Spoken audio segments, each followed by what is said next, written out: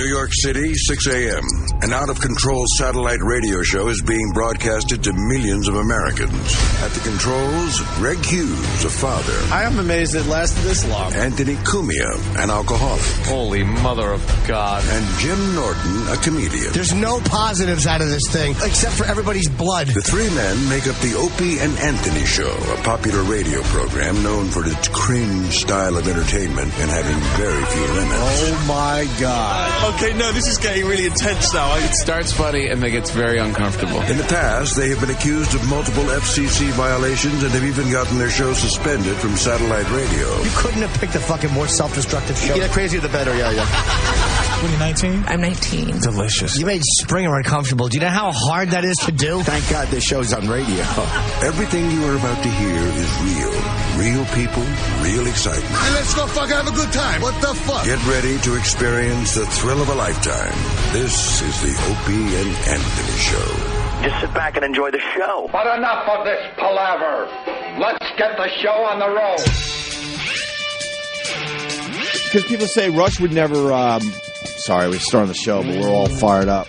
People are like, well, why are you supporting Rush? He certainly wouldn't support you guys if you were in trouble. I don't care. Is that what it takes? That's not where I'm at. Right. Is that how it works? You only support the people that support you when you're talking about freedom of speech? And unbelievable. Yeah, great.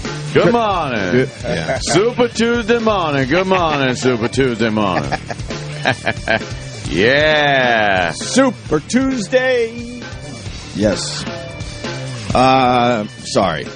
No, because I'm very surprised that Mr. Imus is not supporting Rush Limbaugh.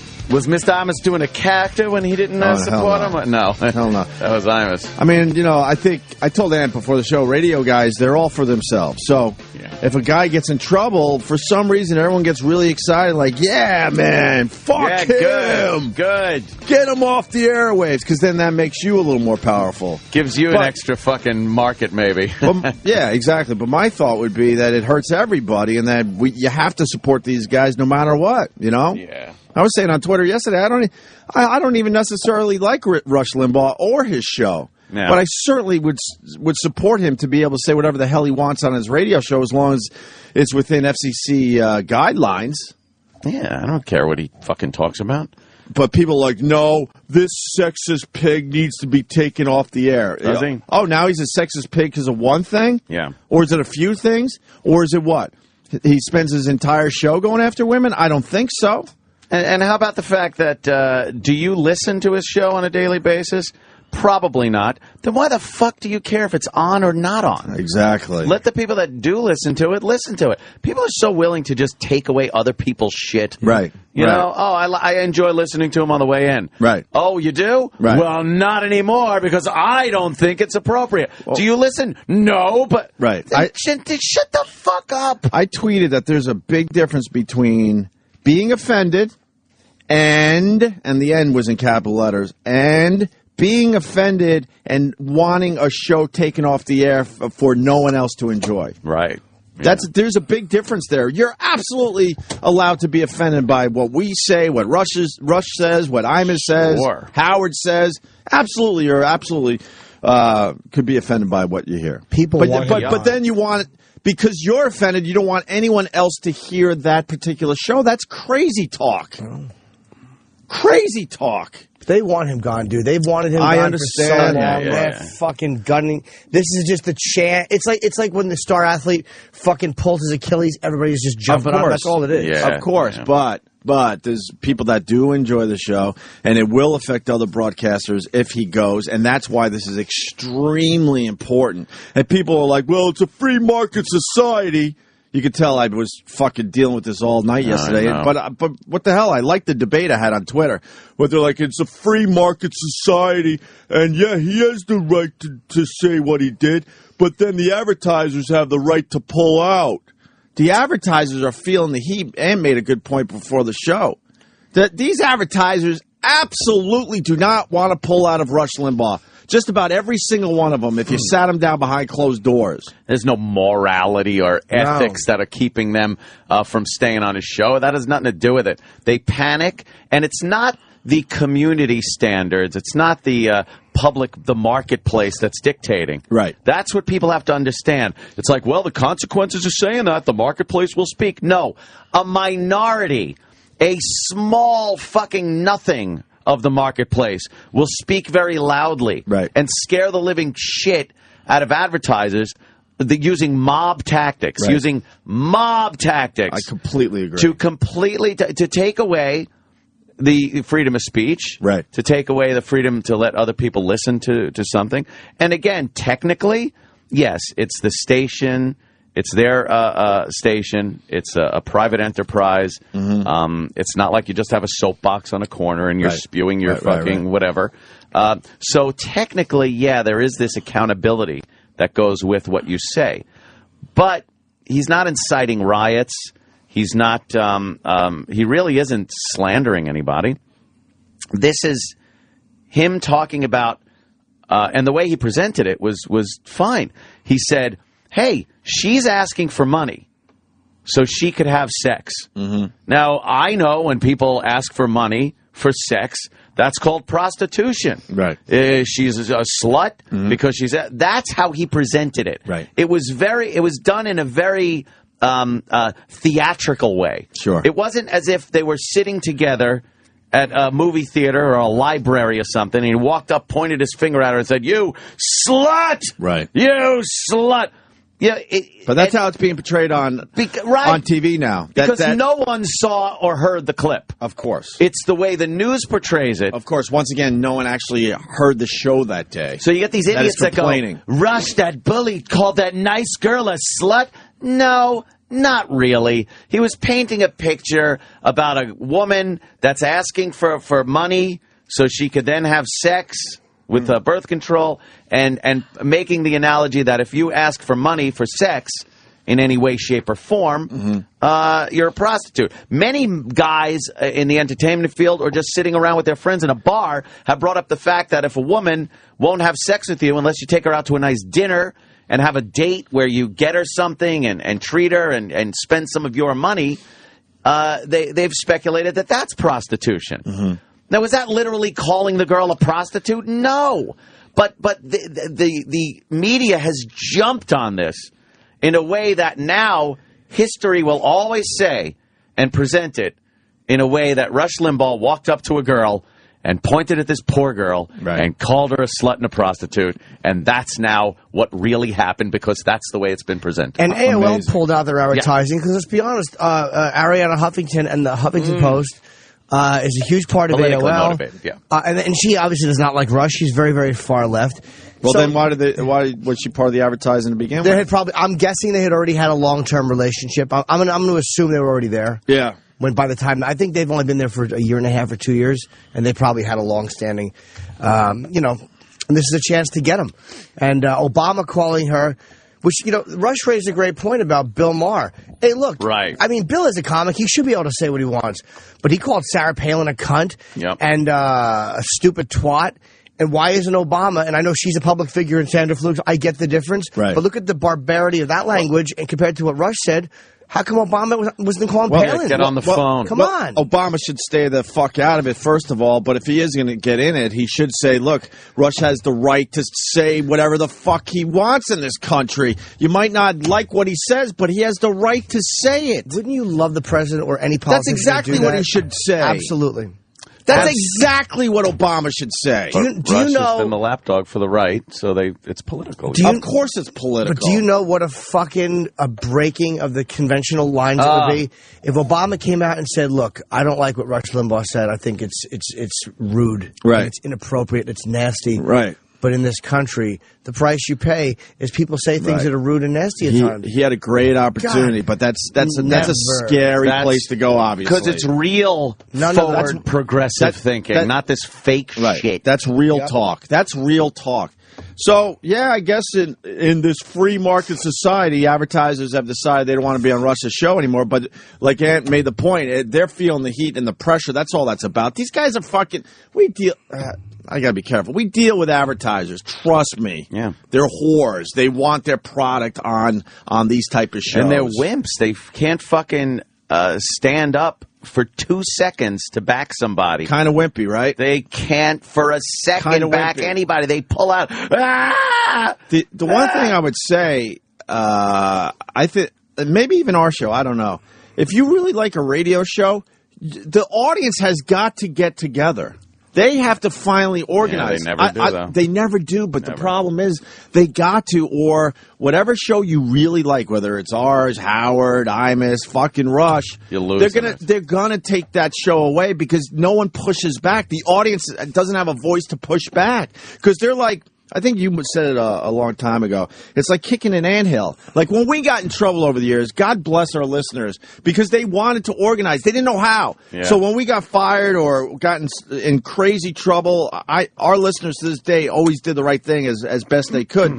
But I think I had the analogy. It's like kicking an anthill. There's our listeners like, okay, what do we do first? And there's no way to put the anthill back together. But somehow, I think if we're going to survive, the listeners of these radio shows have got to get together and show that they're a force too. And if an AOL or something is going to, yank out of the program, then you could go and say, well, fuck that. We're all yanking out of AOL. Yes. That's the only way this is going to work. Because these assholes on Twitter, they drove me nuts. Free market society. And me and you and Jimmy, we all know, we've been through this. It's a minority that is speaking up and scaring the shit out of these advertisers, unfortunately, and scaring the shit out of the radio company itself. If you literally were able to get a hold of the free market that was listening to Rush, right, you would realize that it is such a small percentage of people that are offended to the point that they want them off the air.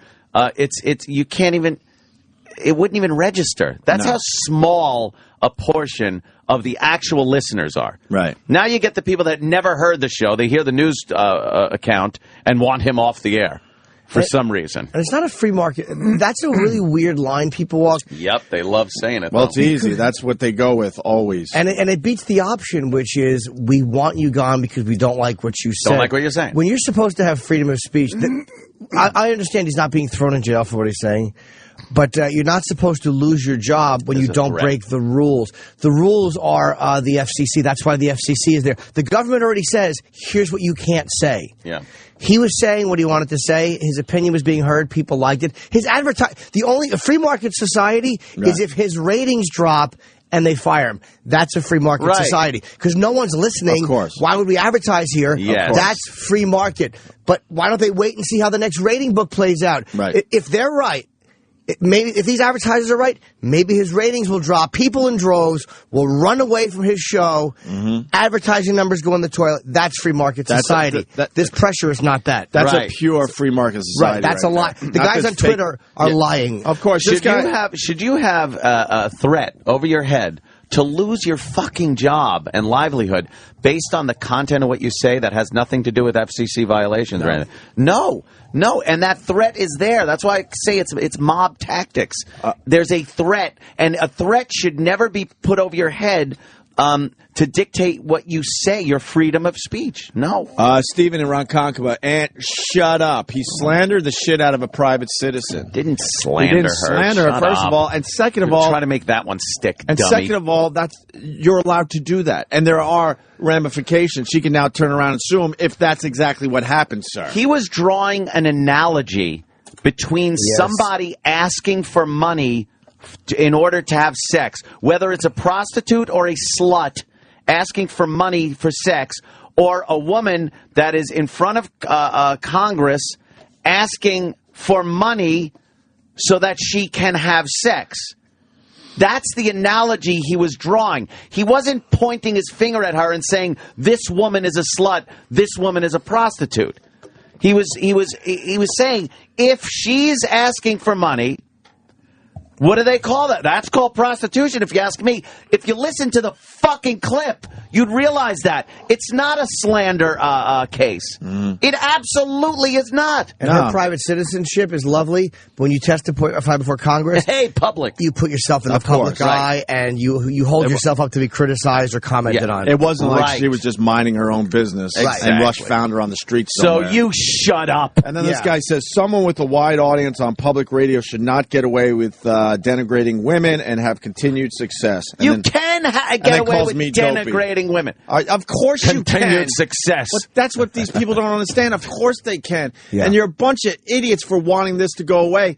Look at regular radio, what that has become. Yeah, you like it? Because this started a long fucking time ago, you dummies. All you have to do, seriously, for the people that don't really understand what our point, all I ask is spend the afternoon today listening to regular radio. Yeah, go ahead. Because maybe you haven't in a while. It is horrendous how bad it's become, and it's because of this shit. Yeah. There's nothing fun and original on it. No one, including our fellow broadcasters, pushed back when this shit was going down, starting about 10 years ago, by the way. And now they're finding a way, by the way, to even go after your political guys. Right. Never on a political point, but every one of them, I don't care what side of the fence you're on, is going to say something that if you grab it, I guarantee you there's 500 things he said that could have been grabbed. Oh, yeah, this happens to be the one that clicked. So every one of you people out there with a political show you like, this is what's going to start to happen. Right. They're getting rid of people. Right, man. And I was trying, for the people that don't understand, you're all on Twitter, right? Wait till they get to Twitter next, down the road. Wait, and you go, oh, that can't possibly happen. Really? We come from a place where you were allowed to say whatever the hell you want on the radio as long as you're stuck within the FCC guidelines. Yeah, that's sort of what Twitter is right now, right? You watch, and then maybe you'll finally understand what the fuck's going on in this country. It's unbelievable. I am so fucking fired up because people are just stupid to just throw their freedms away. They're just stupid. Away. I've never seen and it's always people because they personally don't like something they heard or saw. So and it has to nothing to do with government guidelines. And why don't the civil libertarians, why don't you just be a little unpredictable and defend a guy who you genuinely don't like? No. Really, why don't you just defend this guy's right to say something that, was shitty? They'd sooner defend a rapist that they feel isn't getting the defense that he deserves in a courtroom, which, that's fine. That's what they're there for. Fine. But they'd sooner do that than defend Rush for what he said. Why don't you guys stick up for him? Even if you hate his guts and you think he's a pig and his show stinks, fair enough. But why don't you guys, for once, stick up for somebody who you're doing what the conservatives do. You're doing the same thing that you always complain about. This is the type of thing that, say it was some crazy sexual discussion that had taken place, that would have been a witch hunt when Bush was in office. That's what all the fucking liberals complain about. And you're right. Mm-hmm. Jesus, don't do the same fucking thing. Yeah. And people get confused. I'm not a fan of Rush. I'm not a fan of Rush Limbaugh. I've never listened to his show. You don't have to be. Never. As a radio guy, I checked it out. It was never my thing, to be honest with you. I never understood why he got as big as he did. That's all. I hate the way he talks. The ditto hands. Right. Shut up, fatso. But I understand how you got to support this shit. Yes. And people ask me about Imus. I'm like, I'm very disappointed that Imus went after him instead of realizing that this is important. But he's his own person. Fuck. Yeah, people are dumb. People love throwing their rights away too. They just love it because they can't see any deeper than, oh, I hate Rush. Good. I hope he's off the air. Right. Really? Right. Yeah, really, dude. Because who do you listen to? If they slip up, what do you think? They're going to get a pass because you like what they say? No. Another person that needs to be called out is this fucking blowhard Ed Schultz on MSNBC. I was watching him last night. Douche. He's a complete fucking dude. Ed Schultz is a slut. Wait, you mean MSNBC is not defending Rush? Yeah. That's really shocking. I know. No, I'm not surprised, obviously. I understand, Fox is probably going to mostly support Rush and MSNBC is not, right? But my problem with Ed Schultz is he's a fucking radio guy. That's why I fucking hate that twat. What's he saying? Because he should understand this shit. He without coming out and completely saying it wants him gone.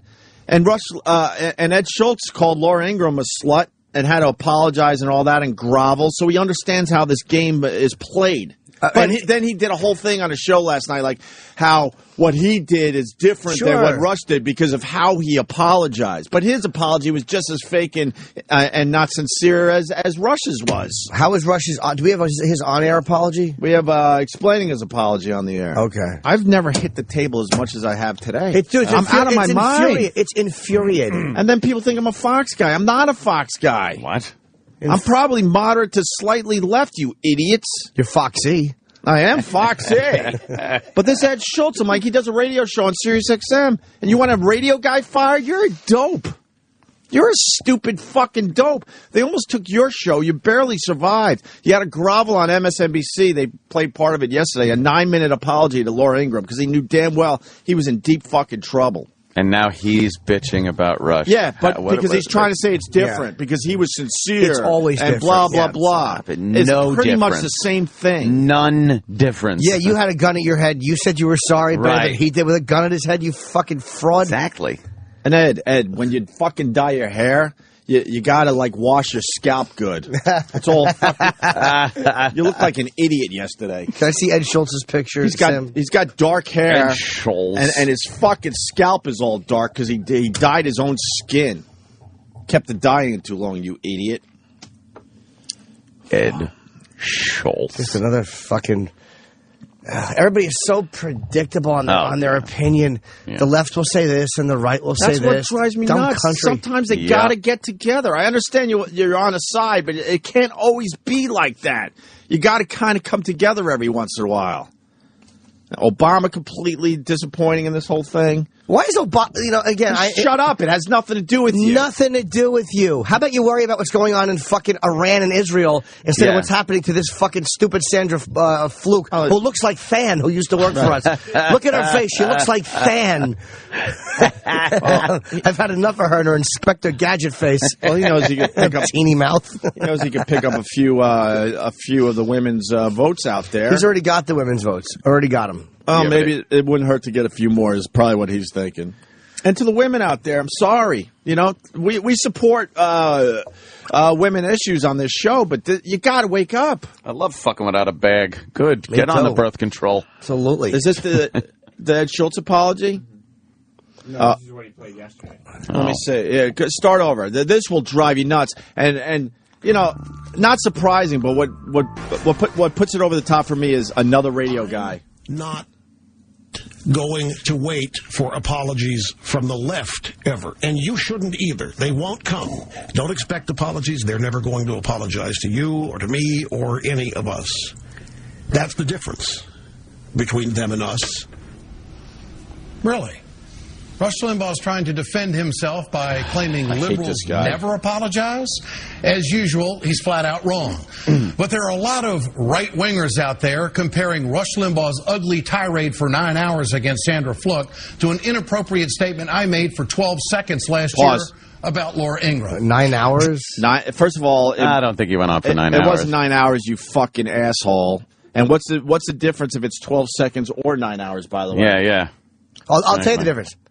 I said it for 12 seconds, so it's okay. Right, that's right. He said it for 9 hours, so he's bad. There's a time limit? That's cool. Okay. How long could I say bad, That was my thing? setup, obviously. It's the same fucking thing, Ed Schultz, you dope. Well, I only raped her vaginally. Right. He raped her anally and orally and vaginally. And he went back for a second time. Yes. Blah, blah, blah. He took longer to come than I did during the rape. Exactly. Go ahead.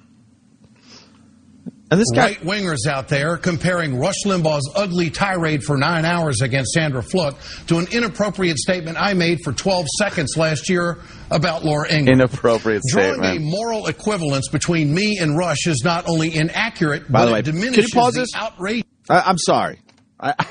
We're going to pause this a lot. This hypocrite motherfucker. He's a cunt. If this twat was being completely honest and fair, he should play what he said about Laura Ingraham there. Yeah, there you go. And let the fucking viewer decide how bad it was. You notice how he's not going to play the clip because it's going to make him look bad. And did you hear how he presented what Rush said there? He goes, Rush's 9-hour tirade bashing and my, my little misstep.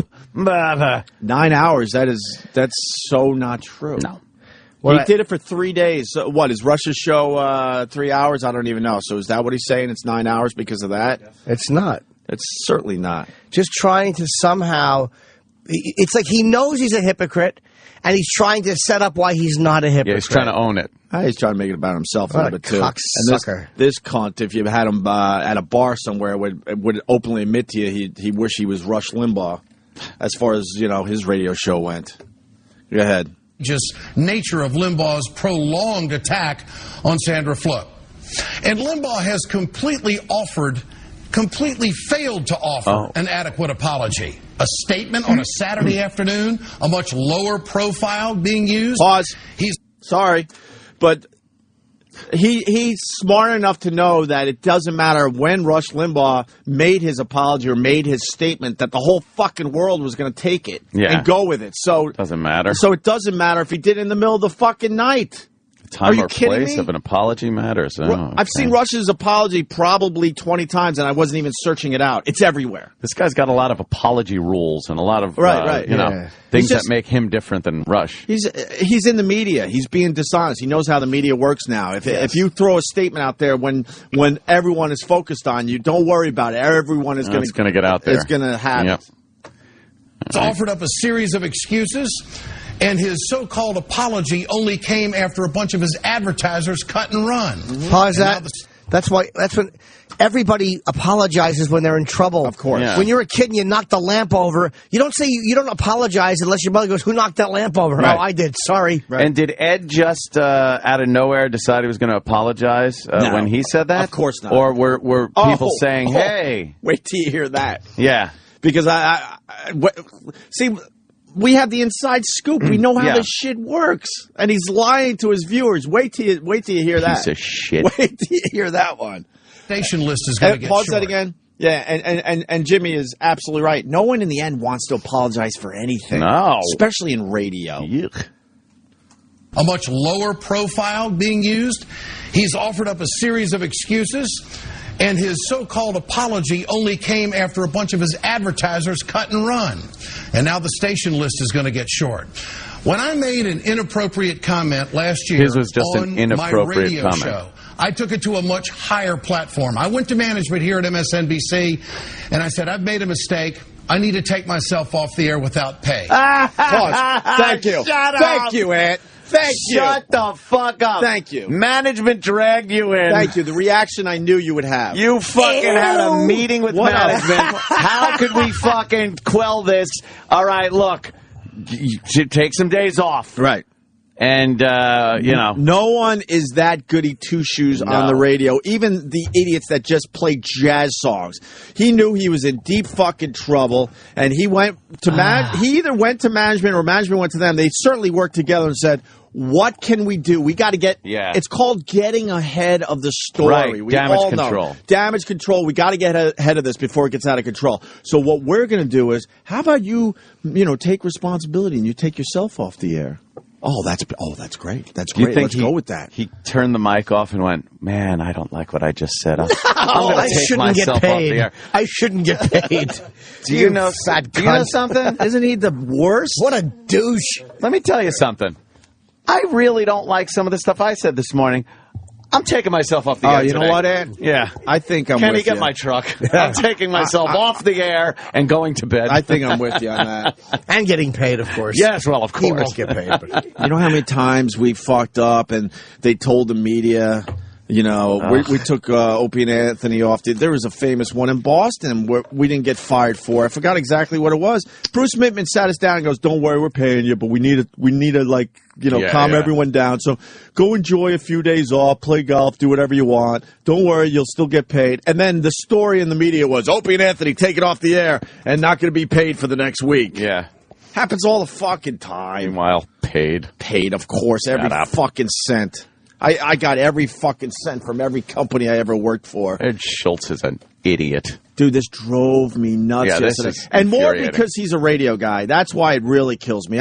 Obviously, MSNBC is not going to support Rush, which pisses me off because I think everyone should just fucking jump in and support the guy. They're so dishonest. But on top of him working for MSNBC, knowing he's a radio guy drove me almost insane last night. And them not supporting him, but it's the same as Imus not supporting, or him not supporting Imus.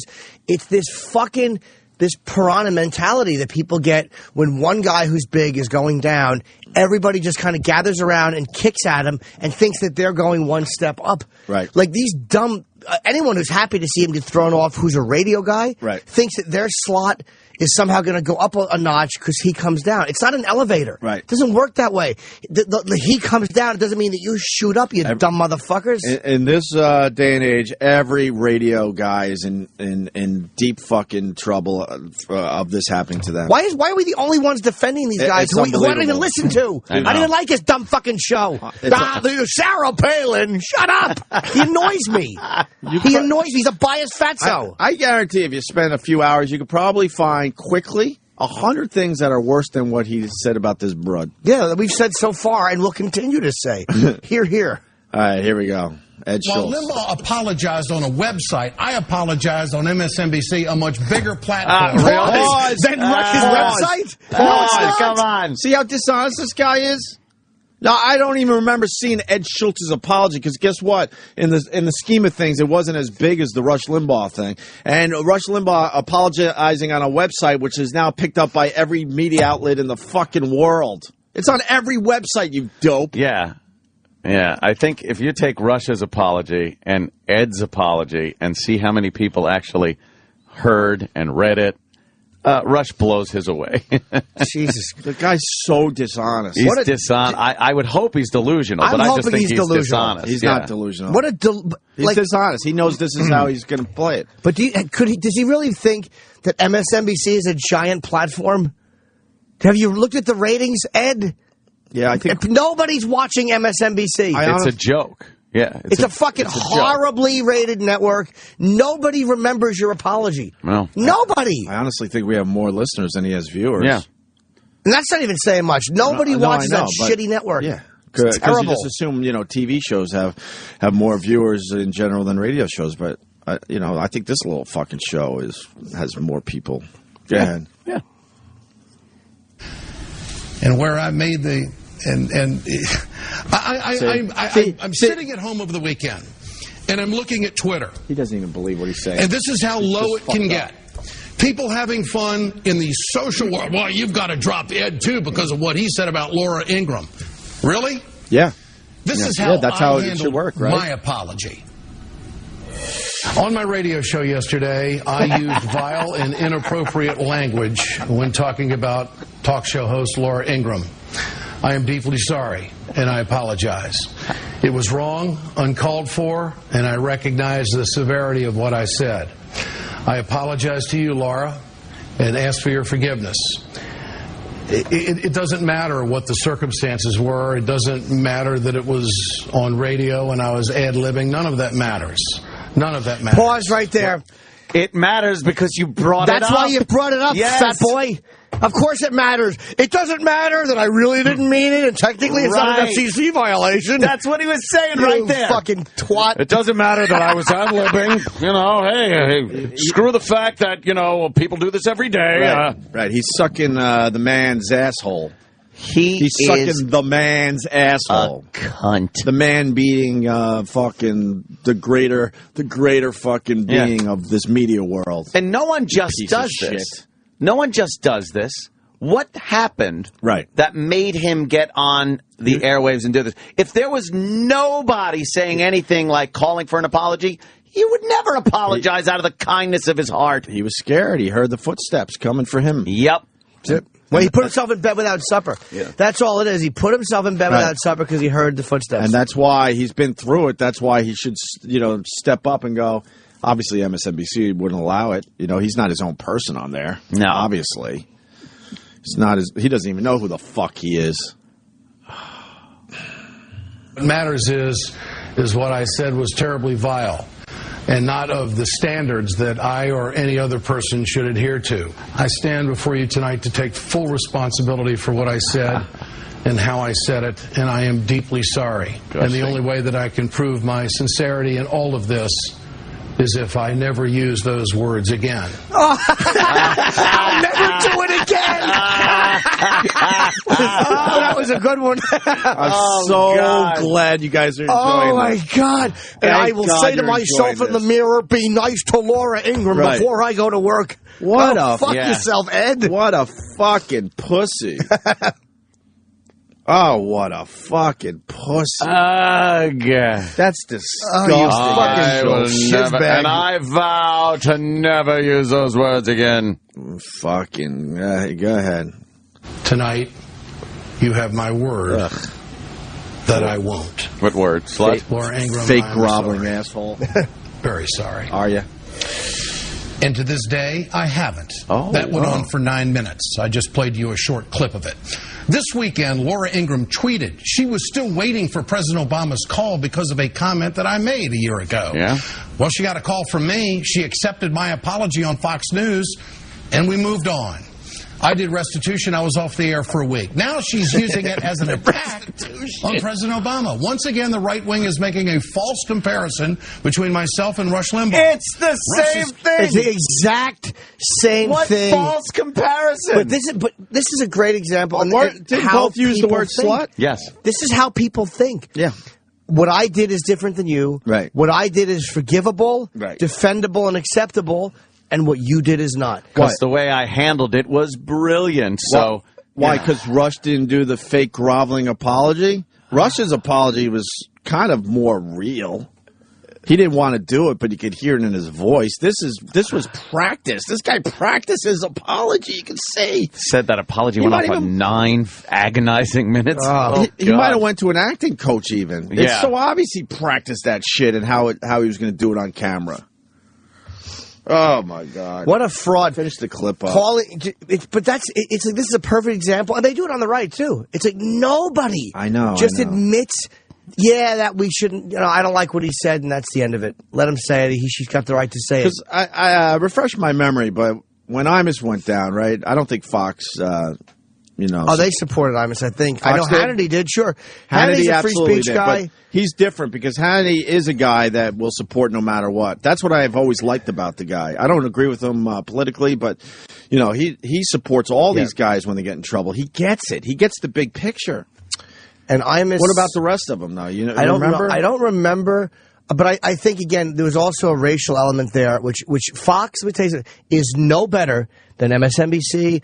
When it comes to race, they are as groveling and as frightened of being accused of being racist as any other network. They're all the same with that one. Fair enough. Terrible. Finish that Schultz clip. Statement said he sincerely apologized to Sandra Fluke. A sincere apology is unequivocal and accepts complete responsibility for the offense. Mr. Limbaugh, we are still waiting for you to take personal responsibility for your actions. We are still waiting. But we all know you don't have the character to do it. Oh, but you do? Yeah, exactly. But you're so full of character. Exactly. Yeah, really Fuck you. What a douche. That's everything. I knew you guys would love that clip. And everyone will jump in and go, well, here's why Ed Schultz is different. He's the same thing. Mm-hmm. He did something scumbaggish. He had to apologize. He was going to get in trouble. He was afraid. Rush does it, but here's why Rush should get in trouble and I shouldn't have. Yeah. Isn't that amazing? But it's so, unfortunately, it's so predictable. Yes, it is. Yep. Yes, it is, Jim. I hate the fact that he believes this. Well, this is different, and I'll tell you why. What he explained to me was the same situation. Thank you. We defend every radio show. Black guys that get in trouble, the Latin guys that got in trouble, the conservatives, all of them we stick up for. And I don't listen to almost any of their shows. Yeah, and there's some shows, I like to see them get in trouble because I don't like them personally. But in the end, I support their right to say shit. Yeah. You gotta. You keep hoping that someday, that one day will come where it all kind of lines up and you can have everyone in a room and make the argument and then everyone can see your point. It just doesn't happen. No, it doesn't. Political talk is really hot right now in regular radio. It's all about political talk and sports talk. And this will affect how a shitload of shows do their show. Yeah. Do people understand that? No. They don't. More guys getting in trouble. Now it's Rush. This guy said this on the radio. It's fucking the Jeremy Lin comment.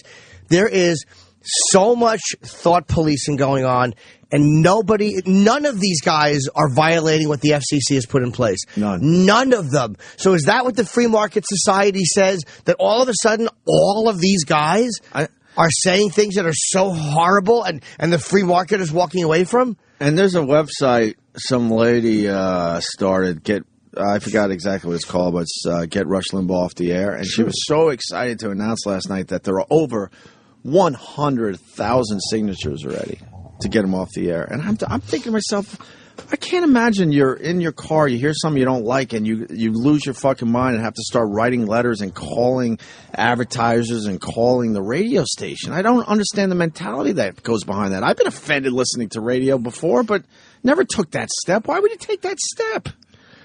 Why? Because they don't care about what he really said. He's wounded.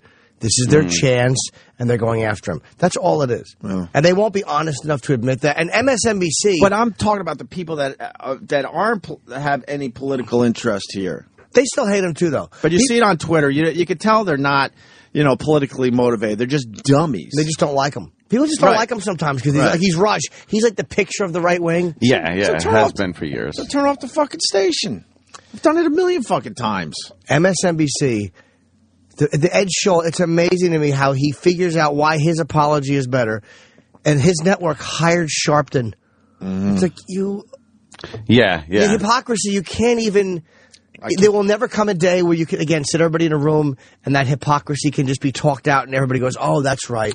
And I have to realize that because I get so frustrated and that day will never come. I can't even imagine what Sharpton said last night. I was busy. I was going to try to, search that out. Yeah, I bet you he didn't defend him. I can't even imagine. They pal around and have little chit-chats at a table on MSNBC with a guy that said Greek homos and incited riots amongst the Jews and blacks. Tell those Jews, what did he say? We'll get it on. Those white interlopers in Harlem. Yeah. Freddie's, which is, of course, what I believe was the Freddie's Fashion Mart problem. And that fire that was set and that guy that died or those people that died. He's just done nothing but incite people to fucking misery. And he wants to set the standards for everybody. He's he's an absolute that guy fraud. Wants. Right. And they accept him. Right. They accept him. And I know you got to forgive and forget, but where's the forgiving and forgetting coming on this side? It doesn't happen. Nope. Moving on, pains me to play this next clip, but you got to do it, man. We're a pretty honest show. We try to be, at least. And by the way, I'm sorry, Greg Weisser, sorry. Be back in an hour. Hopefully you're finished with the right-wing ass-kissing. Is that what this is? But really? Do you really believe that? Just calling out. Like, I'm even telling you, I don't listen to Rush Limbaugh's show. I didn't like his show. This is the exact same break we did when Imus got in trouble. And Imus certainly is not a right-winger.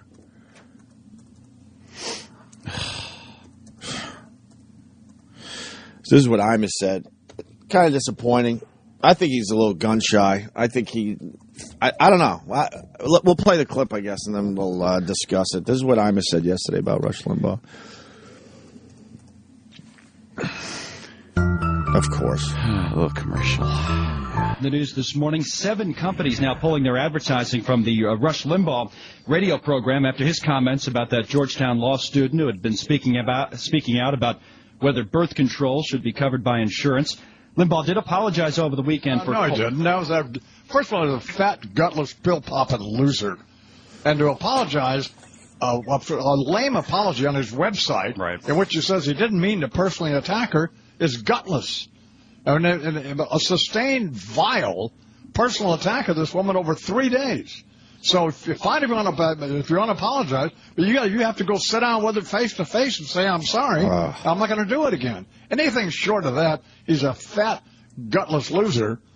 And if I'm running a radio station, he's not on it. So he had called this woman Sandra Fluke until he does that. Right, he called her a slut and called her a prostitute on his show last week. Man, it was fourth grade stuff, round heels, and she has so much sex she can't walk. I mean, come on. So 7 companies now dropping their advertising. The 7th was a flour company, Pro Flowers, that has announced it. So, as we know, heard on Limbaugh's show, heard on hundreds of radio stations all around the country, including our flagship station, WAB, in New York. Also, it's too bad. What's he talking about? It's too bad. He understands this game. Yeah.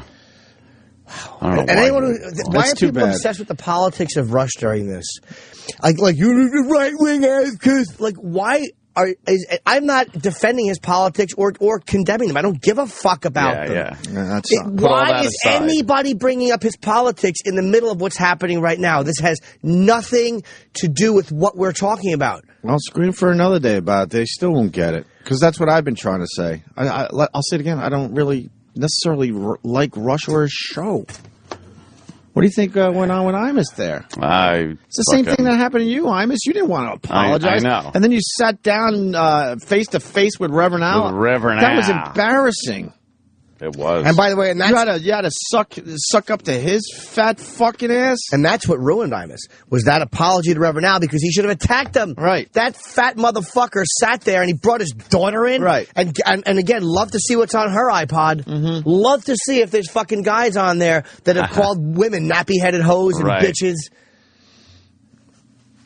Come on, Imus, you didn't handle it well. Like that face-to-face apology sunk you. Right. And you understand the game like we do, that Rush didn't even want to apologize for something he said on his program. He shouldn't have to. And I'm shouldn't have to. And of course.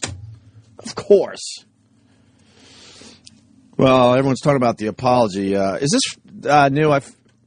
Did we play this yesterday? The Rush Limbaugh explains his apology on the air? No. This is new? I think it's new, right? His apology was on Saturday, so this would have been on his show yesterday. You can tell by... Monday. You could tell by Rush's body language that he's like, oh, fuck. Yeah, he's slumped out. over a little bit. His voice has a slight quiver in it now. Yep. Oh, my God. We've been there. But if have we been there. If they're smart, they'll stick with him because he's not going to lose his audience. The amount of people are not going to go away. If this Clear Channel is smart, they will stay with him. If they make the short-sighted move and get rid of him, it is a dumb fucking move. Mm-hmm. It's a dumb move. I want to explain why I apologized to Sandra Fluke in the statement that was released on Saturday. I've read all the theories from all sides. Let's see if he's honest. And frankly, they are all wrong. I don't expect, and I know you don't either, morality, intellectual honesty from the left. They've demonstrated over and over a willingness to say or do anything to advance their agenda. It's what they do. It's what we fight against here every day. But this is the mistake I made. In fighting them on this issue last week, I became like them. Against my own instincts, against my own knowledge, against everything I know to be right and wrong, I descended to their level. When Can you pause this real quick, please? Yeah. He's annoying me. It's like, you know what? Of course. Stop. He's making it He's making it fucking political. Yeah, Shut up, Rush. You didn't handle it. He probably, look, from a tactical point of view, he misread the amount of shit that he was going to hear for this, and he did it. He kept going after her. Right. So I think that's why it's just, like, you keep this. Logan was good at that. When we got in trouble, and Logan was smart, and he's the one that kept saying, get ahead of the story with the homeless Charlie thing. And in a weird way, XM, as much as I hated them for yanking the show, that probably saved the show because, all right, here's what's happening. It's done. They're pulled for a month. And there was nowhere else for them to go because there was no new sound clips. There was no nothing. The apology was read, and that was it. Right. So we had our own thing, but he knew how to take care of it. Knew how to take care of it. We're here to tell you that he didn't believe that we should be off the air or any of that shit. He just knew, okay, if we do this, we could save the show. Remember how fun it was going home at 9? It was great. We loved it. At 9 o'clock in the morning. We didn't get punished. No. We still got paid to do less radio. I was eating fruit salad watching Lost by 9:20 every morning. I was going to the box set. We had to make believe, we're not getting paid for months. We got every fucking penny. Every penny. And Logan didn't believe that, that we needed to be punished. But the way he's trying to say, I stooped to their level. Yeah, he's making it political too. He's just trying. He's trying to do it in the Rush Limbaugh fashion. It's like, just if you got to apologize, all right, you got to apologize, but don't be a fucking dick about it. Just go, look, I fucked up. In real terms. No one is honest. Don't say fucked up. When I used those two words to describe Sandra Fluke, that was my error. I became like them. And I feel very badly about that. I've always tried to maintain a very high degree of integrity and independence. By being high. On this program. You hear how dry his mouth is? Yeah. Nevertheless, those two words I'm sorry I did were that. inappropriate. He won't even say the words. No. He won't even say the word. Slut! Prostitute! Slut! Prostitute! He is fucking nervous, dude, because he can't believe he's in this position. Right. He can't believe that this is happening to him. He's pretty amazed, and that's why he kept going on for 3 days, because that's what he's done in the past. Yeah. He's like, oh, I'm safe here. He should be safe there. This. Of course. They were uncalled for. They distracted from the point that I was actually trying to make. And I again sincerely apologize to Ms. Fluke for using those two words to describe her. Fluke. I do not think she is either of those two words. He won't say the words. His station manager, somebody got to him and said, look, or maybe probably the head of Clear Channel. He probably deals with the head of Clear Channel. Well, he's got his own network, right? He's his own the boss. Excellence in Broadcasting Network. You're right. He's got. His partner is pretty much Clear Channel, I would assume. So I'm sure he talked to some powerful people. So he lost a couple. How many stations is he on, though? He's on a fucking 1,000. He's on a no. He's way up there. Yeah, how many stations? I'll double check, but last I heard he was over 550. Oh my God. Yeah, probably 500 stations. Holy shit. That's crazy, man. But you hear 2 stations dropped. You're like, wow, that's huge. Not really in the scheme of things. Frank wants in. Frank in New York. Oh, Frank was better. Frank, what's up, buddy? Frank. Yeah. Hi, Frank. Go ahead, man. All right. First and foremost, I don't understand why you guys have such an issue with people getting outraged and upset by these comments. You defend the folks' right to say it. So you defend Rush's right to say it. You don't agree with it, but you think it's okay for him to say what he wants to say. But then you get really upset when people get angry about it. So wouldn't you equally defend their right to get upset? Yeah, we said that. You're absolutely have a right to be offended. I don't think you have the right to be offended and then try to take a show off the air because you don't like it. That's I guess what our point is. And I really don't, honestly, Frank, I don't believe the offense. I just don't buy it because it's too arbitrary. Just like Ed Schultz, what I did is okay, what he did is not. It's if people were fairly consistent in their morality, I'd buy it, but they're not. So I just don't believe, because these same people were not nearly as outraged, I'm sure, when Bill Maher was calling Sarah Palin a cunt. I wasn't offended at what he said, and I'm not offended at what Rush said. I just don't buy it. Yeah, but don't you think different people get offended by different things? So Yes. You're not going to get the same level of outrage for every single little thing. Sure, but I don't, like Opie said, if they're offended, why want something removed just because you didn't like it? And I get that's the call to action, though. That's what if that's what you want to do when you get upset, then that's what you do when you get upset. Okay, I'm sorry. No, I'm just saying, that's just what you like. That's as good as just doing. If you don't do anything about it, well, I'm really pissed, and I don't think you should have the right to say it. So I'm not going to do anything about it. I'm just going to let him sit and keep doing what. Yes, Frank. That's what freedom of speech is. That's what it is. Great, but that's the same freedom that you have to afford to these people when they get upset. They want to say what they want to say, and they want to have action just like anyone else. Why would they want action? This is what I don't get. Why wouldn't you? Why wouldn't you? I'll tell you why. Yes.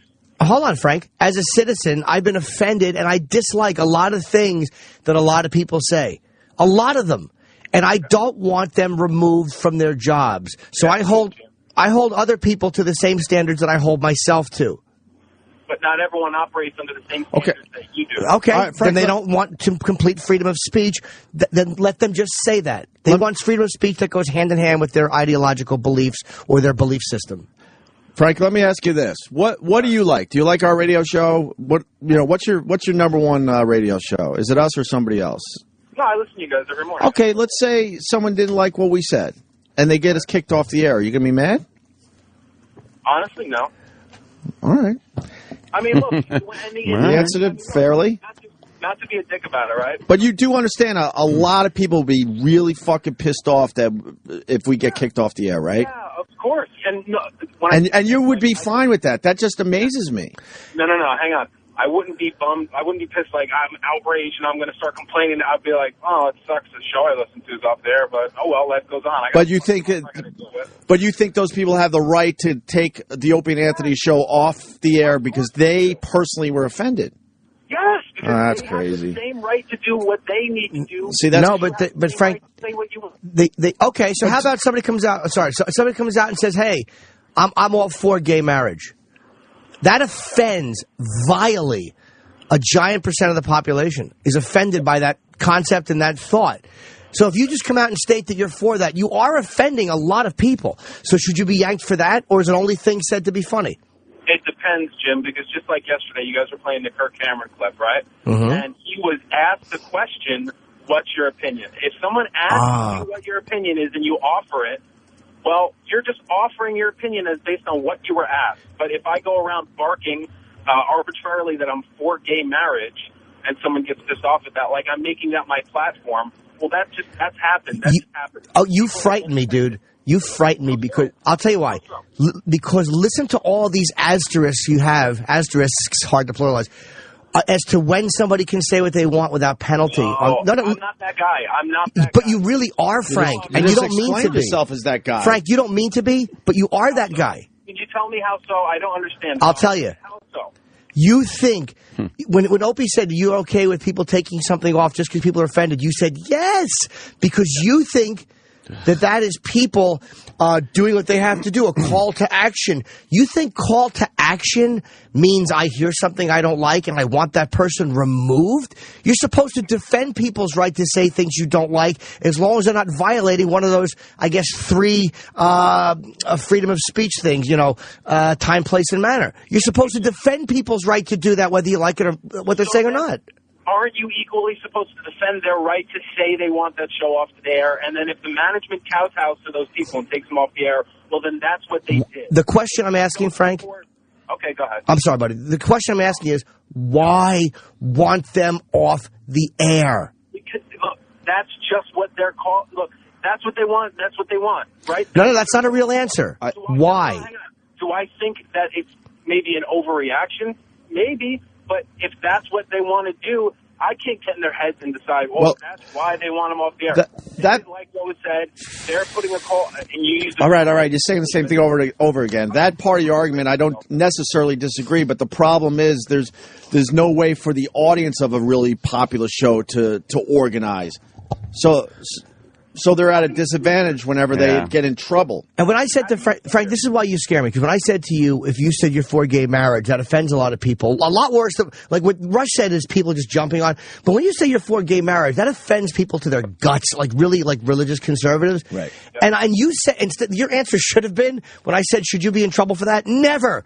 But you actually said, and you meant it, well, if you're asked your opinion, that's one thing. But if you make it, you found a reason why it would be okay. Same reason yesterday. Oh, you were the one who, when they played it, you said, well, you can't argue with the guy. He was asked his opinion. He didn't offer it, but he was goaded into the answer. Yeah, but he's also not being pulled off.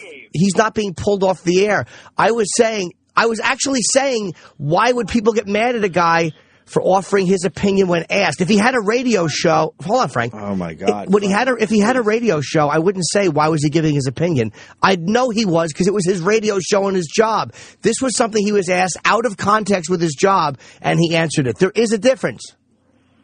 So of course, there's a difference between Rush calling a chick a slut and some dude going on a radio show and saying I'm for gay. But he was being. Why is there a difference?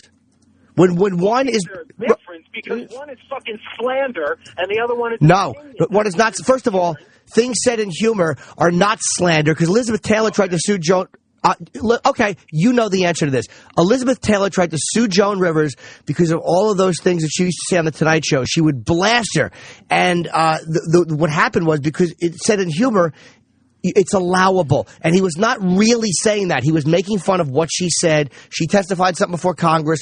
He had a reaction. Why don't you just admit you don't really like Rush Limbaugh? I think what Kirk Cameron said is way more offensive. It's gross. It's and way more hurtful. But guess what? Kirk Cameron should be able to say whatever the hell he wants on CNN, and Rush should be able to say whatever the hell he wants on the radio show. Although Neil Patrick Harris was a little miffed about what did he say again?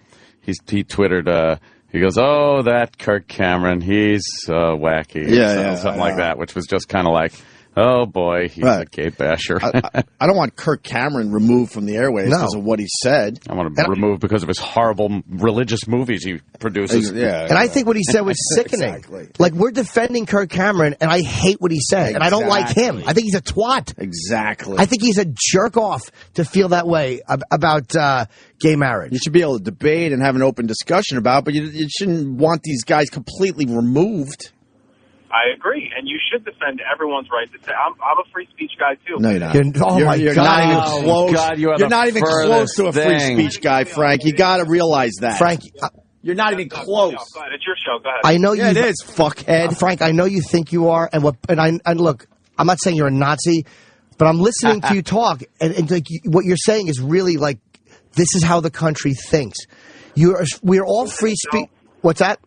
Isn't it how the country thinks, unfortunately? Isn't it? In a way, here's what it is. It's my idea of free speech is important if it goes hand in hand with what I think, and if it doesn't, I will find a reason as to why it's okay to remove it. And I don't have that for myself. I hate what Kirk Cameron said, and I want him to suffer no penalty. That's what free speech is. Yes. Great.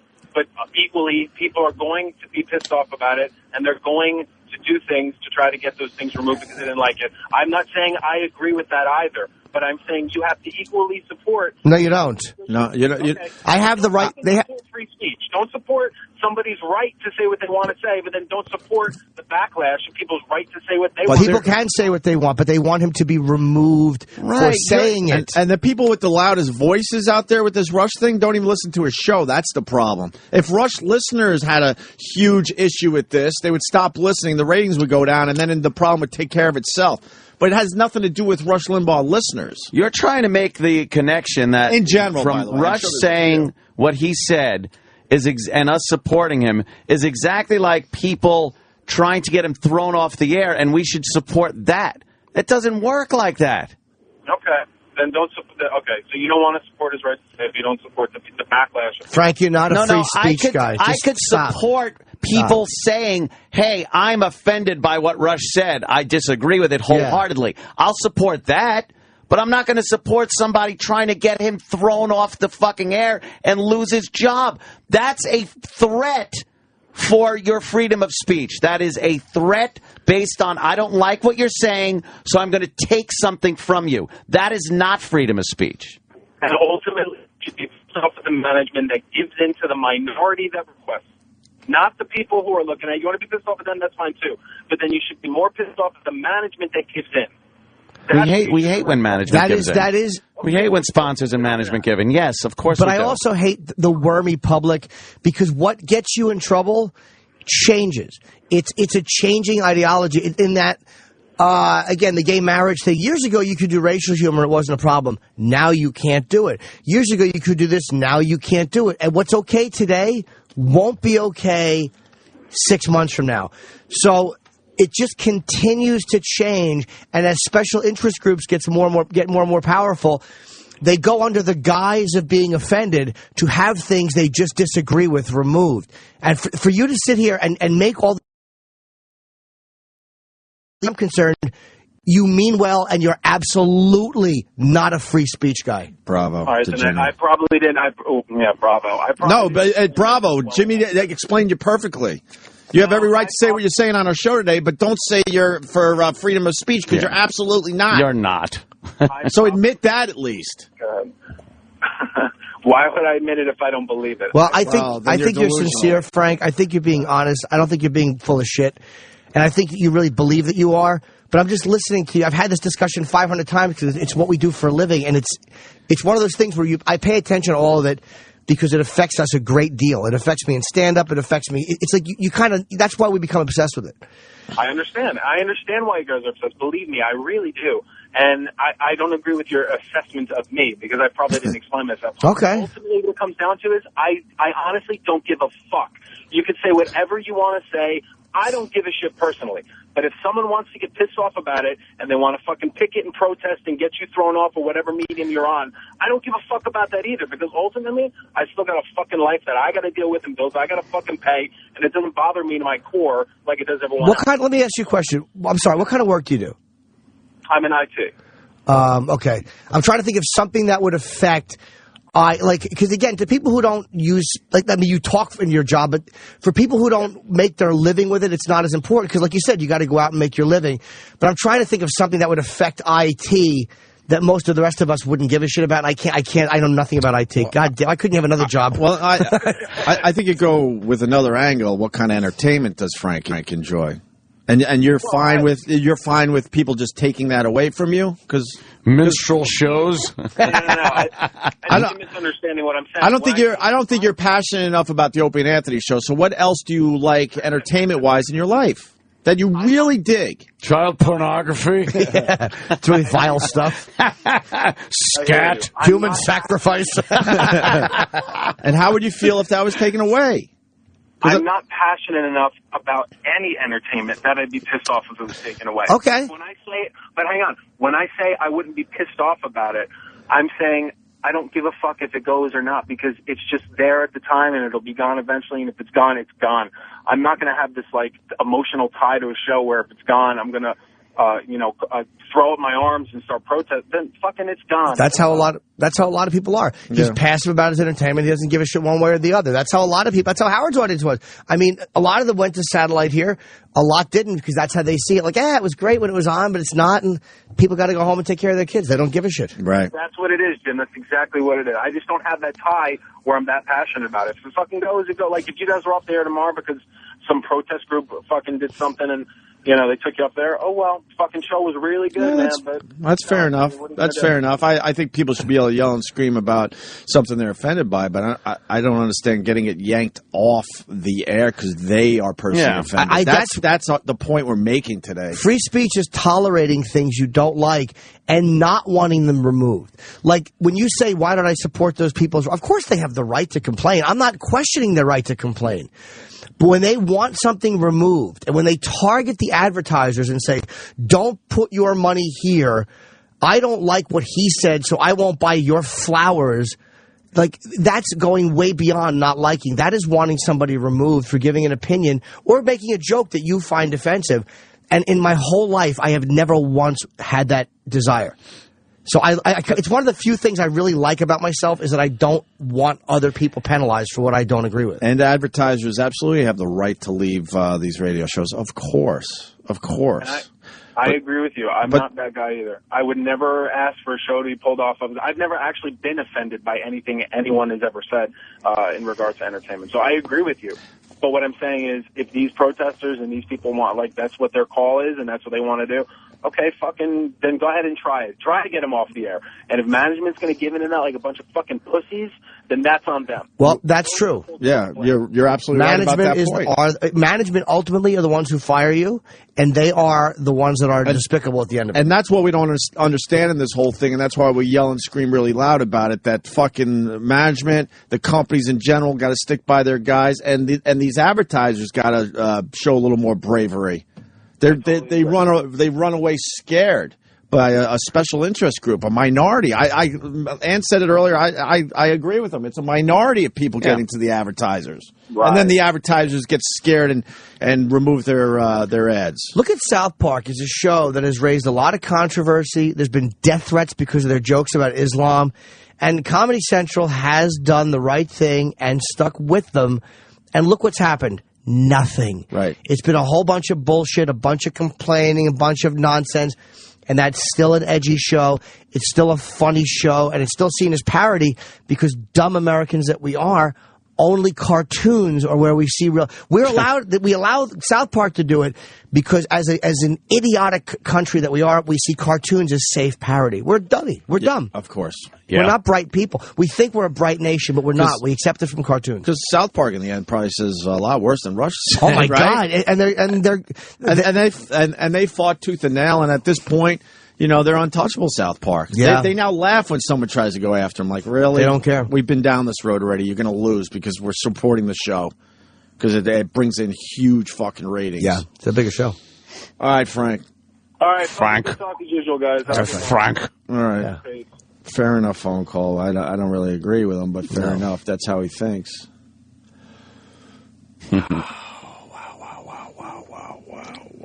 Wowie wah wah wah.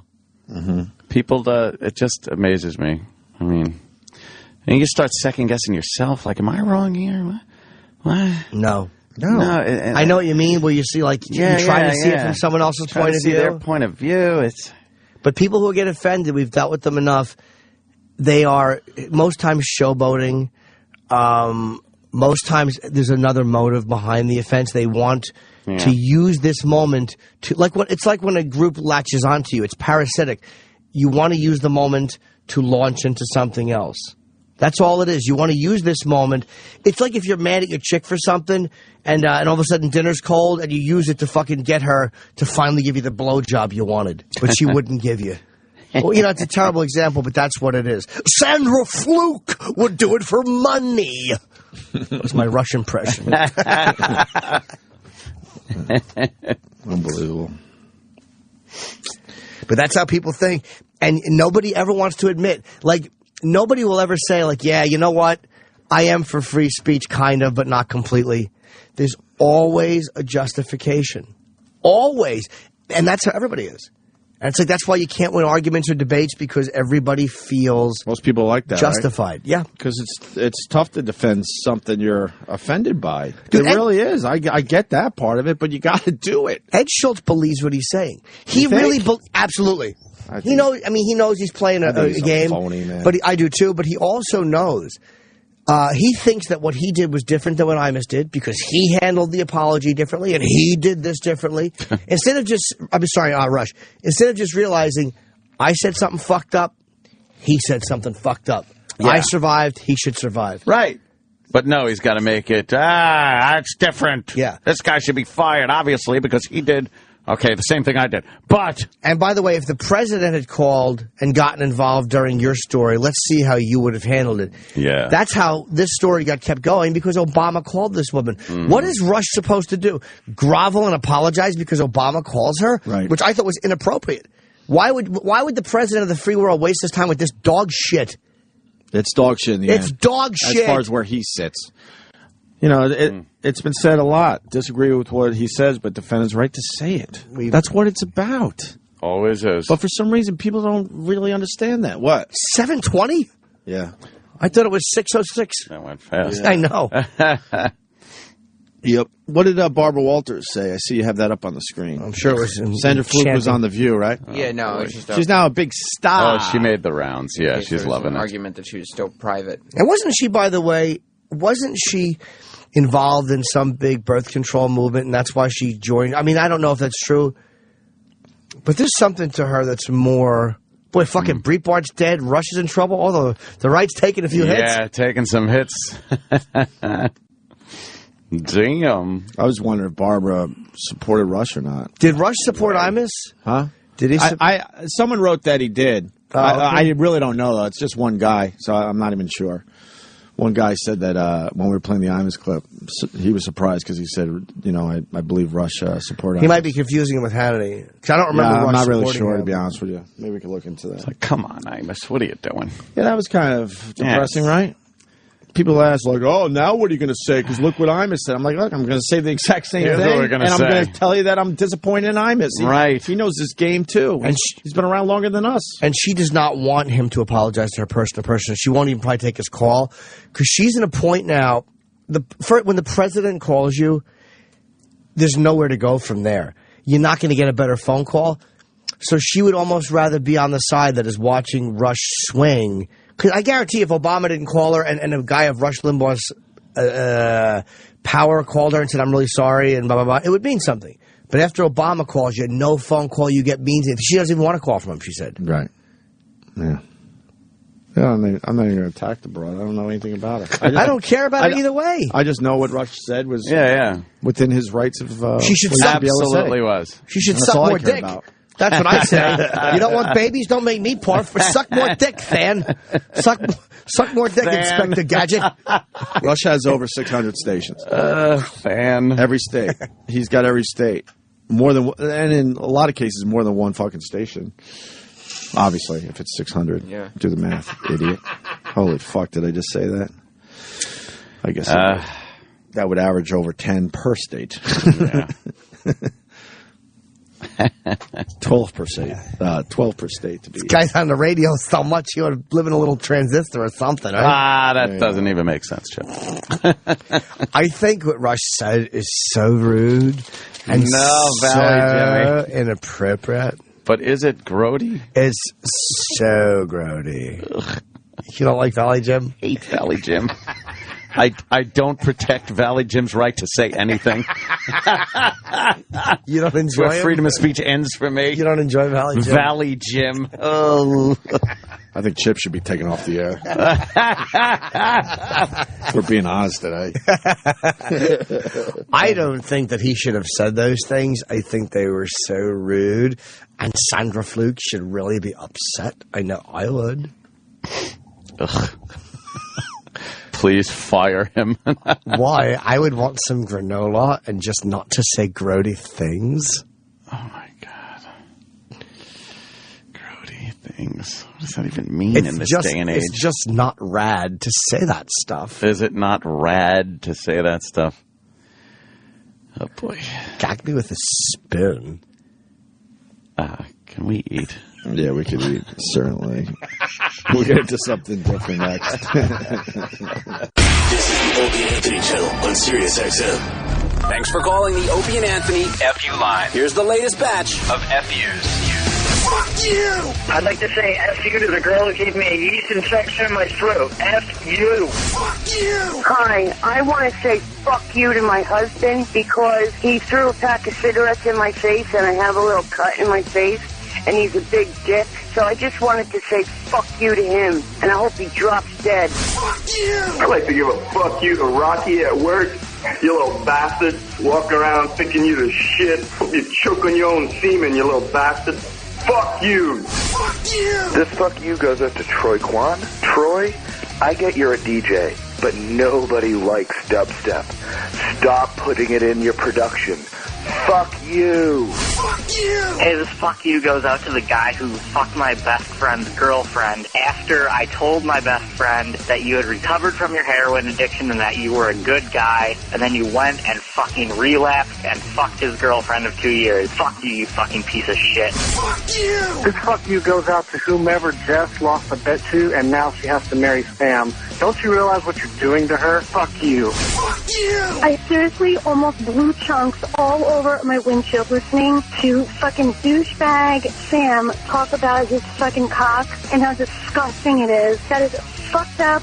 I do not want to hear Sam on the radio anymore. I cannot listen to this turd salad for the rest of the week. Fuck you, Sam. Fuck you! I'd like to give a fuck you to myself. I'm a virgin, and this girl was going to give me a blowjob, and my penis stayed limp. She tried playing with me, stroking me. I couldn't get my penis up, and it was humiliating. So fuck you to myself. Fuck you! This FU goes out to the guy complaining about the girl rubbing up on him. Obviously, she's not returning your text because you can't be trusted with the secret she was trying to test you with. You're a fucking bitch. She wanted to get with you, but you blew it. Fuck you. Fuck you! Back at you. Fuck you. Fuck you! Call the Opie and Anthony FU line. 866-FU, line 1. That's 866-FU, line 1. The Opie and Anthony Show presents Primetime Sam Roberts and one question with a guest we couldn't get.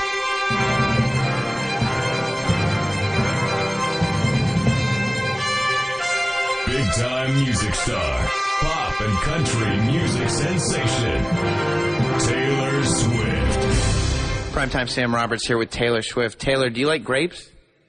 Absolutely. Thank you so much for your time. This has been Primetime Sam Roberts. And one question with a guest we couldn't get on the Opie and Anthony Show. The Opie and Anthony Show. Sirius XM. This is my last broadcast as the anchor man of the CBS Evening News. For me, it's a moment for which I long have planned, but which nevertheless comes with some sadness. For almost 2 decades, after all, we've been meeting like this in the evenings, and I'll miss that. But those who have made anything of this departure, I'm afraid, have made too much. Old anchormen, you see, don't fade away. They just keep coming back for more. And that's the way it is. Friday, March 6th, 1981. I'll be away on assignment, and Dan Rather will be sitting in here for the next few years. Good night.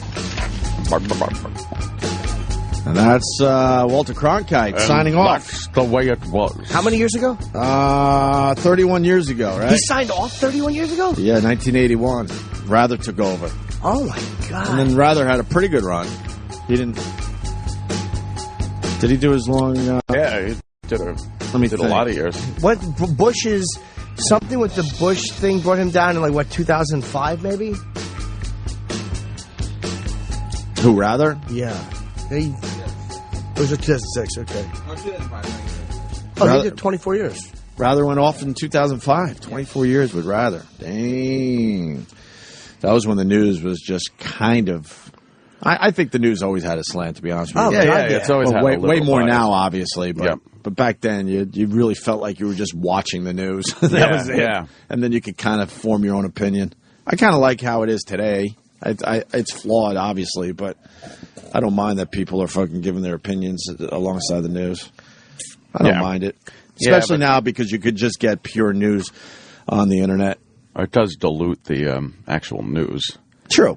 And they know now it's, we called it newsertainment, and it's all the sponsors, and, they got to have an agenda. They've got to make it flashy to sell things.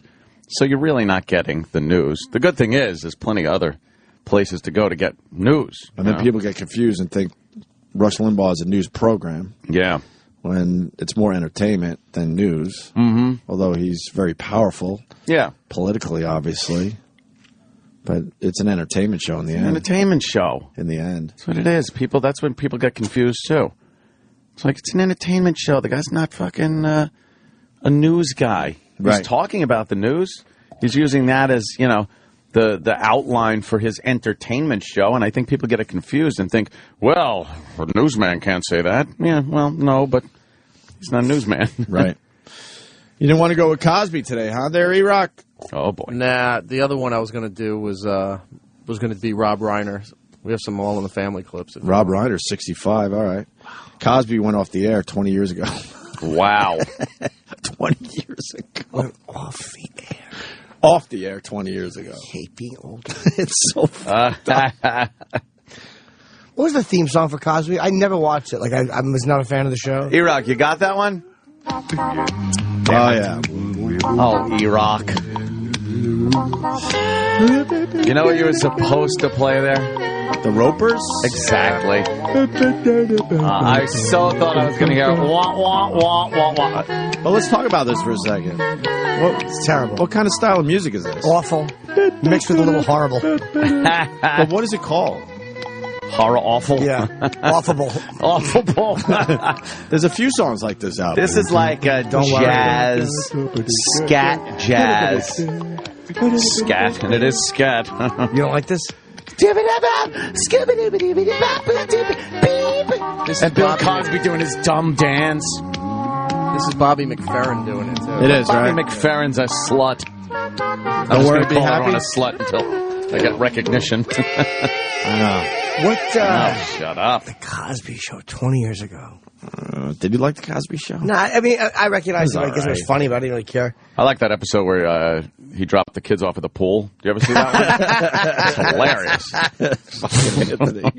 Is that it? I like that daughter of his. Which one? Rudy. Rudy? Oh. Yeah, well. Fucking Lisa Bonet. I used to have a thing for Lisa Bonet. What about Lisa Bonet? And I know you don't go black. No, she was pretty hot, right? Light, lightish, not crazy features. Big full lips. Remember that movie she was in where she was all sweaty and naked? Yeah. I don't even remember if the movie was good, but she was ridiculously hot. Could someone help me? What was the name of that movie? Angel Heart. Angel Heart, right. Angel Heart. Yeah, rent Angel Heart if you want to see Lisa Bonet all sweaty and naked. Right. Keisha Knight. Yay! I like Rudy. Keisha. Boy, did that spur a billion fucking Keishas. That was the beginning of the name Keisha. And all the Keisha. And all the other ones that are close to the name Keisha. Yeah? Yeah. Letitia, Keisha. Carsey Werner. It's all black people that couldn't dance. That was very funny, the opening card. Man. You think she was the first Keisha? Well, she really put that name in the forefront. You know? Yeah. Everyone wanted a little Rudy. They named it Rudy. Rudy. Do you have the Fat Albert theme? That was a fucking good one. Oh, God. Here. There it is. Yeah. I love this. I'm growing to really like this theme song.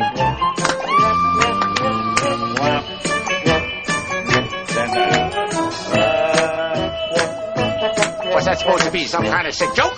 Yes. We're missing a sound clip. It's just not the same. So, isn't this great? Yes, it is. Every time. Red-haired douche guy. Fucking Tool makes me laugh every time. So, his cunty mother shows up. Oh, yeah. Overbearing mother. Sexuality is in question. Oh, boy. No, it's not. We all... Oh, so... Isn't this great? He's pointing to a fucking tied-up man. You got Lisa Bonet and Angel Heart all naked and shit. I am. We got Stink Throttle says, man, Angel Heart was a great movie. Yeah.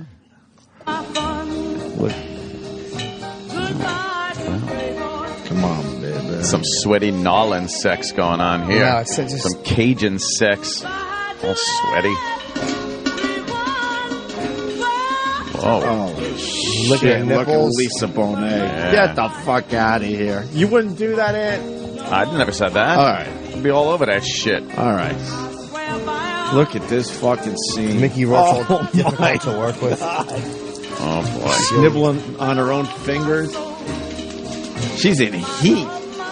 Yeah, she's bent over backwards. That's great. Nothing wrong with that bent over backwards shit, huh? No, that's good. But sex like that does nothing for me. Like the TV sex just doesn't do it. This is more than TV sex. Yeah, it's not so much TV sex as it is see her naked. Oh, shit. Then the blood. Now it gets all creepy. Why is there blood on him? Because it's a weird movie. Oh, is that Louis Cypher? Oh, God, I hate when he shows up with his big nails. Scratching everything. What? There's been instances where my beds look like that. Oh, there's a devil boy coming. Oh. Blood dripping from the ceiling. I didn't know when she went to the bathroom she was pulling out the old tampon. Where's Louis Cypher? This movie, do you remember this movie? It was fucking That's The weird, Shining. man.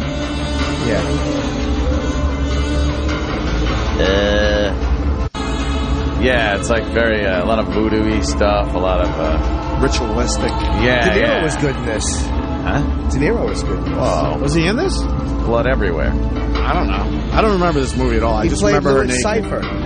Yeah. What? What? Did he? Are you I don't talking remember about? this movie.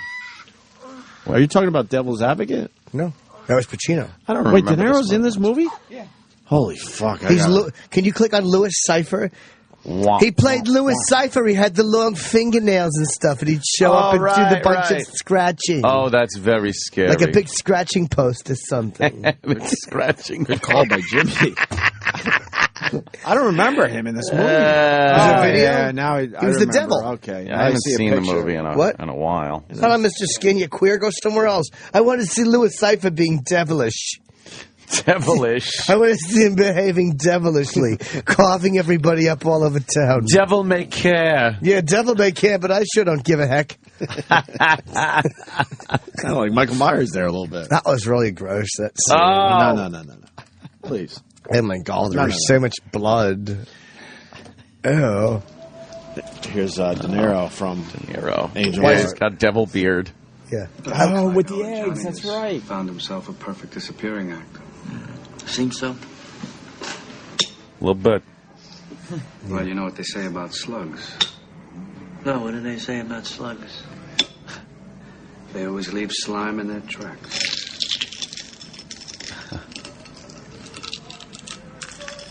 Eating hard-boiled eggs. You'll find them. No, I won't find them. Because I left out one little detail. This Dr. Fowler guy ended up... Mickey Rourke is two different people. Isn't that weird? He's Mickey Rourke then, Mickey Rourke now. Did you kill him? No, I didn't kill him. But the cops might think I did. His nails are great in this. De Niro's nails. Yeah, his big long nails. Now I'm a murder suspect. They look like devil nails. Yeah. They are devil nails. I know that, but you didn't know that. Louis Cypher. His breakfast style. Enough with the V8 commercials. What? With Jackie Chan. Oh, yeah. God, how long has he been here? His breakfast style. But a white guy does that. What happens? Please. What happens? It's big laughs. It's big laughs, absolutely. Every time. You got to think Jackie Chan doesn't talk like this anymore. God, right? There's no way. It's supposed to be endearing.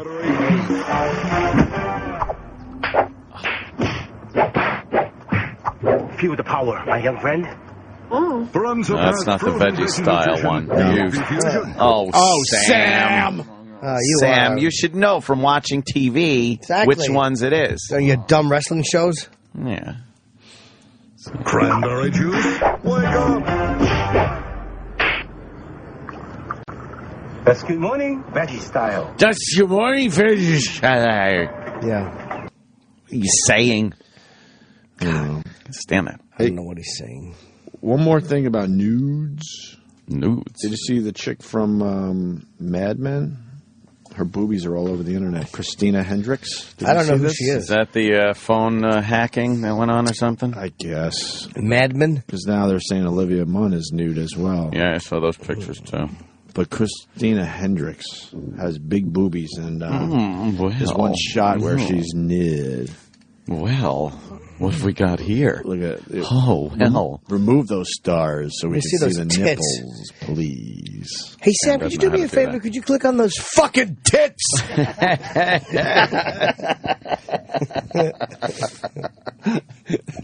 It really is a bad word, isn't it? There's no easy way to say tits. Well, you know what it is? There's just no easy way. Apparently her phone was hacked, and somebody went on the internet and just posted a whole bunch of photos of her fucking tits. Oh, yeah, look at those. Those are nice. Nice, right? Pink areolas. Those. Huh? Mm-hmm. Damn. Well. You watch the Mad Men, don't you? Yeah. It's coming back in a couple weeks, right? Yeah, I just like the nostalgic, smoking, whacking the old secretary on the ass as she walks by. Old school shit. Yeah, it reminds me of a better, simpler time. You know. I think you should be able to harass your secretary. I really do. That's what they're there for. It's not my problem. You didn't want much for yourself. and growing up, you just always had that impression that the secretary was sitting on the boss's lap, taking a little dictation. Of course. Yeah. If you were hot, you got a job as a secretary every time. Yeah. Come on in here. Oh, Gloria, bring the legal pad. Well, why don't you take a seat? Make us a drink. First thing she'd have to do is make a drink because he's got a bar set up in his fucking office. When did that stop? I'm trying to... When did the board of directors decide the boss can't have a bar in his fucking office? I think when we first started radio, they still had it. Yeah? Yeah. I guess that's not allowed anymore. Make you a cordial? What do you need? Make mine a double. And the secretary would mix it and sit down, clink, clink. You drink a little whiskey. Then she would have to bend over and pick up a pencil every single time. She dropped a lot of pencils. Why don't you sit on my lap here so I could, so you don't miss anything. Okay, Mr. Kumia. Yeah. Do you know the twist? I'll just suck my dick so you can get off to a good start. Do you know the twist in Angel Heart, by the way? I know it. She's dead the whole movie? Mm-hmm. Yeah, exactly. Thought so. Yep. Who's dead the whole movie? Lisa Bonet. No, Lisa Bonet or... Oh, Lisa Bonet is dead the whole movie. Yeah. You sure? I thought he was dead the whole movie. Oh, well, no. Is that true? Yeah. It's the daughter. Me and are fucking with you. It's Mickey Rourke, right? There's a daughter, daddy thing. Oh, my God. She's Mickey Rourke's daughter. Yeah. And Mickey Rourke fucked the shit out of her like that. Yeah. He found out after the fact. I don't he was remember. Really bothered by that. That was the twist. Wow, that is a twist, all right. How did he die? It's been so many years since I've seen Angel Heart. How did he die? Yes. Where Louis Cypher came in and said, I have some eggs. The devil would like some eggs. That's how I would do it. I'm having how devilish of me. What a great intervention was on last night. Yeah? Oh, my God. 20-year-old girl. Let's see. As she was growing up, her father left. So there's the daddy issue, right? Then the mother just totally goes into a state of depression, giving this girl no attention whatsoever. So now she's attention-starved with daddy issues. Then she misses her dad. She wants to get to know her father. She goes down to North Carolina or something where the father lives to meet him. Reconnect or whatever. Reconnect. Yeah. She comes back completely fucked up, won't talk about what happened. It was something horrible. How old was she? She was 10. Oh, boy. So now the father that abandoned her obviously molested her. So she comes back and just loses her mind doing drugs and shit. So there she is, 20 years old, doing heroin with some piece of shit boyfriend they always have. And then she goes, well, I'm getting ready for work. And she puts on a little dress. She gets on the phone. Oh, yeah, it's a client. And she's fucking hooking. Where does she live? It was everything that makes intervention great. You were a little turned on by that. I was so fucking plump watching this. It was perfect. There's something about that that's kind of hot. She was skanky, hot, fucking... Did she look good? Yeah, where is she? The Heron. Pop her up on that. Oh, what, a commercial? Did the Heron take its toll on her?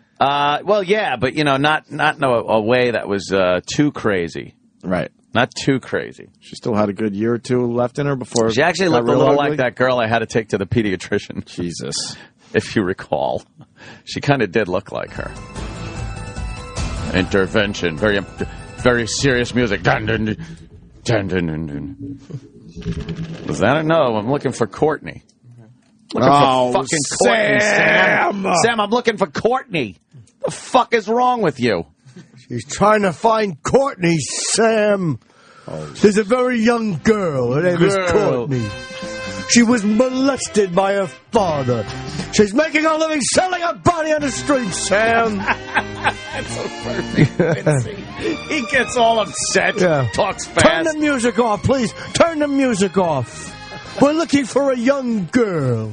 She was molested. She told her father he loved her. She loved him, and he went...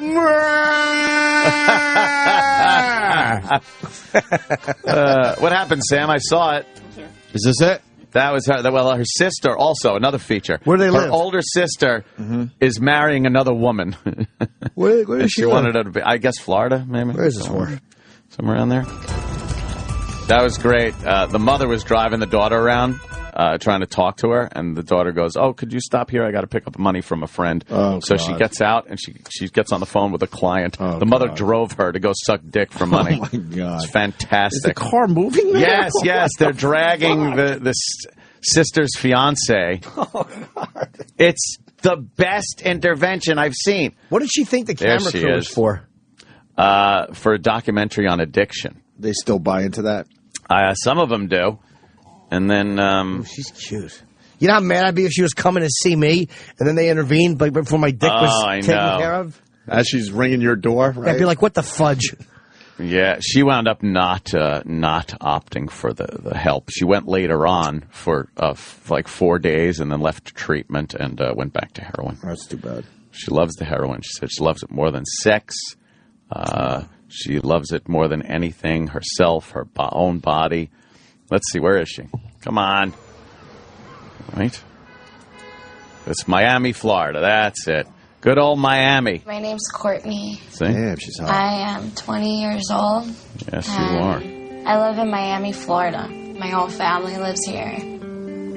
My name is Kim. Heroin addict, and she hooks for the money. Fantastic episode. No disease risk either in that. Oh boy, she's already got fucking what they say she had, hep. She got hep C. I wouldn't consider anyone else to be my maid of honor. Yeah. She is really the most important person in my life. What do you think? This one's kind of cute. You like the yellow one? Like the yellow one? She's talking about her liver.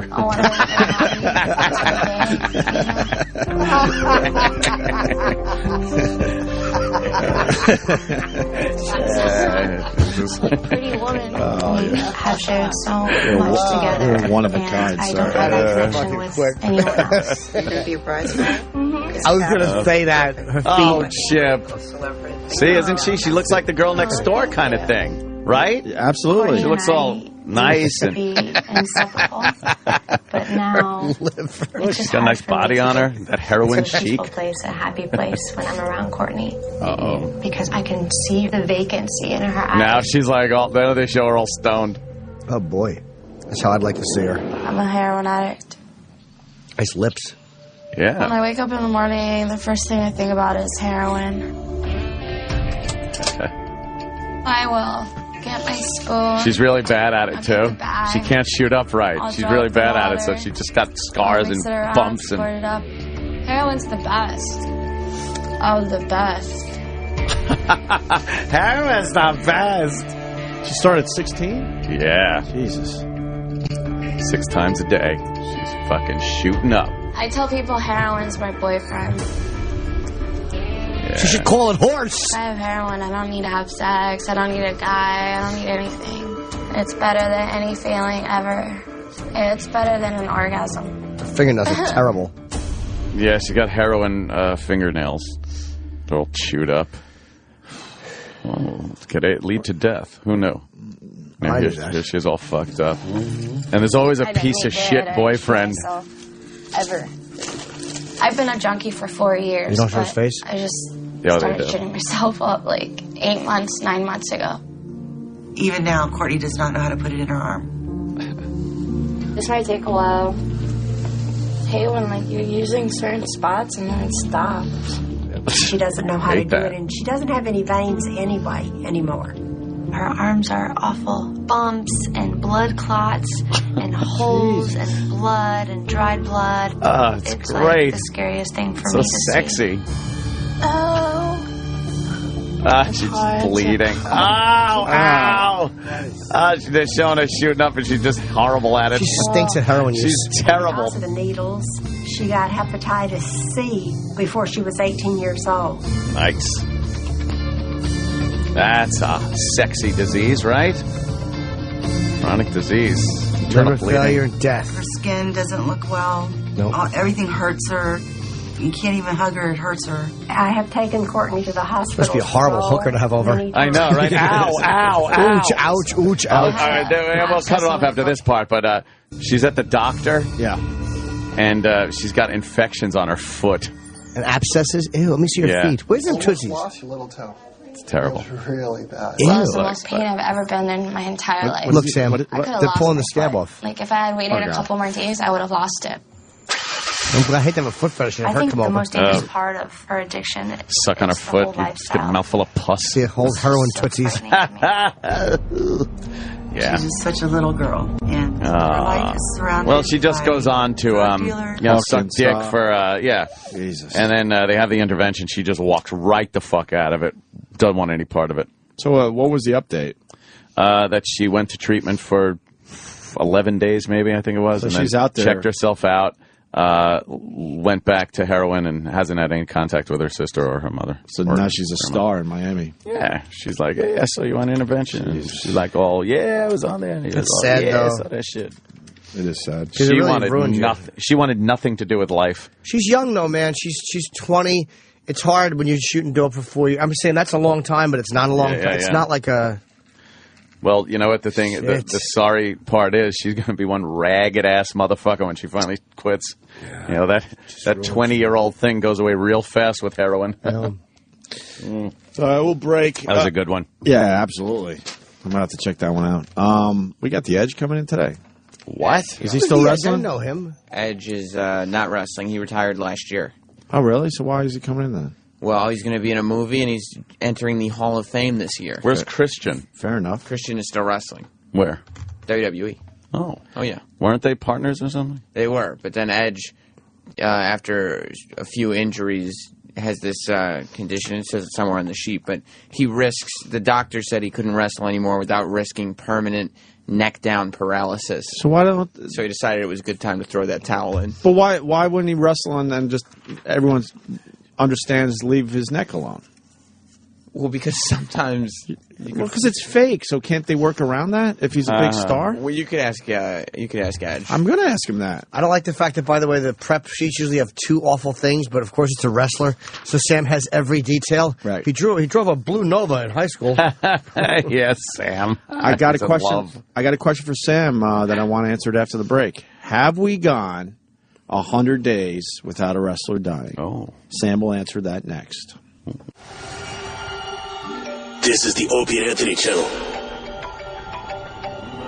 on Sirius XM. Coming up next on an all-new Meet the McGregors, Mr. Mac invites over Robbie from next door to build a birdhouse. I've got a special job for you today. Oh, and steady. That's the way. But Mr. Mac has been drinking bourbon all afternoon and has a few other ideas. You missed a spot right up there. That silly drunk spills paint all over young Robbie. Guess who doesn't have a change of clothes? Just take off your clothes. I'll help you clean up. Yeah, that feels good, doesn't it? Someone better call the authorities. Mr. McGregor has another naked boy in his house. Now, I'm going to take a picture to remember the day we spilled the paint. That's what the cops call Exhibit A. The fun really starts when Mrs. McGregor comes home and finds a dirty shoebox full of Polaroids under the bed. It all goes down tonight on Meet the McGregors. Hi there, this is Troy, phone screener for the Opie and Anthony Show, here to help you with a helpful tip. When calling into the radio show, it's a good idea that you turn your radio down. O&A, what's your name? Where are you calling from? Yeah, make sure Opie knows he don't know shit from shit. Turn your radio down. What? I can't hear you. Am I on the air? Hey, asshole! Am I live right now? Hey, turn your radio down! Hey, you! Turn your radio down! All right, thanks, man. Punch it out. See? Wasn't that easy? It gets you on the air faster, and it makes you a better caller. Oh, and if you want to call the show, just look down at your radio. Yeah, right there. Take your eyes off the road and look down. See the number? Just call 866-WOW-1-WOW. That's 866-969-1969. Thank you, and have a nice day. Sirius XM. The Opie and Anthony Show.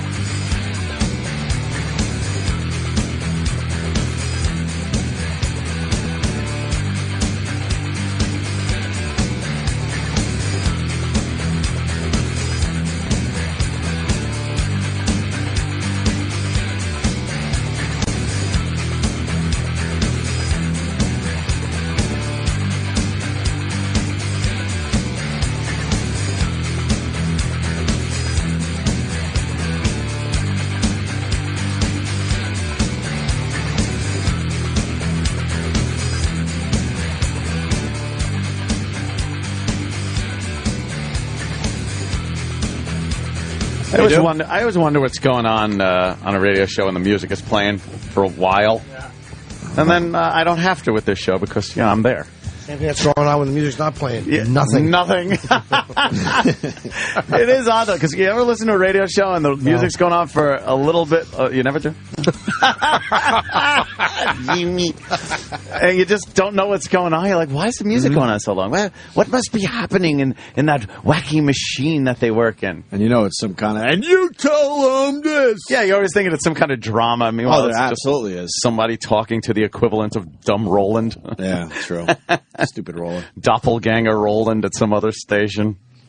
Yeah, so don't sweat it, people. Nothing was happening. And a lot of people were asking why we didn't take Jonah Hill yesterday, because we're finally putting our foot down. We like Jonah Hill. I'm a fan of Jonah Hill, but the fact is he kind of blew us off, or his people blew us off when Moneyball was out. And we have to put our foot down, and hopefully the word gets out to the publicist. You just can't do that. You can't pick and choose. Got to call some people. Yeah. It wouldn't have killed Jonah to do 10 minutes with us when Moneyball came out, just at the very least to say hi. And now you got, he's back with a movie like 21 Jump Street, which obviously needs way more help than a Moneyball. So hence then he comes back to us, and we can't play that game anymore, no matter who it is. We're the shitty movie show. Yeah. We're the shitty movie show. And we finally have had it. Yeah. If it's okay for you to come in for every movie leading up to Moneyball, and then all of a sudden it has a little Oscar buzz and what's not, and you can't blow us off. You just can't do that. Yeah. He said he didn't know, but he did know because people were asking him on Twitter. You were asking him on Twitter. I respect that he got back to me and said, look, I really didn't know whether that's true or not. At least he realized it was pretty serious to us and got back to us. But after the show. Yeah. He wanted to, here's the thing, and I understand. He wanted to do Howard. Go ahead, do Howard. We don't care. We're not like that as a show. But when you want to do that and you still won't come in after and your publicist goes, nope, this time it's a no. We got the no for weeks before. That was one. We got to do that. So you know what? I was dead set against him coming back in. And I really do like the guy. I think he's funny. And I liked him as a person. Yeah. But as a show, you get a little tired of being reasonable and still getting shit on. Right. We're not a territorial radio show. We don't give a fuck. Like Amy, we were talking to her. Amy Schumer is a good friend. She's been doing this show for a while. She wanted to do Howard, and she called. She's like, as a friend. No! I said, you fucking bitch. No, she's like, this is not an issue if I do Stern. And I'm like, no, the show doesn't care. Have fun. And what does she do the next time? She comes right back here the next. That's what a fucking friend of the show does.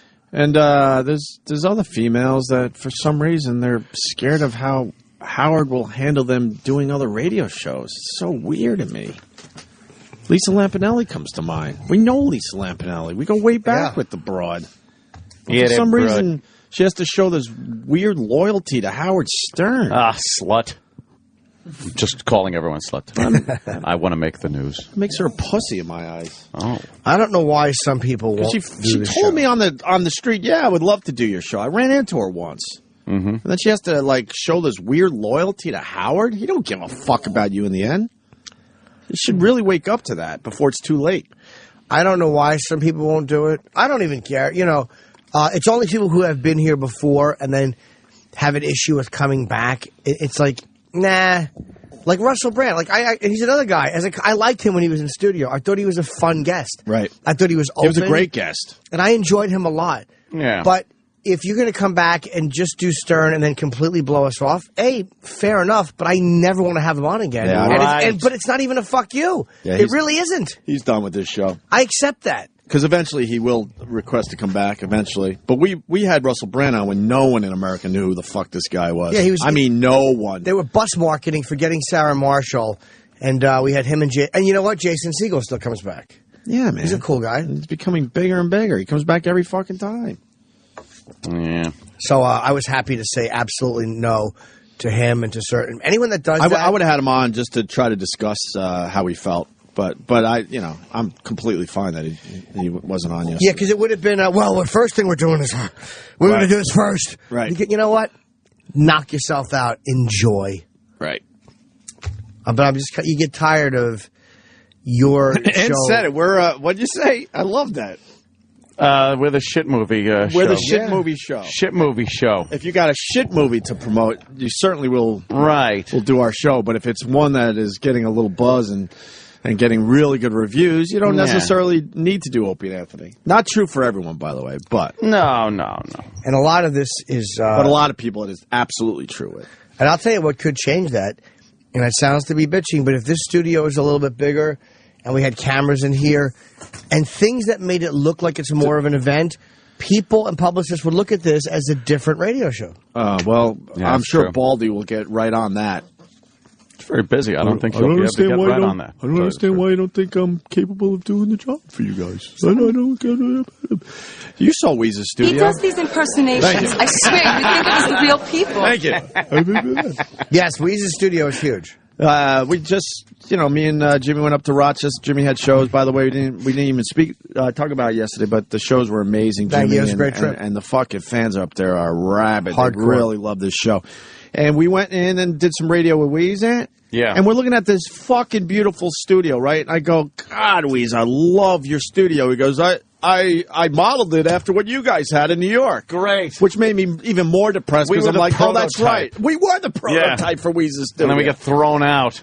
And thrown into this shitty fucking studio that they don't understand why it bothers us so. They know. They just don't give a shit. It's all right, though, because they're going to get Opie and Anthony show channel stickers for the windows. Yeah, you hear about that? Yeah. Yeah. And they're putting them there, eye level. So, oh, look, who's coming down the hallway? It's old chemo head. So wait, they are getting Opie and Anthony stickers? Yeah, to go around the perimeter. So, if we take pictures or video, cool. People know that be up there. How about they stop committing to this room? How about they stop committing? How about, you know what we're doing? Great idea. We're having something installed. How about you don't drill into the cement? How about we work on a bigger room? Moving somewhere else, and right. I told these guys that the easy solution is to just blow out this wall, man. Yeah. This is the smallest studio we've had since I've been with you guys. Yeah. Mm-hmm. Yeah, we're going backwards. Yeah. We've been going backwards for about 5 years now. It's fucking... Maybe 4. I don't want to 4 bitch, years but we've been going backwards. it goes to that does tie in with the guest thing. Sure. It just looks like a shitty radio show. It just looks like one of fucking 50. Yeah, we're just another one. Right. And it's not one of 50. And I tell you what, sometimes I doubt that. I'm like, you know what? Maybe just nobody listens. And then I do a gig like Rochester, and I see how hardcore the fans are. Right. And most radio shows don't get that. I mean, they really don't. They're hardcore fans. They love Stupid Chip and all the nonsense that we do. They listen. They're not just old fans from terrestrial. Right. They're people who listen now. Because as soon as I'll go like this, the fucking place goes crazy. They know exactly. I know what that it they're new fans. Right. And it's just that reaction you get from those people. You know that they're fucking the same fans we have here. So most radio shows don't get that. Wow, Julianne Moore really does look like Sarah Palin? in that Fuck movie. yeah, man. They did a good job. Got the makeup right. Yeah. Excuse me. Woody Harrelson's who's playing look him. at that. That's crazy. That looks just like her. Yeah, they did a good job. She's got fake teeth. From a distance. Oh, is that, yeah, there's some fake, cheekbones. Yeah. Fake cheekbones, a fake clit. They should mix this movie with Boogie Nights. Yeah. Or part in Boogie Nights. Yeah, give John McCain the big cock. Fucker. I want to see if she sounded like her. Let's hear. I just missed it, unfortunately. All right, hey. Ed Harris is playing McCain. That's not bad. He looks kind of like him. That is pretty good. Yeah. You going to see this thing? Where's it? In the special theater. Oh, it's on HBO? Oh, it's on then fuck it. Sure, I'll watch it. We're all going to see it at the same time.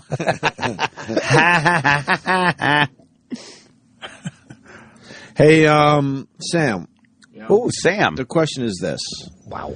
We started this a couple of years ago now? Yeah. 2 years ago? It's probably more like 3 years ago. Okay. So for the past 3 years, we've been keeping track of dead wrestlers. Yeah.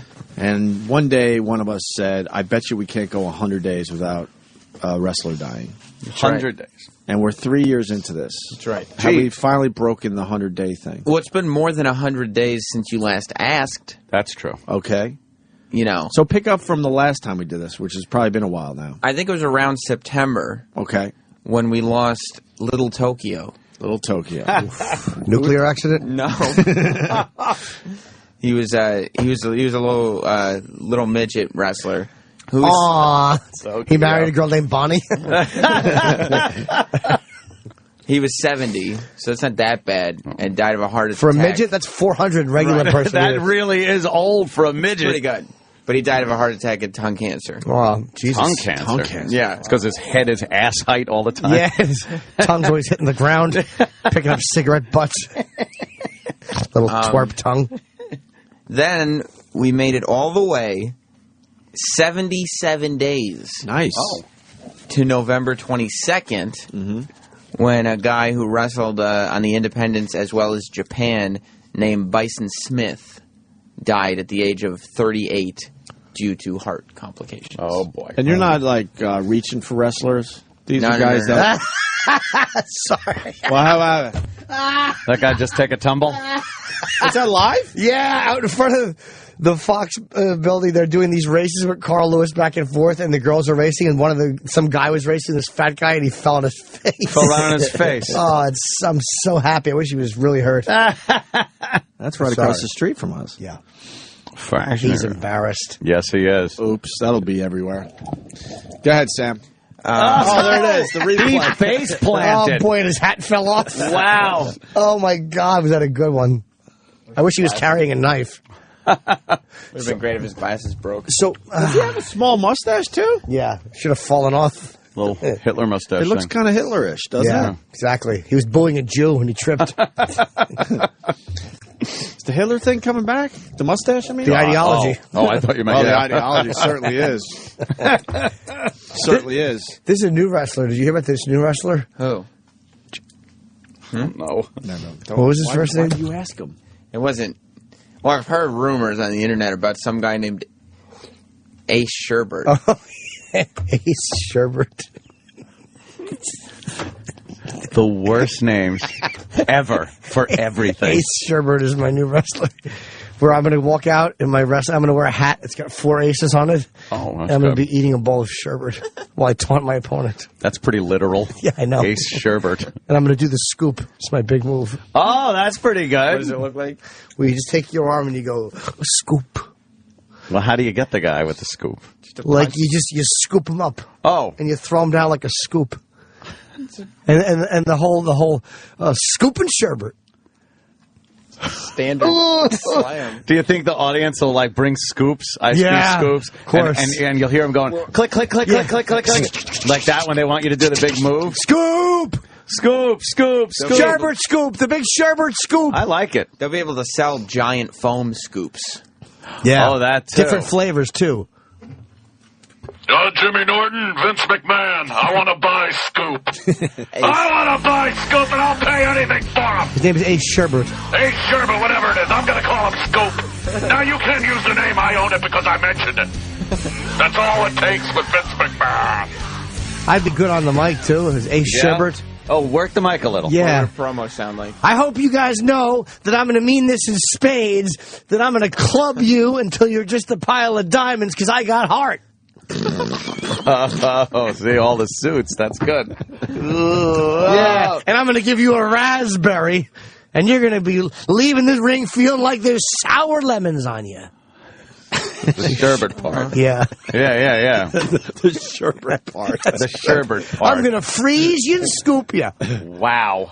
That's good, right? Wow. Why would you eat sherbet before a match? No, you're gonna eat. I'm gonna eat it in the ring while I'm walking around with my hat, In the waving ring. at the crowd, scooping sherbet into my mouth. How are you going to wave at the crowd if you have one hand with sherbet? You wave with the scoop. I might even wrestle between with bites. the ball. Yeah. How about this move? You pin the guy into the corner, right? Yeah. Then you take your sherbet and you open his mouth up. You go and you put so much in and give him the brain freeze. That's good. And then the guy goes like and he's getting a brain freeze, and you pin him.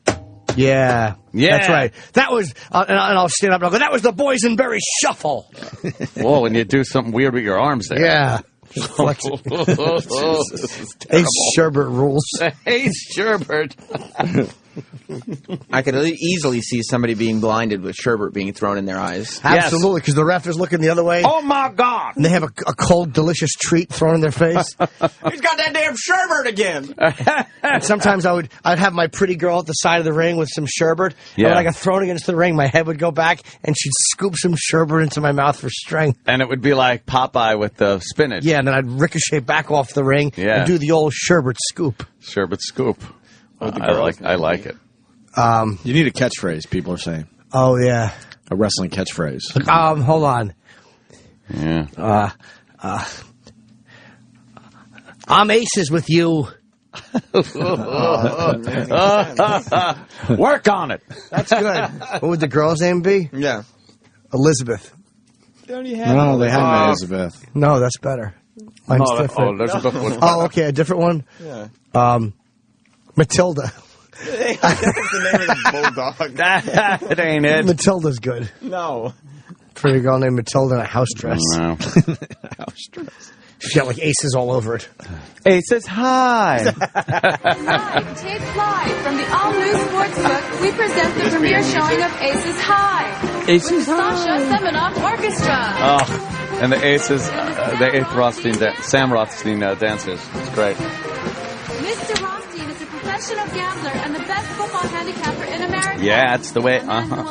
You want to do the wrestling death clock there? Yeah, what do we got? So you had the midget wrestler, Little Tokyo 70, heart attack, tongue cancer. Right. All right, then, go ahead. And then Bison Smith in November at 38, heart complications. And people knew who Bison Smith was. Yeah, he was very impactful to a lot of wrestlers. That's why I counted him. Okay. Because they worked on the indies at the same time, and he trained a lot of people. Oh. And then we made it 56 days to January 17th, when we lost Savannah Jack, who wrestled for Bill Watts' UWF promotion, which was a...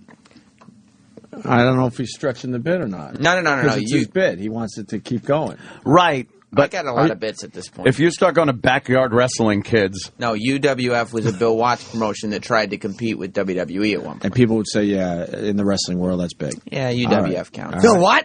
And that was 56 days. That was heart disease at 63. Mm-hmm. And then the most recent one was on March 4th, just a couple days ago. Stopping the clock at 47 days was former WWE superstar Doug Furness, who they're saying died due to... He was too hot? Overheating? Complications of Parkinson's at 50. I bet he wasn't stoked about that. Get it? I wonder if he listened to Burning Embers. Did he also have the flu? Get it? That's the pipe that comes out of the top. I don't know I've never installed stuff. Oh, well. Yeah. I don't know ductwork humor. I don't get it. Ductwork humor. Please. His gimmick was not that Furnace related. No? Oh, no? I would have done that. Yeah. He's the guy I recognize because that's when I used to watch. He was in a tag team. Yeah. Doug Furness and Phil LaFont. Doug Furness. And Phil LaFont? Was LaFont empty? Why didn't he use Furness if that was his name? Why'd they keep his name as Furness then? I don't know. He was just a guy named Doug Furness. Who's named Furness? That's silly. But I'll tell you who has camel toe. Kenny. Oh, God. And he's camel toe. Holy shit. That is severe. What camel toe? What are you doing? Wow. Kenny's camel toe is horrendous. Right up the ball bag seam. Each ball is residing on the opposite side of the center seam. Yes. That is... Is that uncomfortable, Kenny? You usually wear very big pants. Yeah. Yeah. That's a beautiful thing. So you're trying to tell me in 3 years we still haven't gone 100 days without a wrestler dying? No, right now we're at 2. 2 days. So we had to start the clock again. We had to start it one more time. I don't think this happens in any other sport or sports entertainment. Well, Furnace. Oh. It's a tough lifestyle. All right, there's your update on the dead wrestler clock. Wow. Hey, Pat Robertson. Don't we love Pat Robertson? He doesn't mind. Oh. Can he just get dumber and dumber? I want to pat him. Cracker, cracker, cracker, cracker, cracker, cracker, cracker, cracker. Oh, Jimmy's smashing the crackers. He tried to get my banana. Yeah. I was too quick. Do you want these? No. He's very violent with our food. No, I'm trying to be better with my eating. He's getting those carbs away. Your Weight Watchers thing, by the way, in Rochester completely fell apart. No, it didn't. Can you be honest with me and Kenny? I finished under my weekly total by a lot. Oh, really? Yeah. Did he, Kenny? I keep track. He was making all sorts of deals with himself. Yeah. And reasoning why he needed a carryover points. Carryover points. He was trying to find other people's points. He was trying. I don't know. It just seems like too much work, Kenny. No, Jim was very conscientious. Yeah. Oh, God. You think he came in under his number for the week? Yes. Yeah. He was just getting acclimated to using the app. Acclimated. Yeah. All right. He did good for himself all weekend. Yeah. And I say to myself, Like those little ice cream bars that we love? The ones that you like that are the little... Which ones? They're like Skinny Cow, those type things. I fucking like the Skinny Cow. I'll go over reason. in points at night for that. I'll go over by 4 points because I have so many for the week saved up. Yeah. You treat yourself, but you don't feel like you're starving. Pat Robertson. We love this guy. He's a fucking lunatic. Oh, yeah. We had a bunch of tornadoes, right? Yeah. And Pat Robertson says more prayer could have kept the tornadoes away. Didn't we play we played a prayer video yesterday. Oh, yeah, it did nothing. And that lady had some deep prayer shit she was speaking in tongues. That's right, she was. And explains how God makes them. What? Yeah. God people are really nuts. Is it a Virgin Mary queef? Fucking asshole Pat Robertson is. Why was he ever relevant? He's a lunatic. Yeah. Another guy people just buy into. Religious people. Here's what he had to say. Why did God send the tornadoes? God didn't send tornadoes. God set up a world in which certain currents interfere and interact with other currents. When you have a warm group of air coming out of the south, coming up against the cold masses up in the north, you'll get vortexes, and that in turn will spawn tornadoes. God doesn't send tornadoes to hurt people. He doesn't send, we call them acts of God, but they're not. Oh, what is it? So all I can say is that why do you build houses in a place where tornadoes are apt to happen? He's doing bits. Well, he's actually right. Yeah. God didn't send it. Why stop building your house there? Yeah, he did say God didn't send the tornado, which we say the same thing. Oh, God was busy.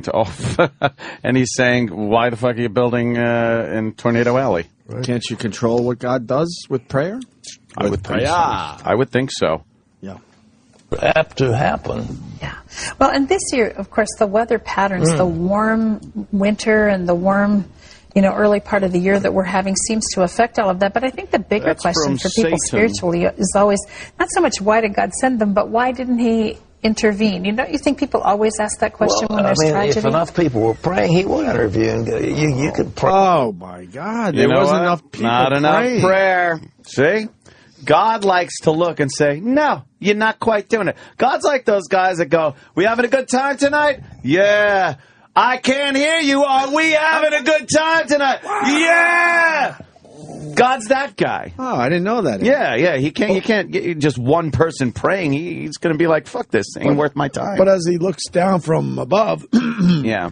What about the people where he goes, oh, wow, those people really do believe in me. I should try to take care of them at the very least. Oh, well. No, it has to be the collective. Que sera, sera. You could pray. God, Jesus stilled the storm. You could still storms. But, the hurricane, for example, is a release mechanism that God set in to take the heat out of this world and to transfer heat around various parts of the globe. It's very necessary. The fact that people decide they want to build houses on the edge Free will of an ocean. fucks us again. Free will fucks us again. He's just a dope, though. He says it's necessary, but God could change the rules at any moment. Right. So he can make it not necessary anymore with the heat there. Yeah, do you think God needs a hurricane to move heat around the earth? Of course not. I think God could just move heat around the earth. Right. He could do it with a giant fucking, metal monolith if he wanted to. It doesn't need to be a hurricane. How come all these things are hurtful and destructive? Can't God just make it warmer? Yeah, just make it warmer. It's warmer over there. Oh, there. How did that happen? I did it. I said so. No rhyme or reason to it. So fuck you, science. That would be a big fuck you to science. It'd get people really, into the faith-based thing. Yeah. What's a 5? Category 5?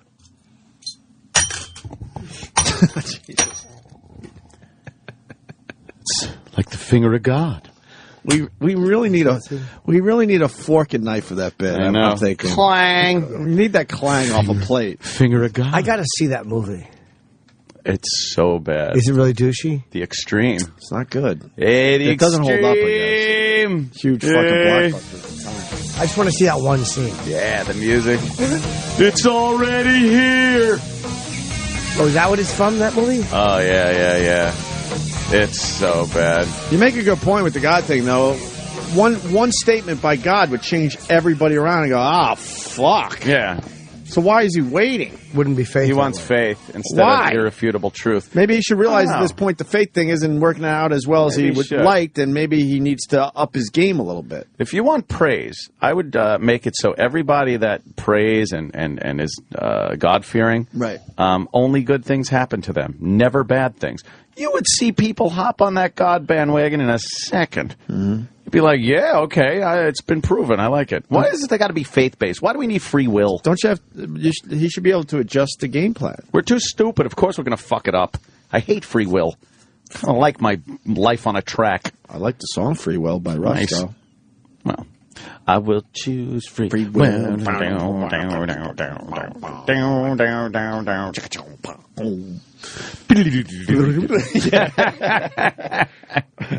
That obvious Rush sound. Yes.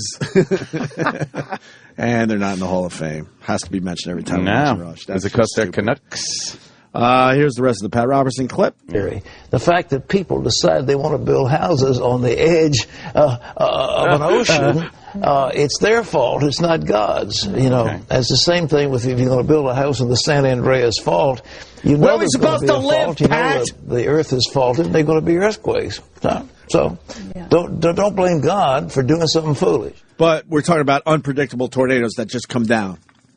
Where are we supposed to live, Pat? No hurricanes. Okay, so we got to take out the entire, at least East Coast. Most of it anyway, right? Yeah. Then earthquakes, so we got to stay out of the West Coast. Tornadoes, so we got to stay out of the Midwest. What about blizzards, deadly blizzards up in the north? Because I was ready to say, hello, Canada. There's nowhere to live because God has this plan that fucks everything up. He has it all covered. Hey, God, how about you made us a little stronger? You know what? I could take an ant. I could drop an ant from fucking 10 feet. To an ant, that's 1,000,000 miles drop. And he walks away. How about you give us that kind of strength, God? That's right. And what mandibles. Happened? Yeah, and giant mandibles. But as humans... big mandibles. As humans, we should have been able to figure out how to put an extra coat on ourselves. Exoskeleton? So we could fall. Yeah. How great would it be to fall out of this building every day when you have to leave, knowing you're going to be all right? Too many people by the elevator, like, I'm taking the window. Right. And you just throw yourself out the window, you hit the ground, you're like, I shake Brush yourself off and walk it's away. Like, all right. How great that would be. Yeah, I'm fine. I got an exoskeleton. Would you just jump out of buildings all day long? Be the most fun thing ever. Oh, my God. Fucking fire in a building, people just, fuck it. Hey, fireman, how you doing? Yeah, we're jumping. Here's a question for the scientists out there and the eggheads. How far does an ant have to fall where you finally kill it? I don't think he would. I think you could drop an ant from a fucking jetliner, and I think he'll just slowly... He doesn't have enough... Why are we studying that shit? They're so light. His mass to, I think, what gives him wind resistance... Right. I think the wind resistance slows him down so much that the weight doesn't matter, and he just... And then he's got that goddamn exoskeleton. We should study this Love shit. the exoskeleton. How great would this be to have this power? Yeah. Would be cool. But no, God, thanks. You make us fucking get mushed. You fall off a fucking 4-foot ladder, you break something. So an ant can fall off a table, but they have to live in underground... Gotta make some sacrifices. Did you ever see the fucking anthill that got uncovered when they put cement in it? Oh, where they put cement and then dug it up, and you see how far it went? See that? No. That is pretty cool. Look that up on YouTube. It's cement in the anthill. They do it. I think it was an abandoned anthill, and they pour cement in it and they cut around it, like they just very carefully. Yeah. As he finds that, see how big it is. I won't go to his call, and we usually don't go down this road, but it's worth it today. I want to thank Jimmy. Virgin Mary Queef made me jump the curb. Could be. Virgin Mary Queef. Where's this anthill? Like Africa or something? It's actually in my yard. Turn this. I think Africa. Required is extraordinary. You have to fast forward. Extraordinary. So what is this, Jimmy, again? For 3 people? days? They excavated, and they put in, they cement to the holes, and then cut around it. To see how far this... Of mechanical diggers, the scientists diggers. tons of earth. Was Africa. At last, they begin to see the structure of the city-state. And then you can see that a giant digger has pulled out so much dirt around this anthill, and it's massive. That's easily twice the size of the studio. It's a city. That's not saying it's Yeah, big. that could be. Yeah, the hole is too. Subterranean highways connecting the main chambers. Whoa! Falling routes Put this on our Facebook page, Opie and Anthony, for the people. branch and lead to many fungus gardens and rubbish pits. In a fungus garden.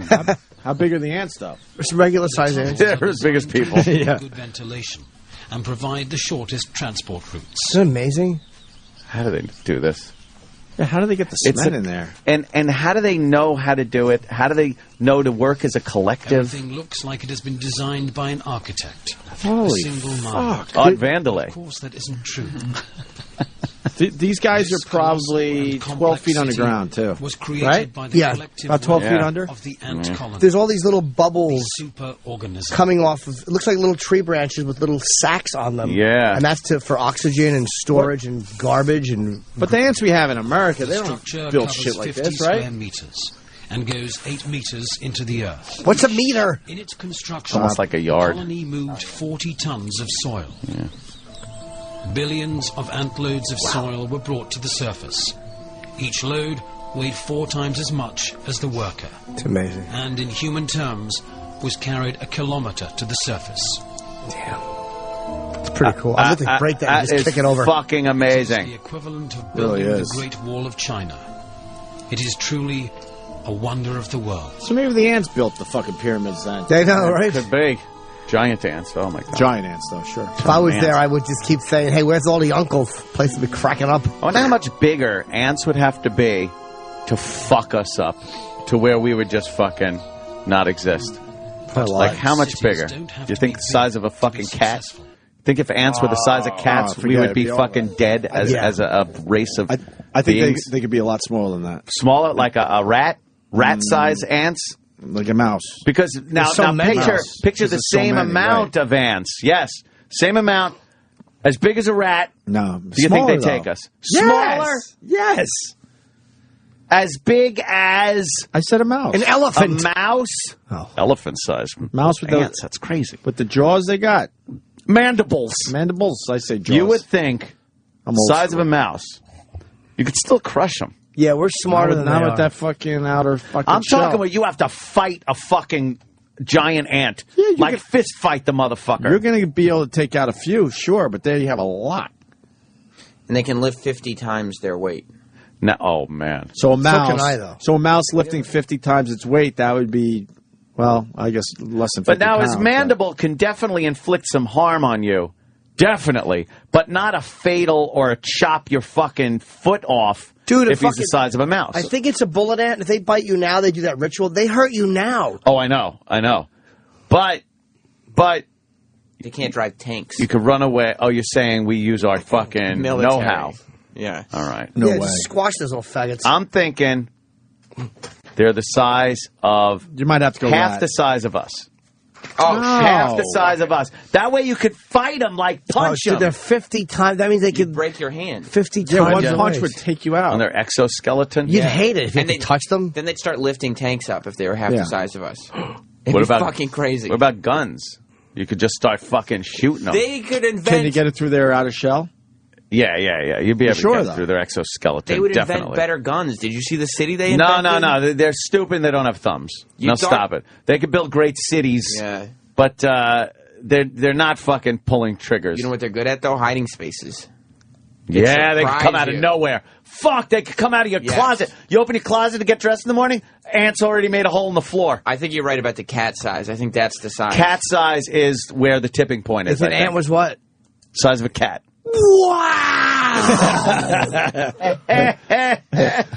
And the question is answered by Jason, North Carolina, because this is very similar to something Ronnie B said. Ronnie B. I love Ronnie B's animal. Let's go to Jason, North Carolina. Scenarios. Jason. Morning, boys. Yeah, on Ronnie B's line of the day, one of his most popular ones was, he said, if ants were the size of ducks, we'd all be wearing chains right now. That's true. There you We'd go. be slaves to the duck-sized ants.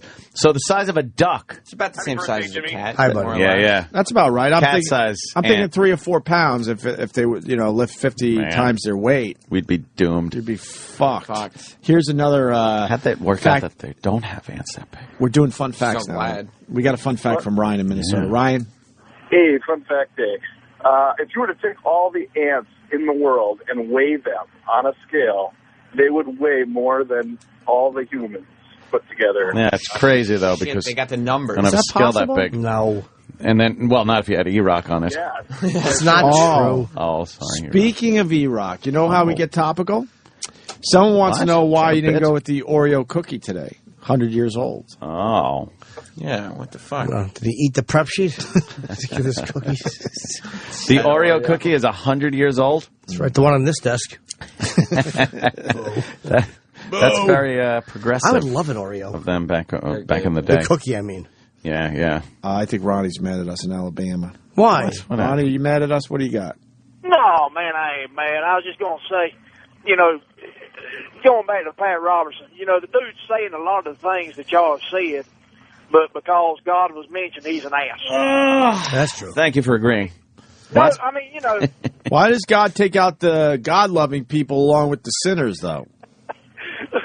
I mean, it's just the way, I can't. Why can't he pick and choose? He seems pretty damn powerful. Why doesn't he just take out the sinners? And then the sinners will go, oh, fuck, Right. there's something to this God, so we should change our ways. Why does he take out the God-loving people, too? I don't get that. What kind of God would he be if he didn't give everybody the same opportunity? But he's not giving... Oh, to die horribly? Exactly. Gee, thanks for that fucking opportunity. How about Jesus. at the very least you save the baby that got thrown out of the house by the tornado? Because I don't even think the baby has lived long enough to do any sin shit yet. Yeah, explain that one. Explain that there, Pat Robertson. that. Explain that. Well, the thing is, God gets blamed for a lot of crap that just happens. Not everything is because of God. How do you know? He's supposed to be involved in everything. You blame the guy that is responsible for everything. You go right to the top. That's right. He's the CEO. That's true, but see, y'all keep saying, well, how come he ain't doing this? And how arrogant are people that they, he's God. What the crap does God have to prove to anybody? He's God. There's nothing else. There's nothing But what? God.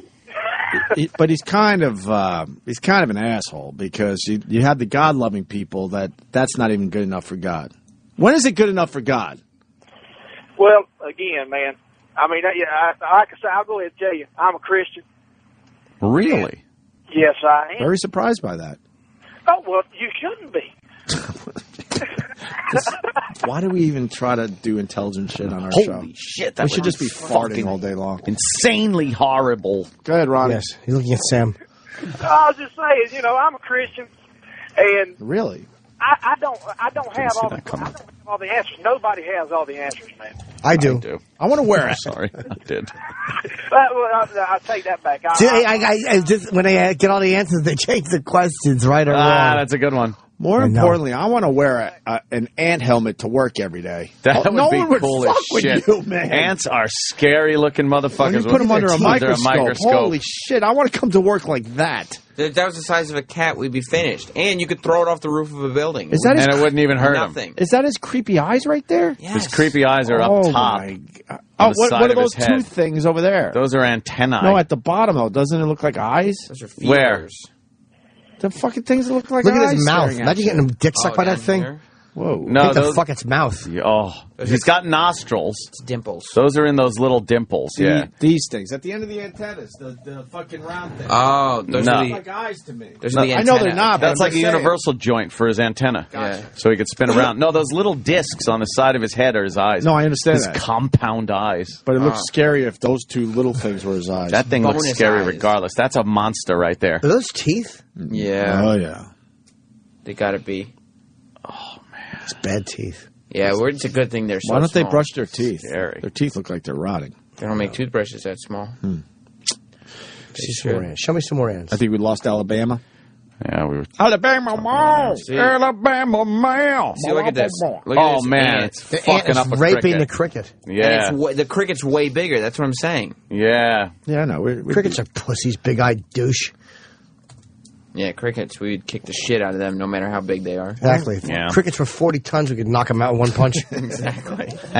Dumb crickets. Just making noise. They're all soft. Exactly. In the yard. You could just punch him in the stomach and your fist would go And they're right through them. They're so dumb. They give their position away at night. Yeah. Yeah. How about Wonder you where shut he up? right. Yeah. Just nervously rubbing his legs. He's got the Jimmy legs. Is that where that noise comes from? The legs? Yeah, rubbing? they rub their legs together and goes.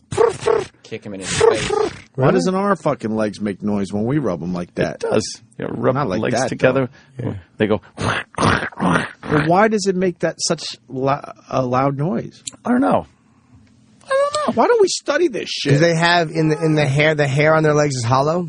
Maybe there is And that's something what the air with goes the hair. through. It's called cilia, and it's hollow, and air goes through that, and when it snaps back, it's almost like an instrument. Jimmy sold that one, by the way. Yes, I made it all up. I don't think it's true, but he sold it very well. Yeah, cilia. I now believe that. I got all the answers about God. You want God answers today? Yes, I do. All right. God created man and gave them free will. He also created nature and gave it free will. His pinchers are huge, that thing. But, That's what I'm saying. but our point is, if you're God, can't you change that free will? This ant's pinchers are fucking half the side of his face. Yeah. Half the size of his face. They're like lobster claws. Oh, man, those deadly mandibles. Imagine them fucking biting you. Is it the bullet ant that hurts so much? Yeah.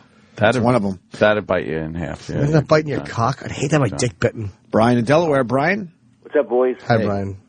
Yeah, God is all-powerful. Well, mind you, I'm all into science, but God's all-powerful where he knows if somebody's going to grow up and be a fuck-up and destroy the earth, he'll rather destroy them when they're young before all that shit will fucking happen. So what happened with Hitler? He fucked up with that. God can't fuck up. See, that's the beauty being of God. He never fucks up. God never fucks up. In the end, unless he purposely fucks up. I guess he'll let a couple of them in for us to learn. Learn what? We're not even around long enough to learn any real shit. By the time you go, oh, wow, I got some shit figured out, you die. And then you got to start over with a new one. Yeah. A new young thing. Come on. Well, he's got to make it kind of interesting. He's don't want to make it too boring for us. I'm starting to think you just die. Yeah, you do. You lay him. I'm starting to think you just die and you just get shut off like a fucking computer. Dude, you just lay there like a cunt. That's what happens to us. And that's it. We go bye-bye in the box. That is it. I would love to think there's more, but I don't know. There's not. I don't know. Well, maybe that baby did a little bit more damage than Hitler. How? Well, you don't know. God knows. We don't know. God will know. What could a baby God only possibly knows. So do? God knew that thing would be Hitler, so he let it be born, and then he threw it around in some wind. Don't be a silly goose, sir. How dumb that is. Well, you don't know. Yes, you do. That's dumb. I know. Yeah, sometimes you just know. Yeah. It was an asshole move if there's a God. Yeah. To throw the baby around in the wind, let it survive for a little while, so everyone's like, oh my God, a miracle through all this tragedy. And then God goes, nah, not really. Well, God could have took the pain away from him. Huh? God could have took the pain away from the baby. Yeah, and God could have fucking blew the wind the other direction. The kid fell out of a cunt, got swept up in the wind, and he's dead. That's the end of it. And what about the pain everyone felt that the baby died that might be into the God thing? Yeah. Explain that one. Yeah, what about that? Right. Quickly. Now you got God-loving people that are now fucking very distraught over the fact that the baby died in the end. That's right. Well, nobody knows all the answers. Only Yes, sir, but you have none of them. Yeah, not a one. You don't have any. I've never met anybody with less answers. Yeah. I was thinking about the rape thing yesterday with Kirk So was I. and Rick Santorum.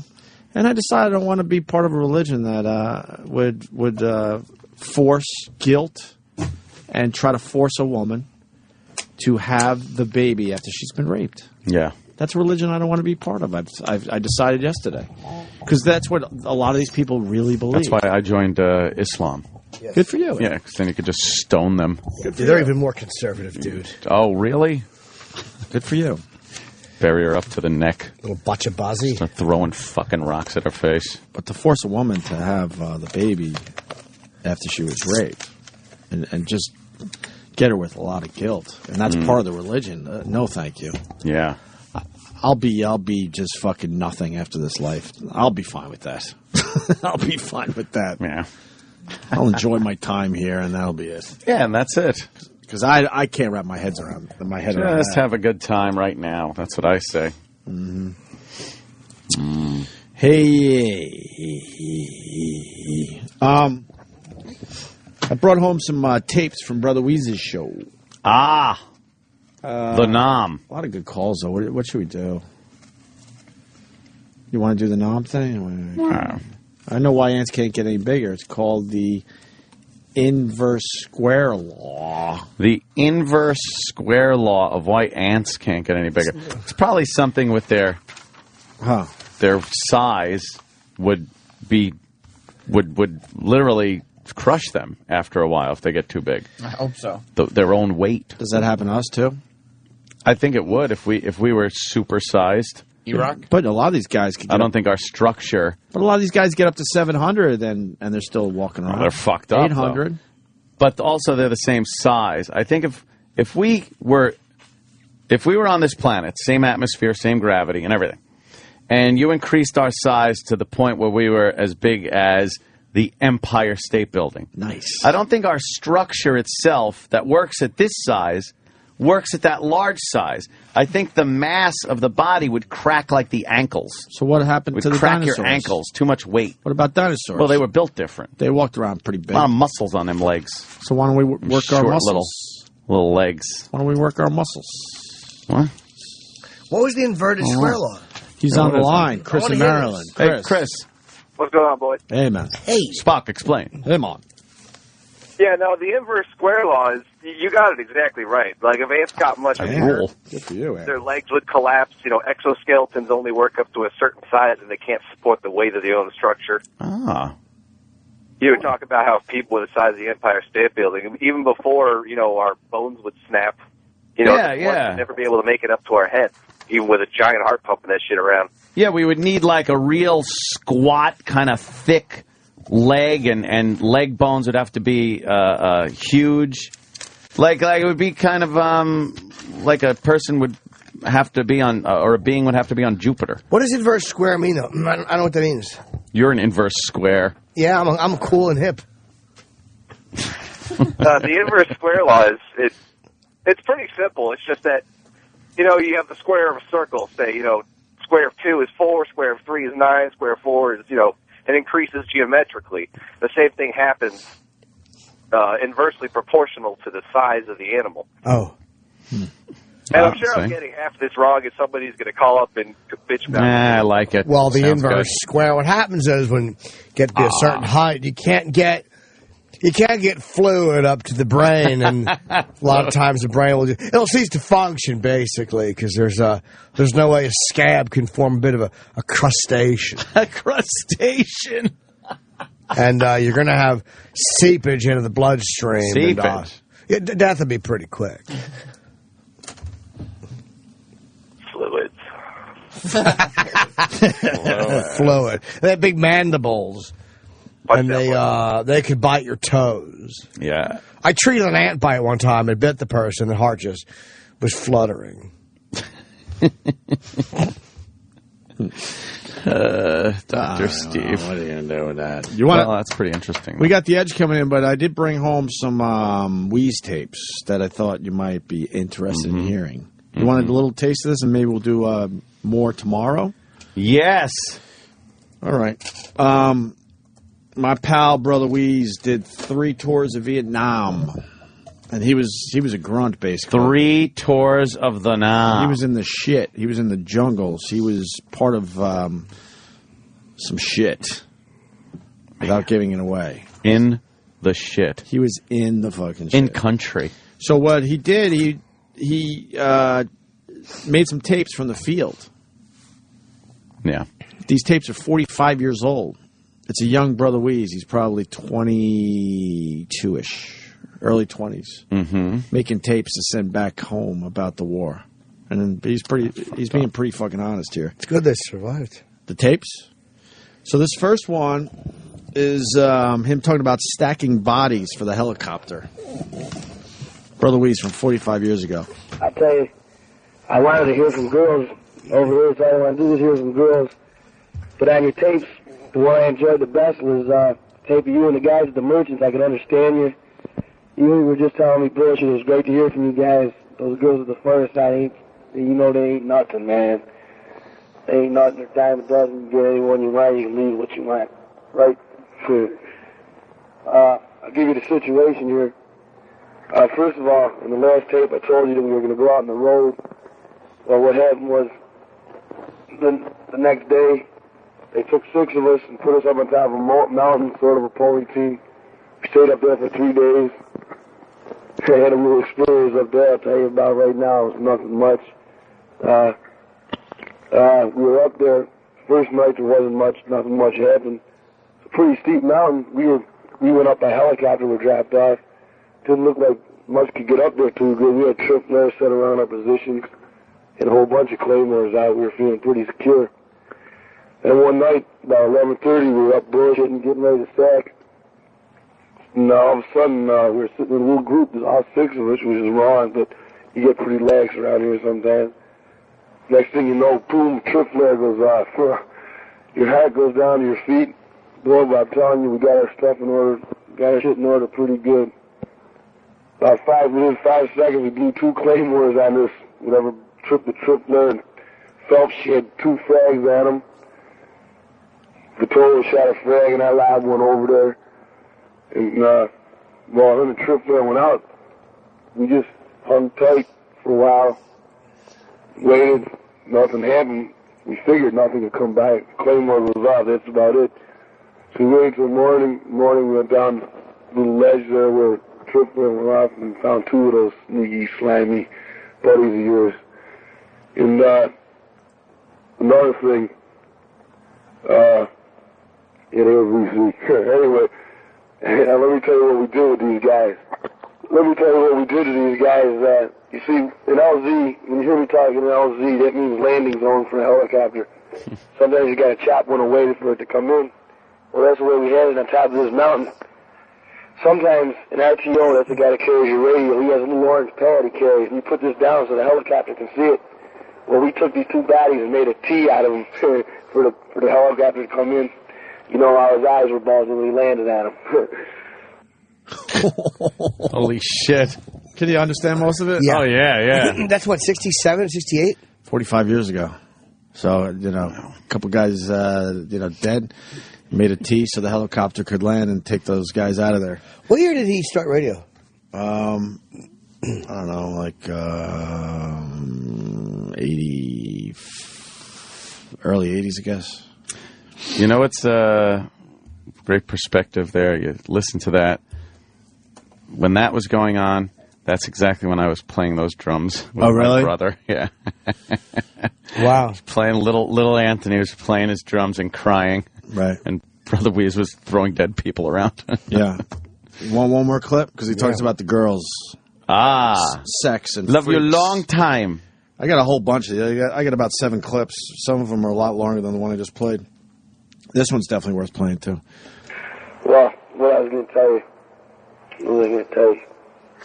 Wait, one. Well, Rich, I was going to tell you something, now I forgot. Oh, let me tell you the situation here anyway. Nothing happened the next night up there, and everything was pretty good. And, well, I'll tell you a little about the Army. The Army's always messing with you. They tell us they're going to pick us up one morning. It's raining up there. It'll be cold. Pack all our stuff in our rucksacks. Wait, never come. Stay the next night. Next morning, call us up. We're eating some morning seas.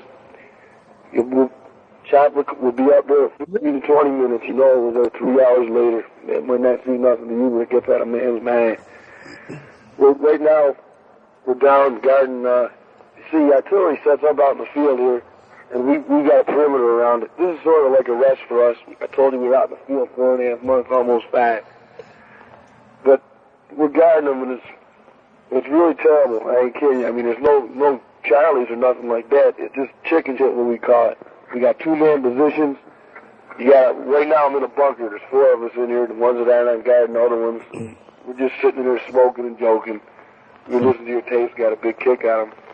You got to dig these bunkers. The next day they want you to improve. All they want you to do is work. Once you get out in the field, Fighting Charlie, or whatever you want to call it. He's got down the line. Well, it's hard to explain to you, Rich. You see, you don't like being out there. No one likes being out there because their life's at stake, and it's really miserable. You get back at something like this. This is what the Cavs is. The Cavs want you to like being out there, and they make it so miserable for us back here that we just wish we could be back out there, because out there we're on our own. We do what we want. We dress what we like. Well, we can be shabby, but back here they just stay on you all night. Caught a buddy of mine, Big Bennett. I introduced him to you in one of the last tapes. They got him sleeping 5 times on guard the other night, and I guess they busted him. Yeah, that's what I heard. I heard he's got syphilis now anyway. A couple of the guys come down with the clap syphilis because we were on the green line. They got some boom boom. As Joe Jordan, the boom boom is a little code name over here for you know what. It's pretty. Another thing I want to tell you, I heard on the tape there, Bradford was saying, you know, how you get some tail over here for $2-3, but and they say, you know, real good, but it's not even. I'd rather not even have it at all. It's really rotten. I can't even explain it to you. These gooks are the worst. You don't want nothing to do with them. Out in the field, we can take it for nothing if we want to, but no, you ain't. They have black teeth. Don't laugh. That's for real. The teeth are pitch black from this stuff that they eat called beetle nut. I've seen. Let me tell them stuff. Listen to this. I'm telling them. Listen. We've seen. Now you can call me a liar. We've seen guys with no noses, 3-4 thumbs. They've got more thalidomide babies over there than you ever seen in your life when they grow up. Well, I'm glad I seen that guy with no nose during the day. Never seen that guy in the beach. Yeah. I seen that guy at night. It would have been all over. That's fucked up, man. You can hear it? Yeah, and it's kind of cool to hear like words that are commonplace now because you've heard them in movies and, and documentaries and whatnot.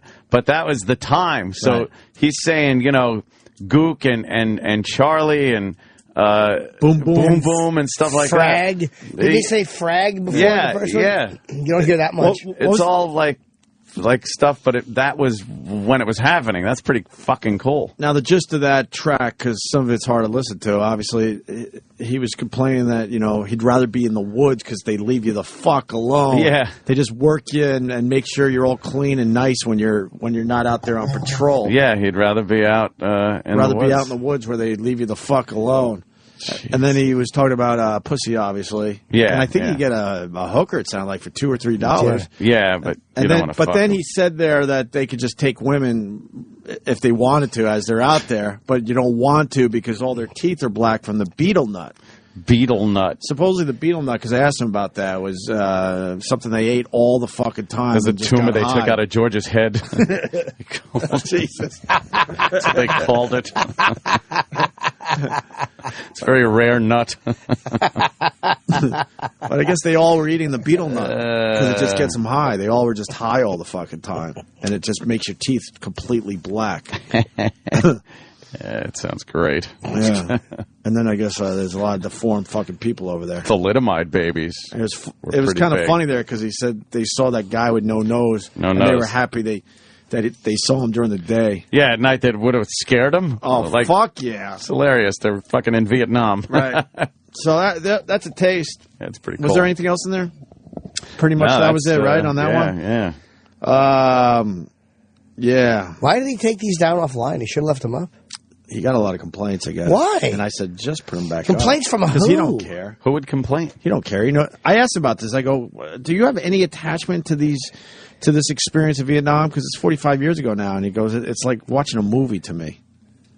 Like, he doesn't feel connected to it. Who complained? Who the fuck would complain? I don't know. I don't know the full story. Maybe was it? He said gook. Is there some fucking... Probably all that. Is that it? Oh, God. Real language it was what was happening. Right. It's history, you dumb fucks. But then again, who knows what it was? Yeah, but... Well, just jump on it and make like that was Might have been the Black Beetle Society. We might have time for one Beetle more. Nut. You want one more? Is this working? I don't even know, because I know the quality isn't the greatest. Yeah, people are having a tough time hearing it. Fuck. Yeah. We cleaned it up, too. Well, we were explaining it, though. Yeah. Want to try one more? Hear it? Yeah. One more sounds like. All right. VC crapping in the road, food in Vietnam. Pretty easy area down there. There's nothing to it. I don't know. I wish I knew where Max was. I know he's working back at some base camp. I guess go for it. Look, I'd like you to tell me what outfit he's with. I'm proud he's an infantryman. It's good to know another guy's fighting over here. I see he was down the Iron Triangle. It's pretty good. Now he's down in Delta.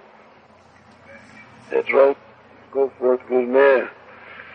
So, I no way I could ever see, like Joey, see down in 173rd, that's down by Saigon. I don't know where they get over down there, but we're under surveillance every day, every night. Most of the time we're in the field harassing old Charlie, so, I mean, there's just no way I could do it. Sure like to see old Cummings. I sure like to see Max. Another thing, you tell old Bill there that I'm guaranteeing I will send him, you send me his address, you listen to this now, you send me his address, and I'm going to send him a tooth and an ear. I'm guaranteeing it to the man. Holy, you can hear that. A tooth and an ear, huh? What has he said so far? He's looking for some guys, Max, and... Yeah, he's looking for some of his buddies. Right. And when he finds them, he'll send him a tooth and an says, ear. give me his address, I'll send him a tooth and an ear. Jesus. Get to the man. But I'll tell you right now, how I'm going to send it, I don't know if it'll work. In sea rations, there's a little accessory pack that comes in the seas, and each accessory pack has a little thing with cigarettes, 4 cigarettes, 5 cigarettes, 2 pieces of chewing gum, chiclet type, little packets of coffee and stuff. Well, I'm going to take it's made out of tin, like tin foil, little bag is. When I get the year, I'm going to put it in there and fill it with salt and put it in an envelope and send it to him. You guys, if it gets there, I hope it gets there. If it don't, it'll be a while, though, because we're back here with this damn artillery guarding these creeps. I don't know how long we're going to be here. We're supposed to be resting. We might not go to the field for another month. I don't know if I can last it here. Jeez. Rich, I keep clicking this thing off to think of something. It's terrible. Tell your mother, I can't tell her I don't like her cooking. I sure would appreciate some cookies. Now that I'm on the subject, stick some ravioli in there. Stick some cans. Anything in cans, Rich, we eat up over here. Cause anything, you gotta make it, because we can make it. Send some raviolis in the can, man. Chef Boyardee will be going crazy for a day. You'll never realize. I mean, I'm so far gone from the world now. And when I first came over here, I could think about these things, but it was so funny to me to see things that made these guys happy over here. The guy gets, you get a good can of seeds and you're a happy man. You get a package from home with some pepperonis in them and your day's been made, man. You know, back in the world, you just go up to the store and buy what you want. I can't explain it to you, Rich. Wow. What a lousy MRE. They have a few cigarettes, 2 pieces of chewing gum. Yeah, a little coffee. Sounds great. Someone's saying you got to Google beetle nut teeth. And I think it's spelled B-E-T-E-L. B-E-E-T, right? 2 B-E's in beetle. No, but I think it's... yeah. Well, I'm sure it's pop B-E-T-E-L. Anyway. Let me see, Sam. Damn. Look at the fucking teeth. Completely. That's completely black. And supposedly it's from eating this shit. Does it make your breath smell? Can you imagine? What is wrong with that bitch's teeth? Look like a chopper's got lacquer on them. What the fuck is going on? Now they're red. Because they all eat this shit and get high. Or used to. I don't know how many are still fucking doing it. But look at these fucking teeth. Man. That's what he's talking about. That looks like some Hollywood makeup shit. That's fucked up right there. Show me that bitch's teeth, Sam, before I smack you. Now you understand why they weren't taking pussy in the woods. Imagine scraping her teeth and sniffing it. Oh, man. Oh, beetle tooth breath. It's B-E-T-E-L because people are trying to find it now. It's actually a deep, deep red, it looks like. And then it gets darker and darker. Yeah. And stains them completely black. I guess it's normal over there. To them, they have good, normal teeth. That's fucked up. If that's the norm. It's like meth addict teeth here, probably. Yeah. That's fucked up. It's pretty interesting to hear fucking... Yeah. Well, what's amazing to me is I'm thinking that's 5 years before The Godfather was in theaters. Like I'm going like... a while ago. That's not... There was no Dick Clark's Rockin' New Year's Eve yet. There's weird things that just didn't happen yet. Or Woodstock. If it's working and if most of the people can understand this shit, I got more clips we can play tomorrow. Yeah. He talks about burning down a village. That's coming up. So, like real talk from Vietnam. Why would he take that down? There's nothing offensive. No, it's history, really. Kind of, yeah. You know, he's a guy that did 3 tours. He kept signing back up. He loved war. And he was he was doing the shit. He wasn't like camped out, just wandering the jungles like we've seen in all the fucking movies. Yeah, doing the shit that's going on in the movies. He talks about how he has 185 days left in tour, a tiger on patrol, and then fucking tiger, man. Fucking tiger, man. Never get out of the fucking boat. Dumb chef. And then burning down a whole village. Lost his head. They actually burned down a whole village, and he talks about it. Probably looking for Viet Cong. Pretty fucked or weapons. So, torch this place.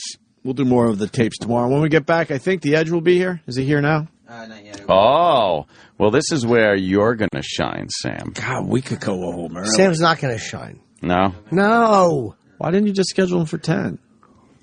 He's perfect. You like wrestling. He really is. He likes wrestling. Yeah, but then he wouldn't be on your show. But what are we going to say to him? You approved. Talk to him about... we approved? Ace Sherbert. Yeah, we'll talk about Ace Sherbert. You could pitch your own characters, See things. Dr. Steve saying, listening to those tapes, it sounded like they needed to send Captain Willard after him. He was sounding a little... There's a snail on the edge of a straight razor. Little slithers. Colonel Kurtz. Yeah. Like, it's my dream. It's my nightmare. Yeah. Getting fluid all over that razor. And people want us to talk... maybe we'll talk to Weez tomorrow. They want us to talk to him about these tapes. Let me say hi to Don in Buffalo. Don?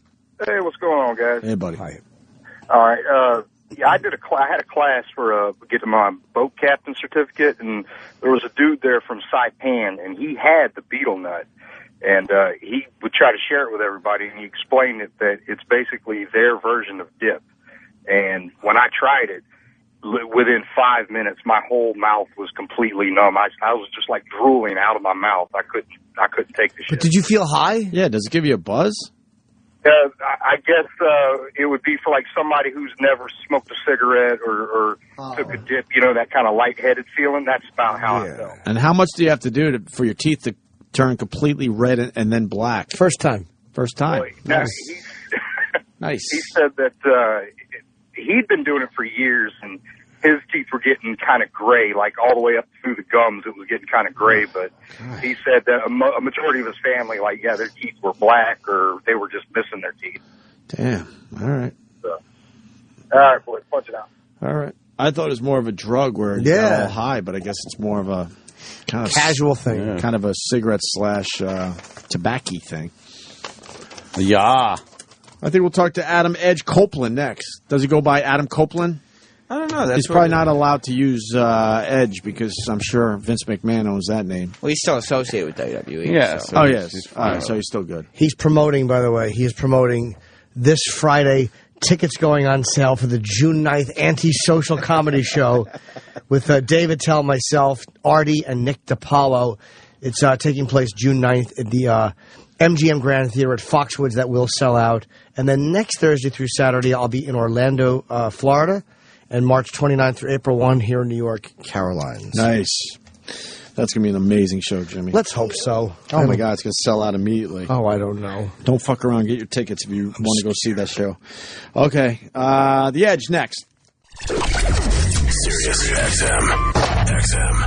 This is the Opie and Anthony Show. Why this song, E-Rock? This would be Edge's theme. Oh, of course. I know that. We got Adam Edge Copeland. A lot of people think we got U2's The Edge coming in because I kept saying The Edge. But I tried to explain to Sam, the band is called Who, but no one says The Who. I mean, no one says just Who. Oh, fuck it. I just fucked it all up. Never mind. My point, you add the to stuff when you feel like it. Well, you're supposed to say Who, but it's The Who. Everyone knows it's The Who.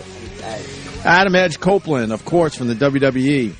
Going to be in the Hall of Fame, huh? Oh, yes. That's very cool. When is that? Saturday, March 31st, American Airlines Arena in Miami? That's right. So what, they wrestle as they put the guys in? No. What? There's no matches. Why not? It's an induction ceremony. Will there be at an arena? So you get all these people to come to an arena and there's no wrestling? That's crazy. I've been to one. It's crazy. You just go and you see the Hall of Fame induction. Is there a ring there in the middle? There's no ring. What? It's on a stage. It's an induction ceremony. How many people will be there?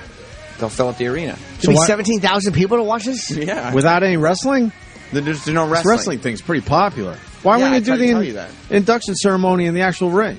And then maybe they could they don't need to. Then you get like an old wrestler. I still have a beef with him. Like Bob Backlund. Yeah, you get Bob Backlund. And just, why not? It's a classy thing.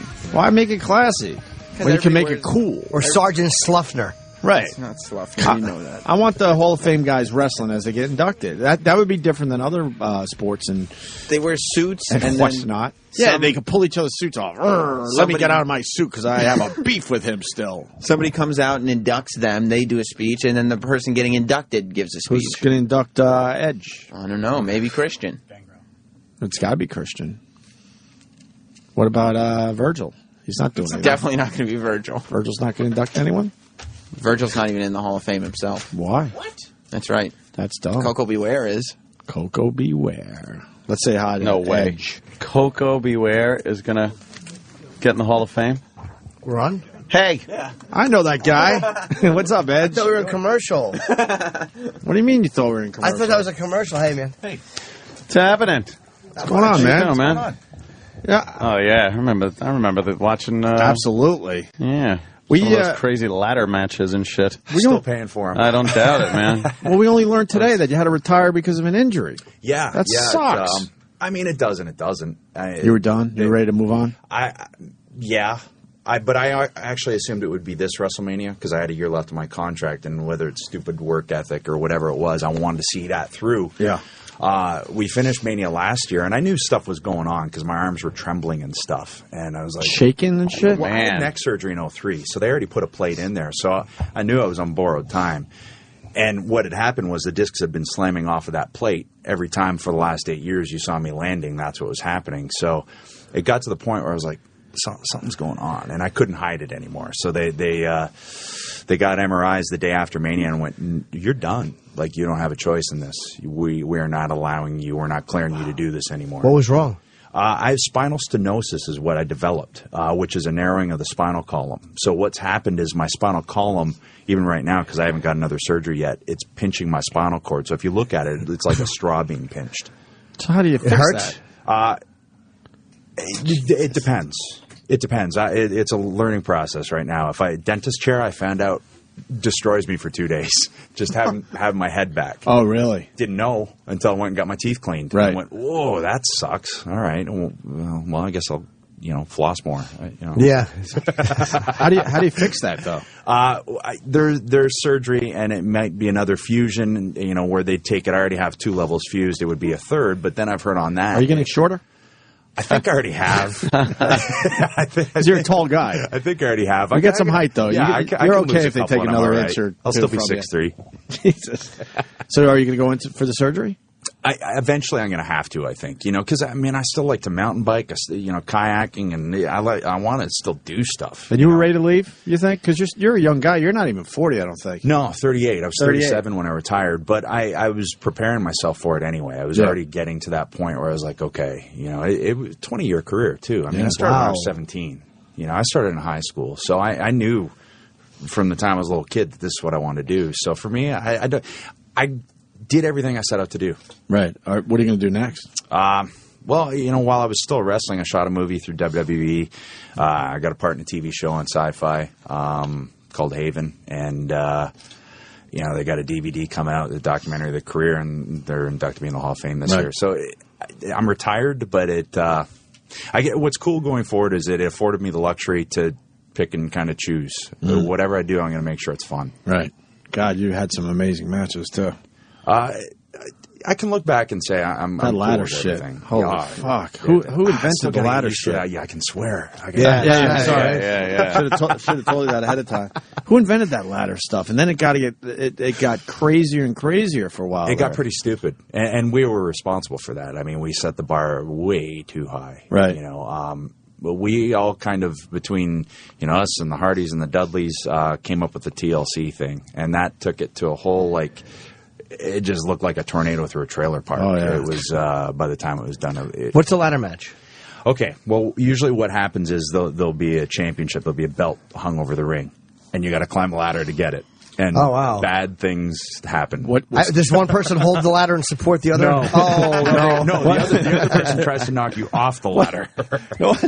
I climb up a ladder now, though, and I'm just like Spider-Man. It's always frustrated me was how long it took to get up the ladder. Well, that's the idea, you know? No, I know, but the guy is literally knocked out cold outside the ring, and it's like, get up the ladder, just get up the ladder. do this already. It's taking forever. I tell you what, though, I change a mean light bulb now. Right up there. I can get up there quick. Did you ever have a ladder match where you're thinking ahead of time, this is such not a good idea? Oh, every time. Really? Every the ladders got bigger, and you would tip the ladders over while the guy's on the top. Yeah. And you don't know where the fuck you're going to fall. Tables, all that. You got ladders tipped over while you're on them? Oh, my God. Can you imagine? Oh, wow. Dude, seriously, you got to Google some of this. And they wouldn't just fall in the ring. The ladder would go over the ropes with the guy on it. On the cement.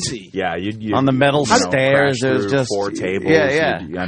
Did you guys practice how to fall? No, you can't practice that. I mean, really, with mats and stuff? I'm just trying to think. No. So you're just hoping that you're going to fall correctly every time. You're a little bit of a physical chemist. Like, okay. How many bones did you break? Wow. Well, my neck. You broke your neck doing a ladder match? I think just over time. Yeah, it's ridiculous, right? Over time, I think it just wore it away is what it did. But, I tore my Achilles, tore both pecs, both MCLs, fractured skull. But over time, it wasn't just like a one-time, I just broke my neck. Right. It just wore away. And, but I pigeonholed myself too, is because I ended up being pretty good at these things. So I ended up in 19 of them, which is more than most. 19 ladder matches? Yeah, 19 of those. And like most guys have maybe had one. Yeah. So. That's fucking cool, man. That was his thing. I would enjoy that. Yeah, the ladder matches were sick. I would enjoy watching that. it. Yeah. As long as you fell into a pool or something. Dude, I'm on a 3-step fucking stepping stool in my closet. I'm teetering and nervous. Watch this. This is like... They're on the top? Yeah. Oh, and fuck. there they go. Right through tables. That's not even right. And the refs run over to help? Yeah. Did that one hurt? You guys fell for so long. I've done that. Yeah, like you'd fall for look, they're still falling. They're still falling. Yeah, this is essentially you're falling from like a 2-story building. Where's our old pal Dudley these days? We haven't seen him in years. Bubba? Yeah, he's down in Orlando. He's still wrestling for TNA. I think he's doing pretty good too. Okay. Yeah. Yeah, we used to be pretty good friends with him. He's a good dude. Back in the day. Yeah.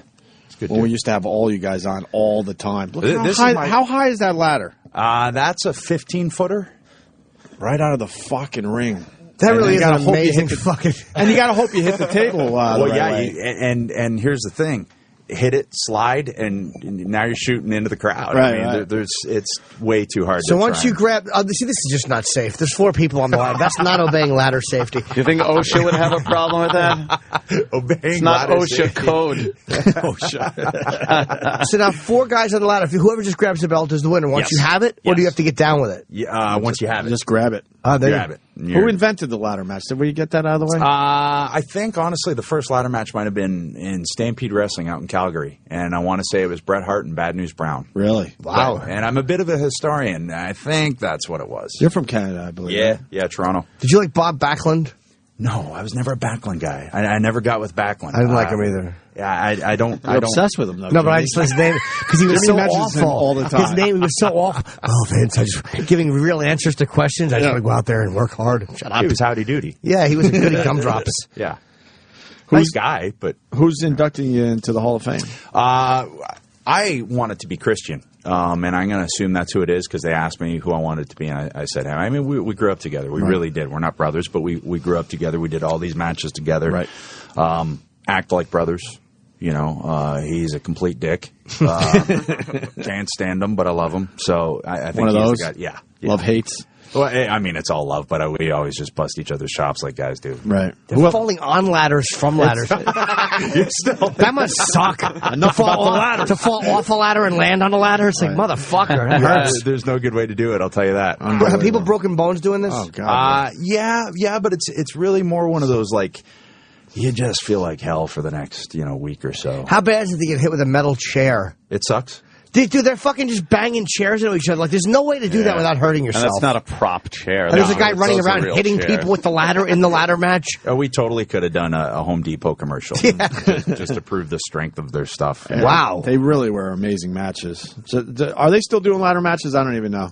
They are just less crazy? Yeah, a lot more infrequent, which is a good thing. Yeah. Yeah. Who else is going into the Hall of Fame? Is me, Four Horsemen, Ron Simmons, who is in the APA, and Mike Tyson is going in the celebrity wing. Really? Yes, which should be interesting. Wow. So, man, I don't know what to expect. It's still kind of surreal to me. Yeah, I mean, I was still doing it last year, and not even a year later, they're putting me in, and I think I'm like the youngest person to ever go in. So it's kind of weird. Still a little surreal. That's cool, though. Humbling. Yeah. I mean, it's fucking cool. You earned it for sure, man. It's weird swearing. Okay. Is that Bubba Ray Dudley? That's Devon. That's his brother. No, not the black guy. The white guy with him. Yeah, that's Bubba. It is. We met him. I remember he used to do the show. Yeah, he came on one time. He drove me to Long Island once in his limo. Oh, really? I think he had a limo for a day and wanted to show off. He's like, "Hey, I'll drive you home. Fuck that train shit." I think he was the first wrestler I ever met. No. When I think I met Magnificent One, Don Morocco. I saw good old the Don. beach bum. Yeah, he was awesome. Intercontinental champ. We're obsessed with Virgil on this show. Virgil's an interesting cat. We're obsessed with him because Really? no one gets his autograph at these at the shows, right? See, Sam laughs. Sam goes to all the shows and comes back with the latest picture of Virgil just sitting there by himself. Bless his heart. Have you met Sam before? Well, we just met. I've never been on the show. Sam's an uber. Sam is probably the biggest wrestling fan. I don't know anyone bigger. I really don't. He knows everything about you guys. Yeah, are we doing well, Sam? Because I don't know. Yeah, you're doing very well. Is there something we're supposed to be asking? No, I do like the concept of a ladder match had to be explained. I thought everybody was aware of what it is, but Jim Yes. I thought it was Jim never saw him. Watching Jim go, they're falling off of ladders onto ladders. Here's the thing. I love how you had to stack up tables. Let's see. We're going to stack up 3 tables today. Seriously, we were like the home designing scientists. It was just like, yeah. When did you finally feel like we don't have to top ourselves anymore, or did you never feel that? You know what I mean? I don't know if you ever feel that. I think if you always want to try and top yourself, but then you realize, right. Physically, there's got to be a limitation. And was there something you really want to do that you never did? No. With the matches? No. Actually, I can look back at them and go, okay, that was ridiculous. That was cool. And even just from the career standpoint, it's like anything I wanted to do, I did it. Right. So that's why having to retire was a lot easier. And plus, them telling you got no choice made it easier, too. So you were sort of ready, it sounds like. Yeah. You sound like you're almost relieved. I kind of was. I was mentally preparing myself for a little bit. You know, the road kills you guys. That's the hard part. And it sounds like, kind of rock star, different city every night, but it's tiring. How many days a year for you in your prime? 250. Jesus. How do you take a chair to the head? Jimmy with his childish I can't get over this. Grit your teeth. Dude, they're leaping, even though, that they're falling, that they're professional. How the fuck do you fall on a guy's neck? Even if you fix your leg right where it doesn't hurt a lot. You got to trust. It still hurts a lot. Of course it does. These fucking guys jumping up the top try it rope. out, Jim? I'd Lay rather down on not. the floor. No. You want him to put you in a mover's arm? I'd love a woman to do that. Off the top rope onto my face. We got it. But 250 days a year. Yeah. And they're not putting you up in the best fucking hotels all we're the time. putting ourselves up. So it's up to you how much money you want to save. Yeah. Yeah, and a lot of you guys would pick the real cheap fucking accommodations. One of the things I always told myself, it's like, man, the bed I sleep in is going to be important, and the fuel I put in my body, the food I eat, I'm going to make sure I try and do it right. So those are 2 things that I always made sure that I didn't scrimp on. So Mick Foley and you never stayed in the same place? No. Oh, yeah, you've heard? I love him, but he's been on the show a lot. He's a good friend. He talks about how he sleeps in fans' houses and stuff just to save money. Here's the thing. It's like I was not stupid. I didn't go out and buy Lamborghinis and Porsche. I mean, I drive a pickup truck and I drive a Jeep. Right. But my houses are paid for. Right. So I could imagine some of you guys, though, checking into a real cheap hotel or motel, and the people are like, what? Well, I was just watching you last night. Why are you here? Yeah, well, there's this one night we got to Detroit, and there was a blizzard, and everything was sold out, and there was 7 of us. Wow. And we went, well, I guess it's 7 of us in a room, and it's like me and Jericho and, you know, a bunch of guys. There was actually, they had taken the air conditioning unit out of the wall, so there's a hole in the wall. And we're all in there going, man, what are we doing? You know? Why wouldn't you have advanced reservations? If you're going to Detroit. So many things change. Oh. Or like you might not get all the way to Detroit because it's a long drive and you're just beat. So you go, okay, well, I'm going to stop in, I don't know, Ann Arbor or something or Lansing, you know. So you never fully knew, you know, where you're going to get to. And a lot of you guys drove. Yeah. Yeah, to save money too. Yeah, well, so you guys would carpool. What they would try and do is, and what they still try and do is like at least book it so that it's fairly close, and it's usually not a flight every day. But you know, when we were really watching in the late '90s, we just assumed you guys were on fucking private jets and 5-star hotels, eating at the best restaurants. What does a low-level wrestler make? Like a guy who's known but not on your level, but kind of a quasi-famous guy who's just doing matches around the country. Yeah. Honestly, I don't know. You know, when I first signed with WWE, I was one of the first guys like on a developmental contract where it was like, okay, kid, we see something, but go get experience wherever you can. So I'd go to Japan and all these places and just try and keep gaining experience. And they would pay me $210 US a week because that equaled 300 Canadian. 200 a week? A week. You know, and then, you know, the first contract I signed, I think was, you know, for 75. But that's 75,000? Yeah, but that's your base. So if you're on every show, you destroy that. Right. So it's incentive based in that respect, where it's like, okay, if you do good, we'll put you on every show. You're getting paid for every show, so you're going to clear that, you know, maybe within 3 months or something. Why was it your responsibility to get your accommodations? I never understood that. We've talked to so many of you guys. Why wouldn't the WWE take care of all that? Have a whole, you know, department dedicated to making sure you guys are traveling properly. Well, we have a travel department for the flights and everything like that. But what it did kind of do is I think it keeps you grounded. You know, you're responsible for it. You know, you're not on a private jet and everything's catered to you and all of those What things. am I, a den mother? They could do it themselves. Oh, Vince. Strong. Yeah. Vince don't play. Well, we'll leave the light on for you. What, do you want your mommy? Yeah. You need a nightlight? You know you what? sissy. But here's the thing. It's like none of us get pampered to the point where it's like, I can only have Fiji water, please. You know, please, you know, make my coffee with, you know, Icelandic, you know, frigid temperatured water. You know, it's like, no, I get it. But between what you're actually doing and what they could have done, maybe somewhere in the middle is what I'm thinking. Yeah. You know? What wrestlers got the high-end treatment, though? Like the first the Rock, class? probably, at the time. You know, if you make it to the top of the show, you're going to do okay travel-wise. Did you, after a while, like, they'll fly you first and stuff? Yeah. You know, and if there's no first, then they buy me 2 seats. And, you know, so it's... You go on Vince's plane sometimes? Yeah.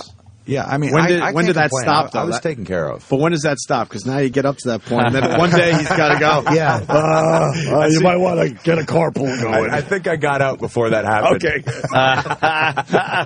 How embarrassing would that be? Got it on top. You got your bags. You're assuming that you're on the plane with Vince again. Jet. Yeah. Wait, what happened? Not this time, pal. Oh, there's a Greyhound waiting for you. See you in Minnesota. What's your favorite moment to watch wrestling-wise? Not including yourself, but like what's something that you like to watch? Yeah, I don't know. There is so many. Is it the Shockmaster? Because that's mine. Shockmaster's. Yeah, that's what I would go for. Is the brutally bad stuff is what I want to watch.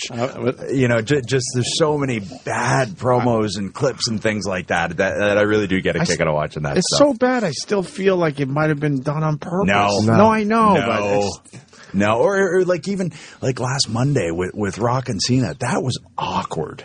And you could feel how. Why? What happened? What happened, Sam? Rock's out there cutting a promo, and he had some writing on his wrist. And Cena called him out on it, and you could visibly see the bristles come up. And it was really awkward. Like, they don't like each other. But to me, that makes for awesome TV. Wait, do you mean he wrote down notes? I wasn't there, but that's what he called him out on. And what did he say to Cena? No, Cena said, you know, I don't have to write my stuff on my wrist. And Rock, for a guy who's never off his game, he was kind of off his game after that. So it was like either he's an incredible actor, which might very well be the case. Well, I saw Tooth Fairy. Hey, is this clip online? It probably is. Yeah. And here's the thing, too. I love both guys. Right. So, you see it, and it's like, ooh, there's some stuff going on. Rock there. is wrestling. Yeah. Wow. Exactly, right? The guy doesn't need to. Vince knows how to throw money at you. Brock will probably wrestle again if his health will allow it. I'm sure he will too. Probably, and here's the thing: a lot of people get upset. Rock's come back for a match. I say, why get upset about it? It's good for business. The guy doesn't need to. And here's my thing: it's not taking a spot away from. If you're good enough, you're not going to get knocked off the show. You're going to be good enough to stay on the show, and that's up to you. And if you aren't good enough, you're going to be off. That's your fault. Is John Cena good on the mic? Yeah, he's really good. Yep. Come on, Rock. Come on now. I got something for you. Some cold, hard cash. Get in the ring, boy. Come on. I love the fact that Vince's music sings. Oh, yeah, it's got to. Has to got to complete the whole scene there. But unless you got the walk, too. Oh, yeah, with the flailing arms and the I love when he walks out from back and walks down the aisle there. Just kind of, you're right, his arms are kind of flailing. With a tailored suit, but it's pink. Pink. And just a huge, monstrous man underneath it. Yeah. And you got to respect a bottle of Pepto-Bismol. You got to respect him for all the bumps he took over the years, too. Oh, yeah. I'm not afraid, yeah. Billionaire taking bumps in the ring. Yeah, I mean, he asks you to do something. It's like, well, he'd do it. Yeah. Where is this? He's finding it. He's finding the part where it's good. When obviously it gets real at times, do you guys, fucking hurt him a little bit sometimes in those matches just to get back at him? No, just twist a little more than you need to or anything like that? You gotta be pro. Even in the end when you have a real beef outside the ring? Yeah, you still got to be a pro because, tough. You can really get messed up in there. Yeah. So you're not, that's not something you want to do. That's that's a code that you don't break, Here's Cena calling out Rock. Whoa! The Rock. This is too much fun. I was not going to miss this.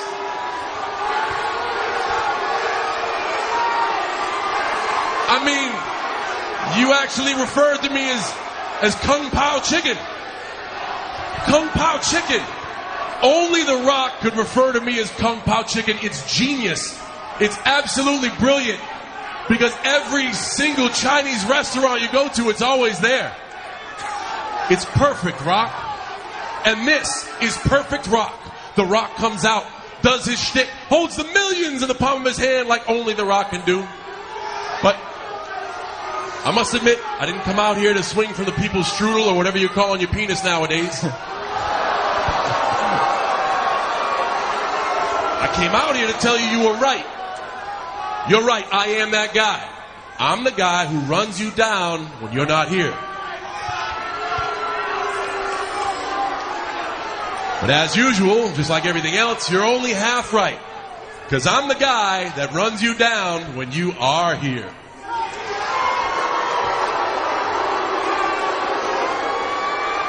You see, these people love The Rock. I was one of these people until I got to meet Dwayne Johnson. Dwayne Johnson is a self-centered, egotistical, see-through son of a bitch.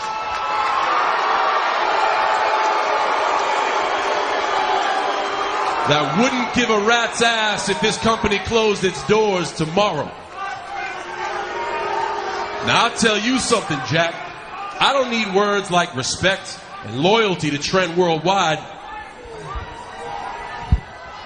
Just like I don't need my notes for my promo on my wrist. Just changed. Nice tattoo. Oh, man. So here's the skinny. April 1st, when the millions see John Cena versus The Rock, John Cena is going to be eyeing up Dwayne Johnson. And I don't like Dwayne Johnson. You probably make your boobs bounce. There'll be a thing on your eyebrow that looks like the people's eyebrow. But I'm going to be looking into the eyes of Dwayne Johnson and see a man afraid. Because you're going to be looking at a dude who may not have balls, but a dude who is going to beat the hell out of you at WrestleMania, Jack.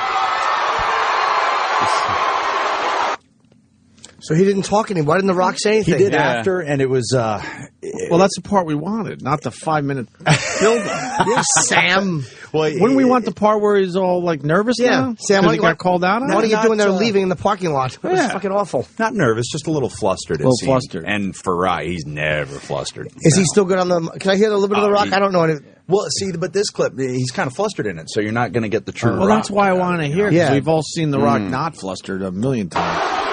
Like I said, could just be a great actor. Do they like The Rock, these people? Yes. Then why are they cheering for the guy talking shit to him? A bit of both. They like him too? Yeah. It's like you, John. It's like you to come out, run your mouth, and then walk away before I slap the lips off your face. And I'll tell you what, it doesn't surprise me you come out here, now you confuse the world, you don't like The Rock, you like Dwayne Johnson, hate Dwayne Johnson, what you got? Let me tell you something, John, you're back there listening right now. You're back there listening right now. Let me tell you this, John, The Rock, Dwayne Johnson, The Rock. That is the same man. The same man in here. Sound like the old is Rock. the exact same man out there. He still the is. Exact just same here man. Like... The exact same man, John. But the difference between me and you come out here, you run your mouth about being tough. You ain't tough. I know it and you know it. The bottom line is this. The Rock, Dwayne Johnson, The Rock, the people's champ, the great one, the most electrifying man in all of entertainment. It doesn't matter, John. It doesn't matter. The only thing that matters, and you're back there listening, is that what I'm going to do on the biggest stage of WrestleMania, the biggest match of all time, The Rock, all the nicknames you want to throw, Team Bring It Worldwide, we're going to kick your candy ass all over WrestleMania. If you smell. He reined it back in. He got back to it. Yeah. It got tense. Yeah. What was who's the best mic guy, you think? Of all time. I say Backlund. Backlund. Rock is up there, obviously. Rock's definitely up there. Stone Cold was amazing. Was Hogan good or no? Yeah, but it was a different era. Right. Yeah, a different era. Yeah, era. Who do you think, Sam? Who else would you put in that category? You got two biggies right there. Was Jericho good on the mic? Yeah, Jericho's very good. And what Jericho did too is he reinvented himself and changed even not only how he would wrestle and how he looked, but his style. He's a good talker, right? Yeah. Yeah. There's a lot of good guys. Generally, the guys you see talking are good at it. Right. They're talking for a reason. Sure. And Cena's considered good? Yeah. How come those guys don't like each other? I don't know. I honestly don't know, but watching that, I don't think they like each other. Do you think John Cena is jealous because he's just coming back and making a lot of money after he's just going and doing movies? I think that's probably a lot of guys think that way, and I don't think they look at it the way I look at it. I look at it from Vince's perspective. It's like, man, that guy doesn't got to come back. It's going to help the product and get everybody else noticed. And like I said, if you're not on the show because he bumped you off, then you're not good enough. It's your own fault. Right. Well, we ran out of show, unfortunately. Damn it. Yeah. That's very interesting, because I used to watch wrestling a lot, then I kind of stopped when I discovered sexual addiction. But I find this shit fascinating. Absolutely. CM Punk is good, right? On the mic, or is he not a good mic? No, he's good on the mic, too. Yep. He's pretty real. Yeah. And now with all the Twitter stuff, I find Twitter very passive-aggressive, though. It's man. I'm going to type bad things about you. It's really just childish. Are you on Twitter? No. Oh, you're not? No. Not at all. If I got a problem with somebody, I'll tell them face to face. I'm not going to type about it. Are you recognized everywhere?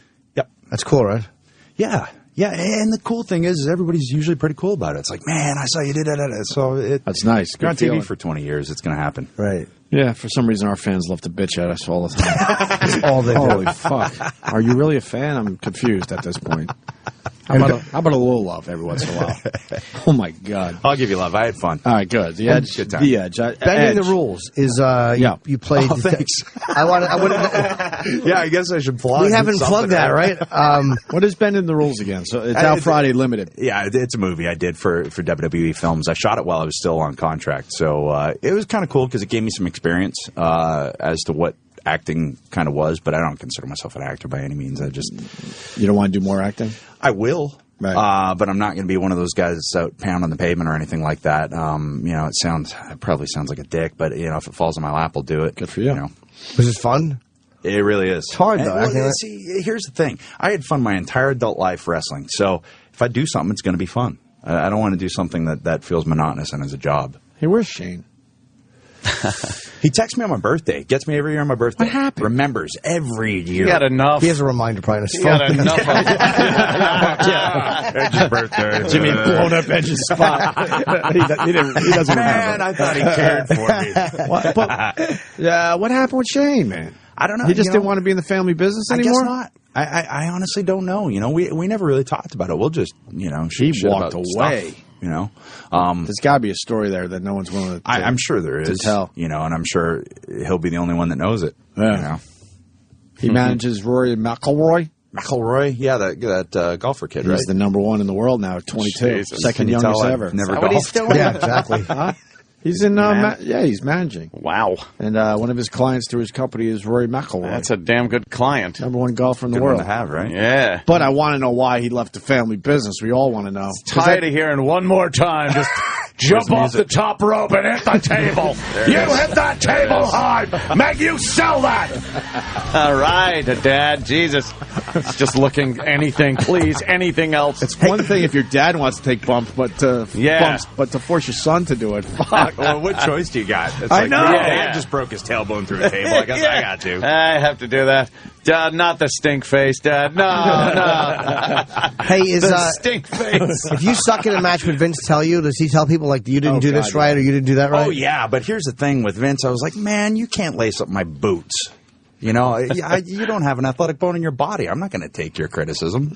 Have you seen him walk to the ring? I've seen him wrestle. He's got guts, but he cannot wrestle.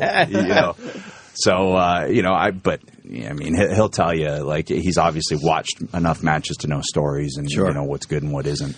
He's entertaining as all hell. Yeah. Oh, yeah. Now we're hearing that Edge has to go. So Bending the Rules out Friday, limited.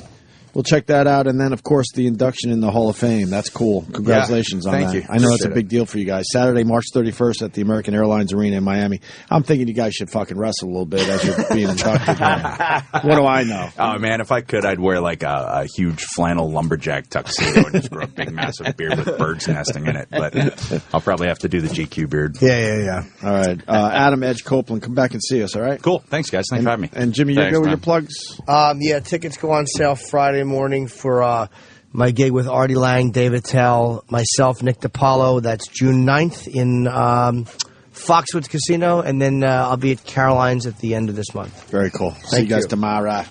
The Opie and Anthony Show is pretty much over, but if you feel like sticking around, after O&A Live is next. Sirius XM. And now, the Opie and Anthony Show continues. This is After O&A Live. Here's your host, Sam Roberts. Yes. After Opie and Anthony Live. How exciting was that for everybody? Edge, WWE superstar, about to be a Hall of Famer on the Opie and Anthony Show today. Very exciting, very exciting.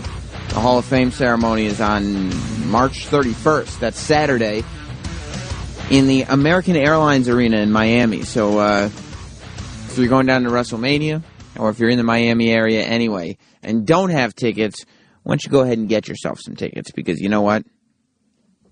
What else are you going to do? It's going to be an exciting night. Everybody's cleaning up here. I don't know, obviously I was very excited about Edge, but at the same time, running through my mind all day ever since Ant brought it up was the battle between ants and human beings. I feel like ants the size of cats, we don't hold a chance against them.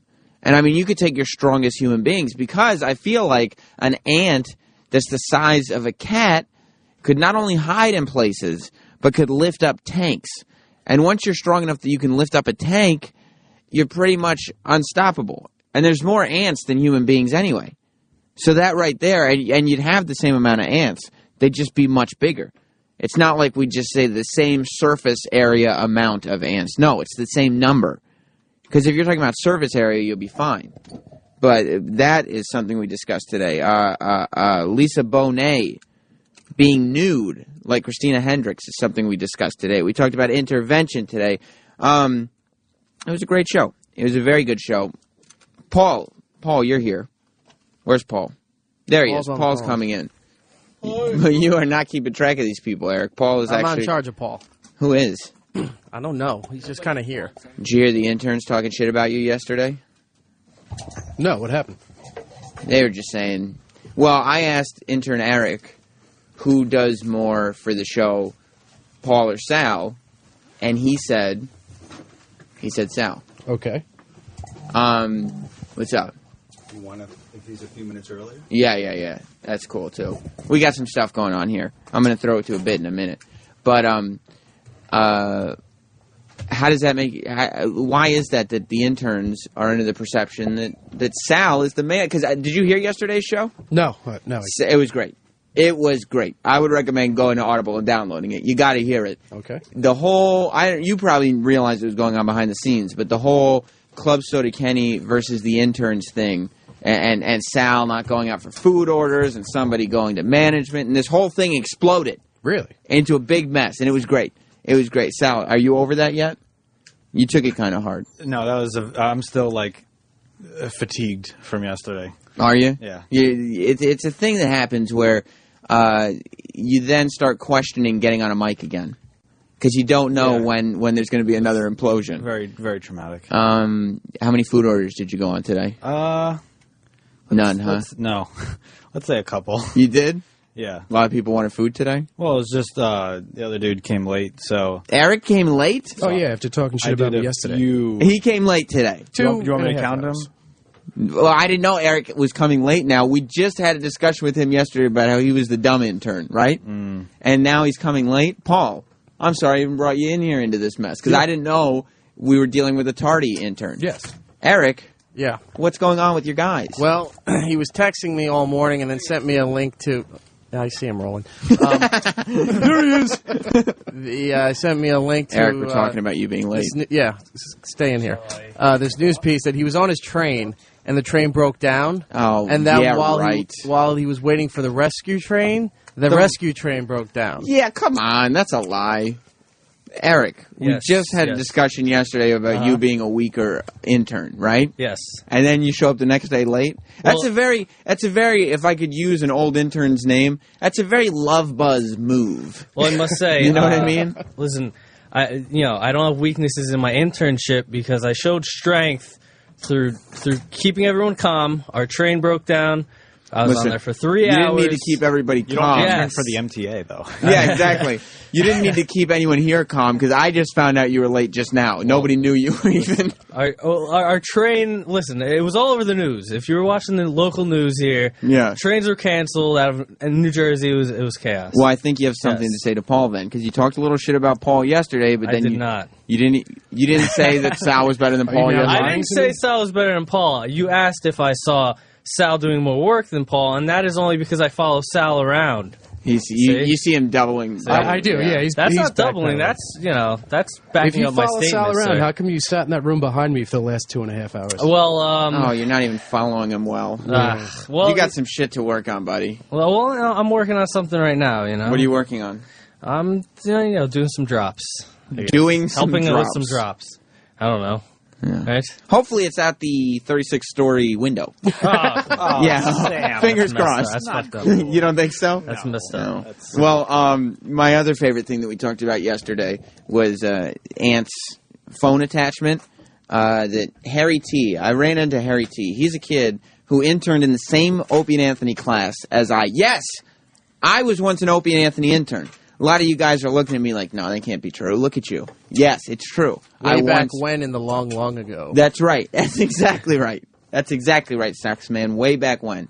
And he ended up producing Ron and Fez, and then he moved on from that job, or I don't know if he quit or got fired. I don't know what his deal was. But he ended up just pursuing comedy, and I guess now also selling 360-degree camera attachments for iPhones. I don't know where those two worlds meet, but somewhere they did. I wanted to bring everybody more on board with who Harry T was. I didn't get a chance to do that yesterday with all the malarkey that was happening, so I thought we would do that today. Eric, which Harry T gem of, I think, the two that existed did you pull out? There's only one, actually. There's just the one, okay. Just the one. Okay. And that would be the time, and I believe it was Travis was the one who saw the computer, that Harry was caught sending his own instant feedback in to request his own material. All right, let's hit it here on After Opie and Anthony Live.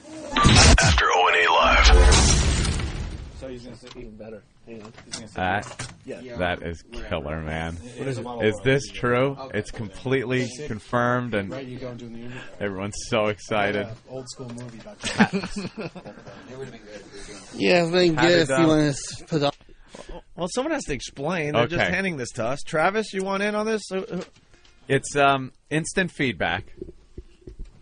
You know our instant feedback. It's a great little tool for the show. People are able to comment on things going on during the show without having to get through on the phone. And we read them here, and sometimes we read them on the air. They're very funny. Sometimes they're just comments to us saying they love the show, they hate the show. Sometimes they request bits, is what they do. And I was handed the O&A Show live feedback form. Now, this is a printout of what people who go to instant feedback have to fill out. First name, last name, email address, from, and then the message. A max to 250 characters, and then send it. Boink. Well, this is from Joey, last name Gay, email address shitdick@AOL.com, from, and it says whackbag.com. And then it says, I like that Led Zeppelin tribute with Robert Kelly singing lead. Play the Rob Kelly remix with Zeppelin. And apparently, our private investigators around the studios here have found out, we observed that this was being sent from a cubicle here in the XM studios. It's coming from inside the studio. And by observing, they have found that it was indeed Harry T., the new intern, requesting his own material. Well, trying to request his own shit under an assumed name. While he's interning. What are you while you're interning, you're requesting your own stuff. Now, is this... Yeah. Oh, no, I'm this comping is true. to it. You're Yeah. fessing up to Yeah, it. it was more because towards the end someone else threw one in. Oh, you played the other Zeppelin one. I'm like, let me see if we can play that one. No, someone else that didn't write it. And, no, they played another Zeppelin one. Some other, or you're requesting your own material to be played. No, yeah. We enjoyed it, thought it was really good. Apparently it hasn't been played enough for Harry. Well, couldn't you have just walked in here with your terry cloth shirt and requested it? Couldn't you have just asked us? I felt like the bit was done, so I just throw it in there just to toss it in. I also wanted to see if anyone could find out, too. Shut up, Stu, but you didn't want to see if anyone could find I out. did not. Really? That's why this kid flew the plane. I was just testing security. Just seeing what the hell, the beers and everything didn't matter. But wow. Wow. That you know what, that kind of... I'm getting a douche reeks chill. of desperation a little bit. Douche chill. It does reek of desperation a bit. I don't deny that. We complimented you on it. It was very funny. But, you know, I don't think you can just rest on that. No, I know. I don't expect to, but I thought I'd just try it. I just think you kind of tossed it in there hoping we would play it and then go, oh, and by the way, that was done by Harry. Oh, yeah, there's no denying that. And then Harry, great job and stuff. So you're not even denying any of that? No. I got caught. That's it. You got caught. Yeah, I'm going to plead guilty. And I like the Zeppelin tribute with Robert Kelly singing lead. Play that Kelly remix. Robert Kelly remix. And even put W/Zeppelin. Right. You know, like a regular Joe. Yeah. And Joey Gay Shitdick? Well, Joey Gay's an actual, a real guy I know. Yes. Is he really? He's a comedian, yeah. His name is Joey Gay. Joey Gay. But it did theoretically get me in here. So I can't say that it did not work completely. Well, taking a shit on the desk would have gotten you in here, too. I mean, that doesn't necessarily mean it was a bright move. And from Whackbag. Well, it's automatic. That would help. No, it's just automatic. If you don't put something in there, it just says from Whack. Like, I went through Whackbag. Yeah. Like, that's why a lot of the posts say... Is that a default kind of thing that just pops in there? Martini Steve in studio to help us out here. Steve? Yeah. Is this on? Yeah, okay. It looks like they copied the code and put it on their own website. That didn't come from opieandanthony.com. Oh, it didn't? No. No, I went through Whackbag. That's the only way I knew. Oh, you did? Yeah. You do know the interns are not allowed to go on to Whackbag. Yes. Yeah, hi, Pete. I'm on the radio. How are you? No posting allowed. I don't post at all. Oh, I was just looking for the instant feedback. I didn't know how to find it. Things like posting on Whackbag for interns. Things like even IMing other people. No, sending I'm not private messages to other people through Whackbag. None of that is really accepted. I'm not a big internet poster. Dude, did you get this one here? Play some cuts from Yellow Discipline. It was from EAB.com. I wonder what that is. You can't request your own stuff under an assumed name. This is very uncomfortable. Isn't it? Yeah. It would have been, if you would have signed it, from Harry. Our intern requesting his own material from a cubicle out there. Oh, it's creepy. Wow, that is It really is. creepy. It really That's is a good creepy. word for it. Creepy. Oh. What are you doing, Travis? Huh? Oh, yeah. Checking some feedback. Jesus, Travis, what are you doing? Oh, you're not here? Everyone's Travis waving. is not here. Everyone's waving off the plane. Now, we got to make believe he's not here. It's a different. Now that we just it's a acknowledged that different he's here, but Travis. now we have to make believe he's not here. Wait, what different. Was, what Jesus. was 5'11" infant saying? What were you saying? Nothing. I didn't see. I'm not 5'11". How tall are you? 6'2". You're No, not fucking 6'2". Don't even start that shit. You're with not me. 6'2". This has been an ongoing thing with Steve and I. There was back in the day before we got Club Soda Kenny and Master Poe. You know, Anthony and I were doing this popular radio show, and we felt like we needed security at times. And Martini Steve was doing production and stuff. And before his stomach stapling, he was what, 400 pounds? 400 pounds, yeah. 400 pounds, and he looked like he was 6'2", 6'3". Okay. Yeah. Well, he gets the stomach staple surgery, and he loses 150 pounds, something like that. He's down under 3, way under 3. Yeah, 270. And he also decided to stop wearing his platform shoes, Anthony, that made him 6'2". Mm-hmm. The guy's not even taller than me. Well, I'm a little bit taller than you. Back in the day, we felt like we were being protected by this monster. It turns out you were wearing platform shoes that gave you 3 inches. Well, I used to wear- Still, no one would screw with him. Yeah, I wouldn't exactly consider myself meek at the moment. I mean, Do you think you could kick Steve's ass? No, of course not. yeah, exactly. But it's all about looking intimidating. And, all of a sudden he drops down 3 inches and drops 150 pounds. He's not as intimidating as he used to be. Maybe there was like a quarter inch of fat on the bottom of my feet. Fat feet. Yeah. But But for many years, I'm just assuming that Steve was that much taller than me. And one day we're walking on the sidewalk. I'm like, what the fuck? You're as tall as I am. I just can't You're believe like how 5'11", offended 6 foot. you are. I wasn't consciously duping you about my height. I thought that's how You were tall I was. duping. I could get old tapes where we used to ask you how tall you were, and you're like, 6'2", 6'3". I think no, whatever. If I'm not, I'm not. He's a liar. Everything he wears on fire. That's what. All right. Well, here's Harry exactly. T's remix. Oh, you playing it? Yeah, we'll play it. I got another request here. Oh yeah. It says, "Hey, those Pat O'Brien remixes were so good, especially the Terry Schiavo one and the 2 Norton ones." And it's from Not Danny or Not Than. From not New York City. Yeah. Harry T. Okay, well, this one's going out to Joey Gay. Right. Well, who Harry, requested this. you accomplished your You accomplished mission. it by But- just losing respect Yeah. and dignity. But now we're all going to look at you a little differently, Yeah. thinking, "Oh God, there goes the creepy guy." Creepy guy that requests his own material. His own 1 bit. Wait, Norton wants to do it in here. Where's Jimmy?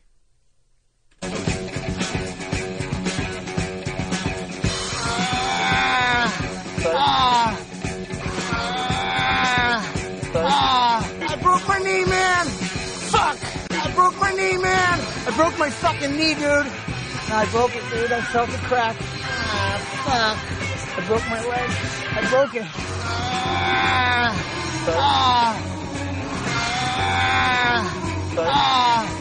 Hold my hand, man. I gotta squeeze something.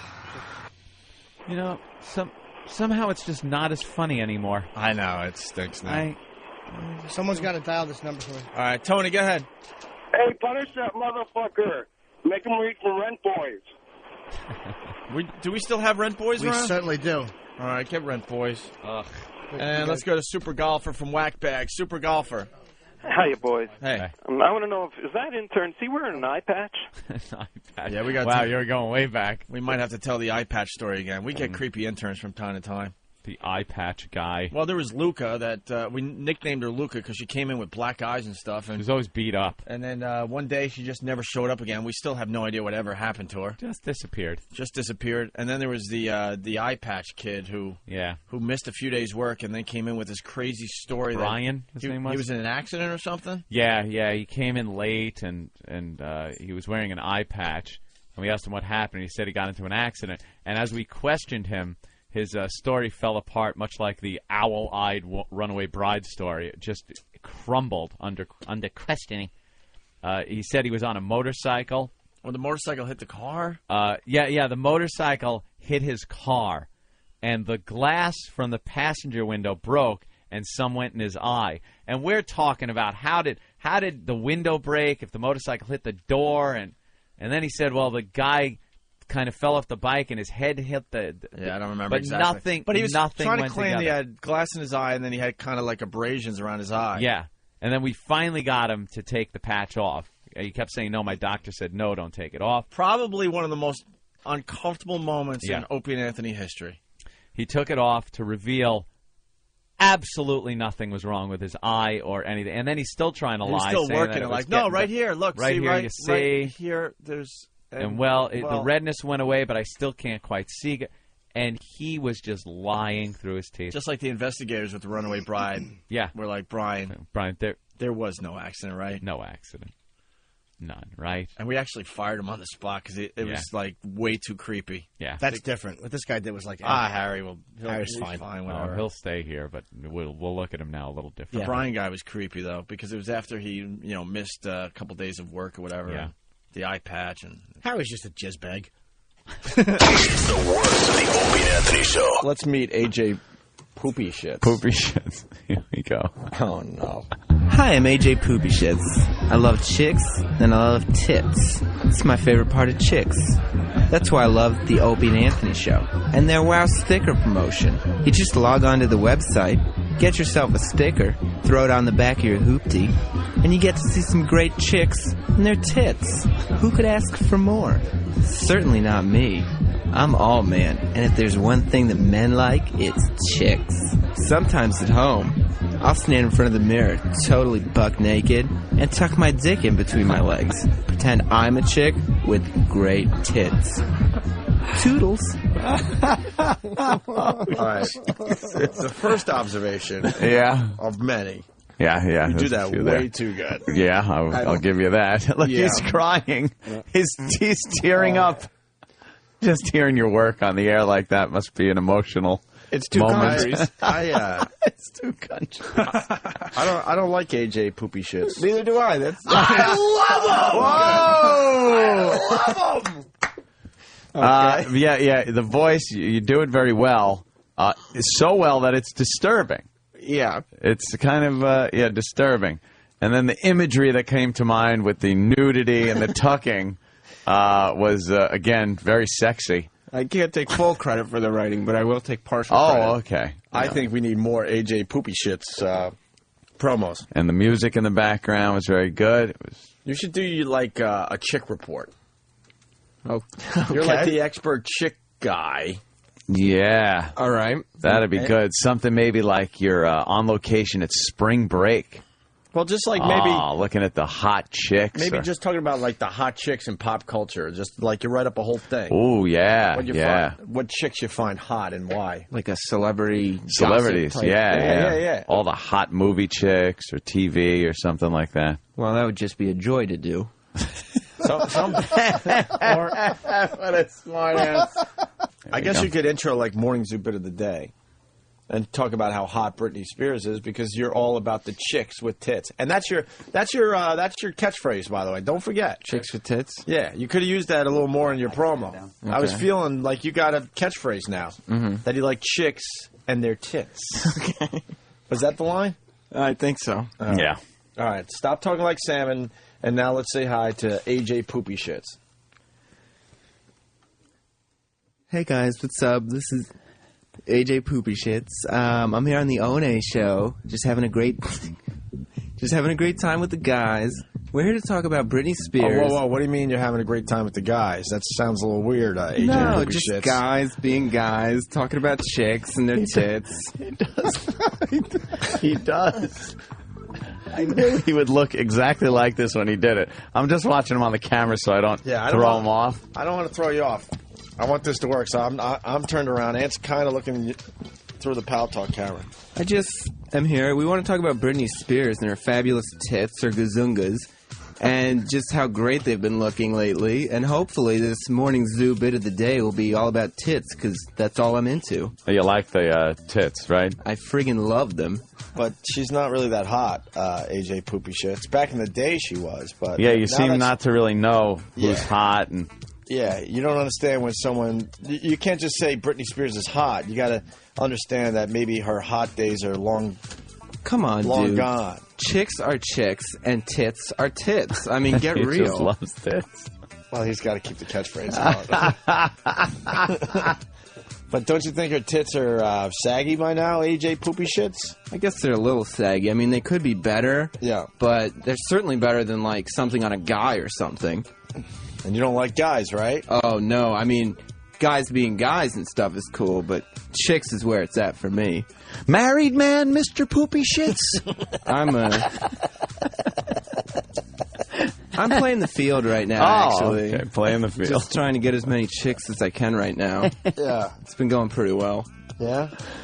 Great. Why don't you tell us about the last time you had sex with a woman? Oh, my God.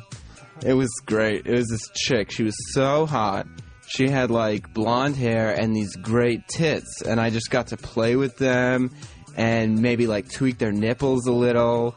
And just do all these great things to her. And she was so into me. Sounding a little too much like Sam. I'm not looking at you. Well, AJ Poopyshits, what's happening to you? I don't know who Sam is. This is AJ. And wow, you really sold it that time. I don't know who Sam is. Do you like anal with these girls? Oh, I'll do anything with a chick. That's a chick. What's your favorite part of a chick? Oh, it's the tits. Come on. He's kind of dancing to the music a little bit. All right, AJ Poopyshit. So explain this bit, the morning zoo bit of the day with this hot Britney Spears. Well, I guess this bit is about... This is Britney Spears, that piece of ass that she is, doing a commercial for Campbell's Chunky Soup. Chunky Soup, really? Yeah, it's like a parody, but I don't know why we have to sit here talking about soup and Britney Spears. Let's get to the tits. All right, let's get to the tits. Good Campbell's possibility. Hey y'all, it's Britney Spears for Chunky Soup. They say chunky fills you up right. And that's good, because lately I've been filled up all wrong. By that K-Fed son of mother. I hate that bitch. Him, he's such a piece of white trash. She's got it together. Knows how to treat 'em right. So, anyway, Chunky Soup has a couple vitamins and minerals. I'm not even sure what they are, but... Then again, so does this cigarette. Something else that tastes like cigarettes. My ex-husband K-Fed that mother... What a low life, leaving his children for me to take care of, and I don't even know what I'm doing. I'm on hooked on drugs and drinking alcohol and walk with no shoes on. Wow. Chunky Soup. My kids love it when they're drinking. What are they drinking? Bourbon. I told you nothing but Cristal. My kids are better than that, you little sons of a bitches. Chunky Soup fills your dumpy white trash ass up right. So you can go and strut yourself out in public, y'all. Oh, I don't have panties on. Good Campbell's possibilities. Oh.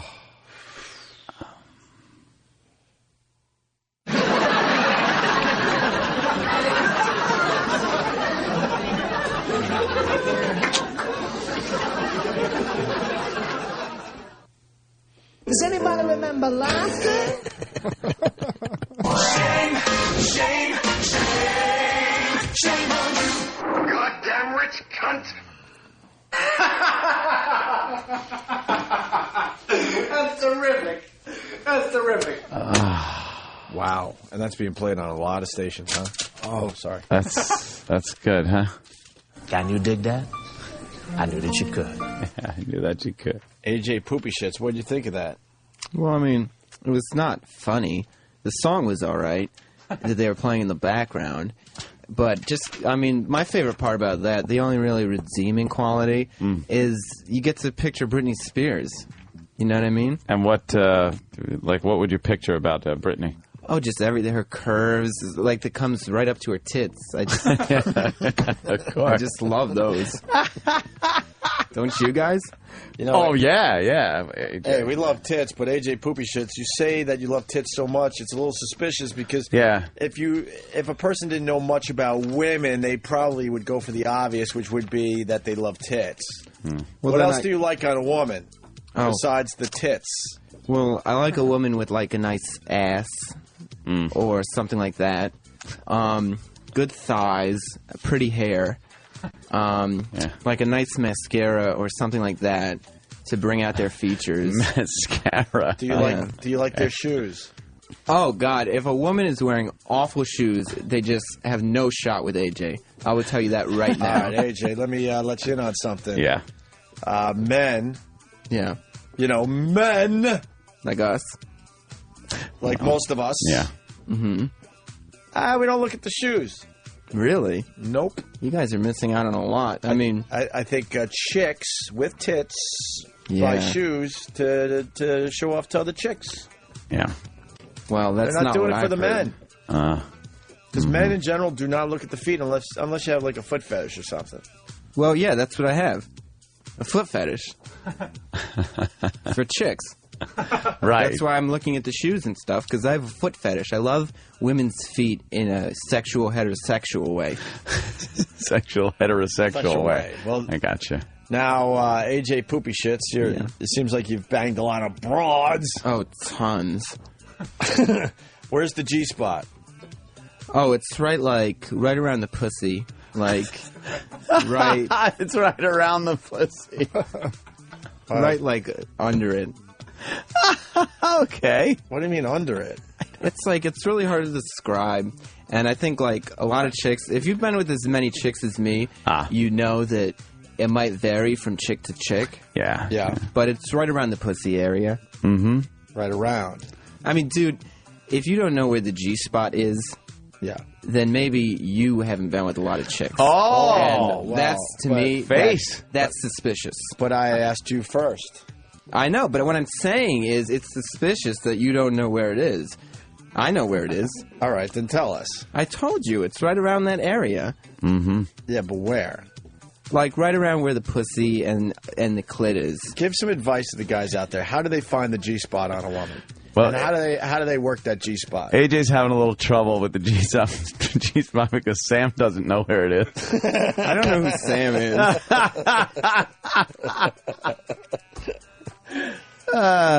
People are saying, including T Plev from Staten Island, that Poopy Shits, you like very large clits. That you like extremely large clits. Oh, sure. The bigger, the better, because there's just more to love that way on a chick. What's the biggest clit you've been with? Probably 8 inches, I guess. I mean, when you've been with as many chicks, I'm saying that they will vary in size, and I know that sounds uncommon or whatever, but they can get that big really easily, especially when they're turned on. Yeah. Well, people are also saying that you like chicks and their dicks. Dude, that's crazy, because chicks don't even have dicks. That's guys you're thinking of. And I don't like guys in that way. No. Ugh. Convince us you don't like guys. How do I even need to convince you? We're just guys being guys and talking about chicks. I mean, that's all the convincing you need. I like tits on chicks. What else would I even be talking about? That is so gay that you guys want to even talk about this. Whoa. Hey, throwing that gay word around. Well, we're guys. We can throw around words like gay and tits. But they don't go along with each other. No, not gay really. And tits I know. They're total opposites. One is definitely not even close to the other, and I like tits. All right. Enough about the tits. Oh, he likes tits. Do you like tits or do you love them? I love them. Yeah. What do you do with the tit? Oh, I'll like kind of massage it and caress it first, and then start to kiss it and suckle on it. Yeah. And then that really is something that gets them so turned on. Yeah. And then I'll show them my stuff, and then put that near their tits. And they eat that up, huh? Oh, they sure do. Yeah. I mean, Hey, AJ Poopyshits, what's your favorite sexual position? Well, definitely. I mean, it's just a bunch of guys talking, guy stuff here. Yeah, right? we're just talking about chicks, having sex with chicks. I Yeah. like doggy style.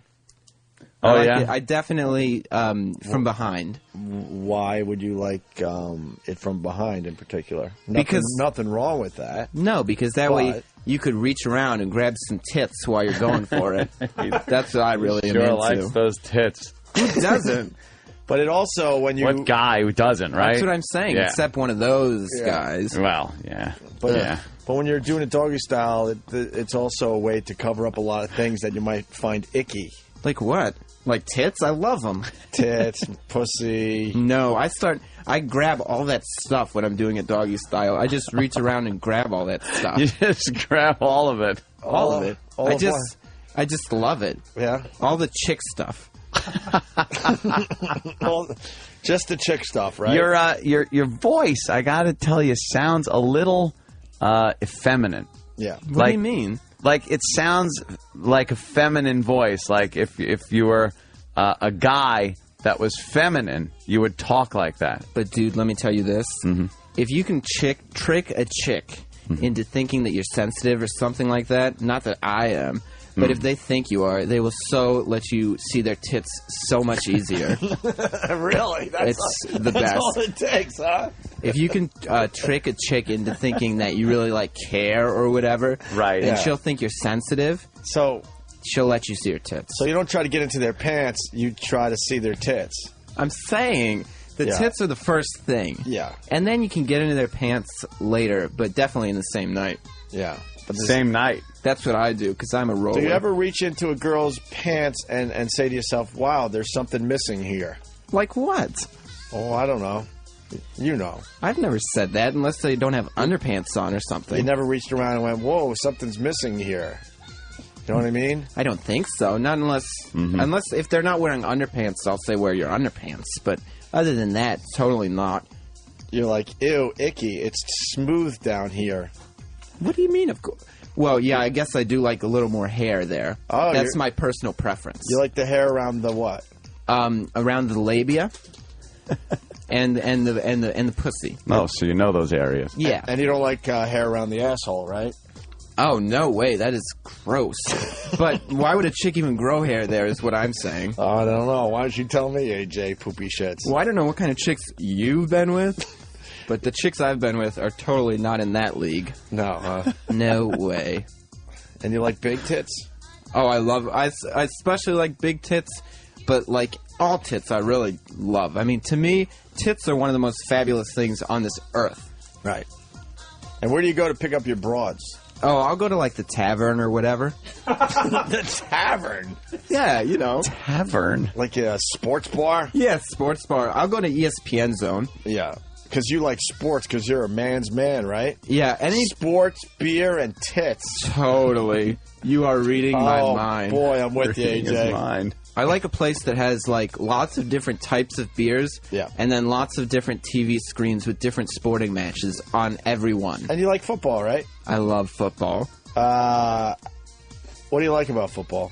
Oh, just the guys passing around the pigskin like a couple of men do. Yeah. Yeah, I mean, just because they're just guys being guys, and plus you get to see all the chicks that are so into them, which is good. Are you a fan of the wide receivers or the tight ends? I guess I prefer the tight ends as far as football players go. That old gang. That old gang, indeed. What do you guys mean? You don't know the first thing about football. We've talked to someone that sort of sounds like you about football, and that person didn't know shit about it. Well, and if we're going to be guys just hanging around talking about football and tits, you should know a little more about football. This is my first appearance on this show, and I know football and I know tits. All right. How many yards does it take for a first down in football? Oh, I don't pay attention to all that mumbo-jumbo technical stuff. Leave that for the bookworms, you know what I mean? Well, what do you like about football, then? Just get to see... one thing that I like about football is the friggin' cheerleaders. Yeah? And they have short skirts on, and the only thing better than their pom-poms is their tits. And sometimes if I'm just hanging out with the guys, I'll say, check out the pom-poms on her, if you know what I mean. And you mean by pom-poms, of course, you I mean, I'm talking about tits. Right. It's just like a jokey thing we do. Yeah. Yeah. The Opie and Anthony Show is now over. For real this time. Check out the O&A Show on Facebook at facebook.com/Opie and Anthony. And catch Opie and Anthony live Monday through Friday from 6 to 10 a.m. Eastern. Ron and Fez are next. Hey!